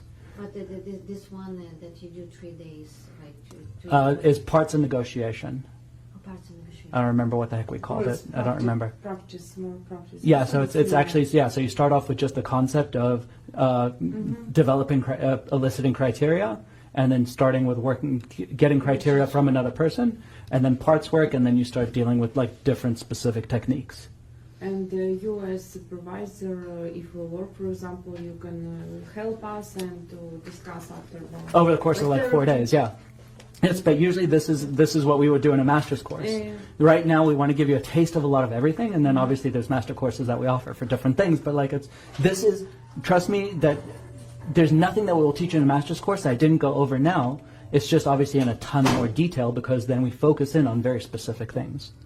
Yes, we don't have practice. For example, 100%. to get this master class, I need to have my 10 Exactly. clients, and after if I have some problems, I can go to this kind of courses, and we can discuss, and we can go through, and exactly. That's why right now our whole job is to introduce you to things and get a way of looking at clients. And then you work with clients, and then you come in and you say, okay, fine, this is what I want to work on. We do that. Like supervisor. Exactly. And can I get the supervision, for example, can call you or you, Pavel, if I have That's some okay. trouble, some Actually, training. next month we're going to have like a support group for all of you. Yeah, so I'm Next talking month? about. Once you graduate from this class, the whole entire month, we're going to have a supervision for you. We're going to help you out. I'm going to do it. So we'll have a group either on Google Hangouts or like Skype. And whenever you're going to have questions, we'll get in a group and I'll answer all the questions. I have one question. I understand that, of course, the person has to be in front of you and everything to hypnotize somebody. No, you can do it over Skype. I don't recommend it. It's not my favorite, but you can do it. Because I have one friend, and she really trusts me a lot. And we are talking about many things. So, and she has kind of so many things in her body that she can't explain where it came from. She's always sick. She was always tired. There is so much that she doesn't know what to do. She went to different doctors and everything. She doesn't know even what, like there are even diseases you never heard about that doctors are telling her. And there's something, symptoms that you can't tell what it is. And what I would love to help her, because it is kind of a difficult thing when you look at it from this perspective. But for me, this is more interesting because of that. So, one question. So, what would be the best way for me to try to help her? You mean what technique? Or yes, what would be helpful? Because I really like it. It very much depends on what she presents. It's something such as parts work can sometimes work. Regression work is extremely powerful for that kind of thing. And sometimes it actually requires coaching. Sometimes it requires small shifts. It depends on the person over time and what is right for them. Some people can't get one big shift all at once because their mind doesn't want that. Their mind doesn't even conceptualize that. Other people, that's exactly what's right for them, and a core transformation is right or regression is right. So it really depends on How do you her. find this out? Talk. You just talk and you just... I talk, but so she has those illnesses, And how John or what was John, his name? John. John. So John also said like illnesses they have something to do with the past and all that. So of course I will have to go back to the past and You see her face to face, or yeah, I can Skype okay. with her. I can see her face to face. Okay, if you do Skype face to face, Skype, I'd like to actually hear your opinion on it. What's your opinion on regression with Skype? I wouldn't do it because, just You can have abreactions. The connection shuts off. I mean, they will be like Yeah. lost kind of thing Yeah. for a while. Parts work, I'm a bigger fan of because you don't really Social have. divider, yeah. Yeah, parts work, again, it's content free. So you don't have to take a person back into something negative. Whereas regression, you're going into something negative. It's a given. It's like, you can do dissociation, you can do ways to protect it, but at the end of the day, all regression is you're taking a person back into an unresourceful state from their lives. I cannot do anything like hardcore. Just like I would definitely not for your first few sessions, that's for sure. But even as a general rule, it's probably not the right way to go about it. But parts work, it's the idea of parts work is it's meant to be a very loving and giving and kind process. So that is something, even if the connection got disconnected, should be like, well, that sucks. I think we're getting somewhere. good. Thank you. Yeah, sure. Any other questions with it? You're gonna be next time where? Yeah. When? I'll definitely join in on the coaching calls, but I won't be available for the rest of the week, which is why I was really excited that Pavel let me come in. It's just I love talking. If you didn't notice. So yeah, so I won't be in for the rest of the week, but I'll definitely join in on the coaching calls, and it's with the greatest of pleasure. I mean, like if there's any way I can help, I'd love to. Yeah, I really appreciate you guys for sharing with me, for just having this weird stranger come sit down in front of you, and you guys being open to listening. Sure. How did you two meet? I came to him for a session. Really? I came to him for a session. Each other a lot of times. We've worked on each other a lot of times. So he helped me. I told you he helped me to get rid of my Cat allergy. Yeah. He was the one. It's that guy. Yeah, we were sitting in the car. He was doing all. Was in the car? I don't You remember. remember by the walking Sheridan? That's right. Yeah. It's as you start doing this, first of all, you want to get to know the people in your environment that do it too, because and the thing is, I can tell you, I mean, like, it's obviously John and Pavel are two people I consider very different, but you'll find that there's a lot of people out there that aren't people that you would want to associate with. But when you find yourself a good hypnotist, you generally end up just becoming good friends. Okay, I had one experience. That's why I was kind of like very turned off by hypnotism. It was a group one. And I went over there, and nothing happened, and I was like, okay. Yeah, it happens. This thing doesn't work. But what I will say is sometimes it's not the hypnotist's fault that nothing happens. Sometimes it's just the bad connection in the moment or whatever it is. The same with psychotherapist. To find your own psychotherapist was good exactly for you with the real problem. Exactly. You need like session, Yeah. you need to know. It's as far as I know, that hypnotist, there's people that I wasn't able to help that maybe he or she did, I don't know, and there's people that he or she wasn't able to help that I could. It's you don't know that for a fact, but yeah, it's all about the connection. It's what I will say is the more you work on your rapport skills, the wider group of people you can help. Here is the thing, this will kind of happen. I have this problem, and I went to psychologists, they didn't help me, and I went to different psychologists, and I was like, okay, that will not work for me, because it's a pattern that all of them the same. So then I started looking for another thing. My friend tried Reiki on me, 0. Then another another friend tried another energy, didn't work, 0. Then it's kind of like, and then this person advertised that they can get rid of this problem and guarantee. Oh.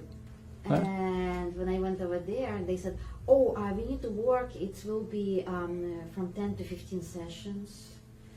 And I was like, 10, 15 sessions? First of all, I don't have money for that, because the session's $150, 10 to 15 sessions for $1,500. It's too much. And so, and then when he tried to do this kind of things with me, it was kind of funny to me. It was not that. So I was kind of like, okay, hypnosis is just a quackery. This is how my mind Yeah. hit me. Hypnosis is fucker. And then I start kind of like, and then I just basically, I have a problem, I cannot get rid of it, and I was like, what should I do? What should I do? I hear things, but it's kind of like you hear some kind of noise, but don't know where it is, those kind of things. So I just kind of then, and then when I start, and then I was looking at this training, I saw him on YouTube. And I look at the trend and I look at one website, the second website. They just kind of like, okay, I like holistic mind therapy. Like hypnosis will not work for me because this is quackery, but holistic mind therapy, this is something different. It's good. So then I click on that one, comes to this. Interesting. I start reading everything, reading, and I just kind of like, okay, well, that course is not that expensive. Okay, what's worse can happen? I will lose this kind of money for this course. That's all. So I just kind of, okay, I'm okay to part with this kind of money. I'm glad you came, though. Yeah, I am and glad then you gave it a when try. I start working, when he sent me this training, and I start working, and there was New York training working with regression. Oh my God, it was so powerful. My life started changing totally. I was like, I started doing whatever I was watching that training, and I was start doing it myself. I was like, oh my God, holy moly, it does work. That's very, very powerful. And then when I went to the whole training, they started working because he said, oh, you need to work, you need to do the part thing that you did. It was so powerful. Oh, you need to come from power position that you are just expert on this one, this kind of things. I was like, shit, how can I do that? And then I started kind of like, start doing kind of things. I got one client, another, because mediation, I was like, oh, can I work with you? Can I work with you? So I started working on my mediation clients, husband and wife. Nice. Very, very And nice. I was like, oops, start working. Oh, okay. But it started working, right? It actually started working. That's amazing. But what hit me, that my life started changing. I started using those techniques on myself, and it started changing. Of course, it takes a lot of time because you go in like deep, and then you just like do it. And I was like, holy moly, it just, and then I was like, okay. What I will tell you is, like, I mean, like, there's a lot of courses out there that when they say we'll teach you hypnosis, all they'll do is they'll basically teach you how to read scripts. They'll teach you, and like, I mean, you may get scripts here, but the scripts will be as part of something else too. But it's like, if your script is just direct suggestion to the unconscious mind, that's not going to work on the vast majority of people. Whereas there's actual other trainings there that will teach you techniques, teach you how to think about how to help a person. Yeah. And those are the ones that can really make a big change in a very large way. Yeah, that's why when I received email from him that it will be a real training, I was like, ah! This is a real deal, right? Yeah, I was kind of like happy. Actually, it was happiest day of my life. Like, yeah! I'm glad that you're seeing the changes, though. Can actually practice. I actually get to see it myself. You know what? I didn't believe that hand, but today when you did it to me, it actually stuck. Because I thought it was not stuck. You did catalepsy? Just comfortable, yeah. Yeah, because I was kind of like, I'm holding, and then when I let it go, oh my God, it stays. Yeah. That's actually one of the most powerful techniques, and that's from Henry Cleveland. Yeah. I never experienced it. Oh, you will. It actually works for me. It was kind of like, You did experience it, right? Huh? You experienced it. Well, No, we did it in the first day. She was. Yeah, you were. but that was just a little thing. That was not much. No, It you was were holding it down. very. Yeah, I thought it's going like this, but You I were- don't know what you saw. I just felt that. You did like Notice this. the unconscious Really? movement Like is this? always like jerking, you know. Yeah. Yeah, I didn't see it, so it's like I didn't see myself sitting here in the chair. I just knew I'm crying and somewhere over there. So, yeah. But the thing is, I feel like I think you're doing it because they tell you to do this, you know? Not because, What do you mean? Of course we're telling her to do it. Yeah, I mean, you tell us to do it, and I can throw it. I mean, if I want to, I know that. 100%. 100%. It's at the end of the day, when I hypnotize a person, if they don't want to listen to me, they win. It's just But that it's not simple. hypnotizing them. It's you just do whatever you tell us. No, there's a difference between me. It's like, yes, you will do whatever I tell you, and I will guide you towards a place where when you get to that place, I'm going to give you very deep suggestions, and if you do that, your life will change. Agreed. But at the end of the day, it starts off with you not fighting me. Okay, I agree too, but I really want to go to my past life to be...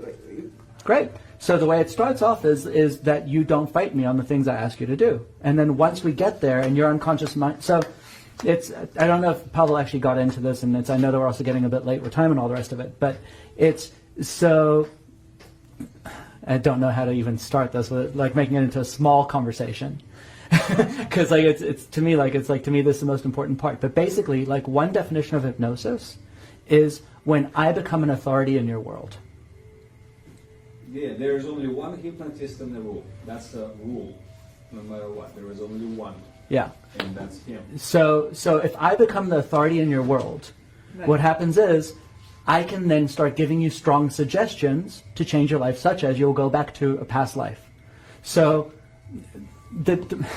I'm going to go into the whole thing. I apologize. Okay. I warned you guys I like talking. Okay, so the definition of hypnosis is the bypass of the critical faculty and the establishment of selective thinking, but the bypass of the critical faculty. What that means is, right now, as I'm talking to you, you've got a portion inside of your mind that's sitting there saying, does what he's saying make sense? Is this right? Is it wrong? Is it whatever? Okay? Can I do this? Can I not do this? That is your critical faculty. Right. When you are deeply hypnotized, what happens is that portion inside of your mind that's asking these questions goes to sleep, and I become your new critical faculty. Right? Does that make sense?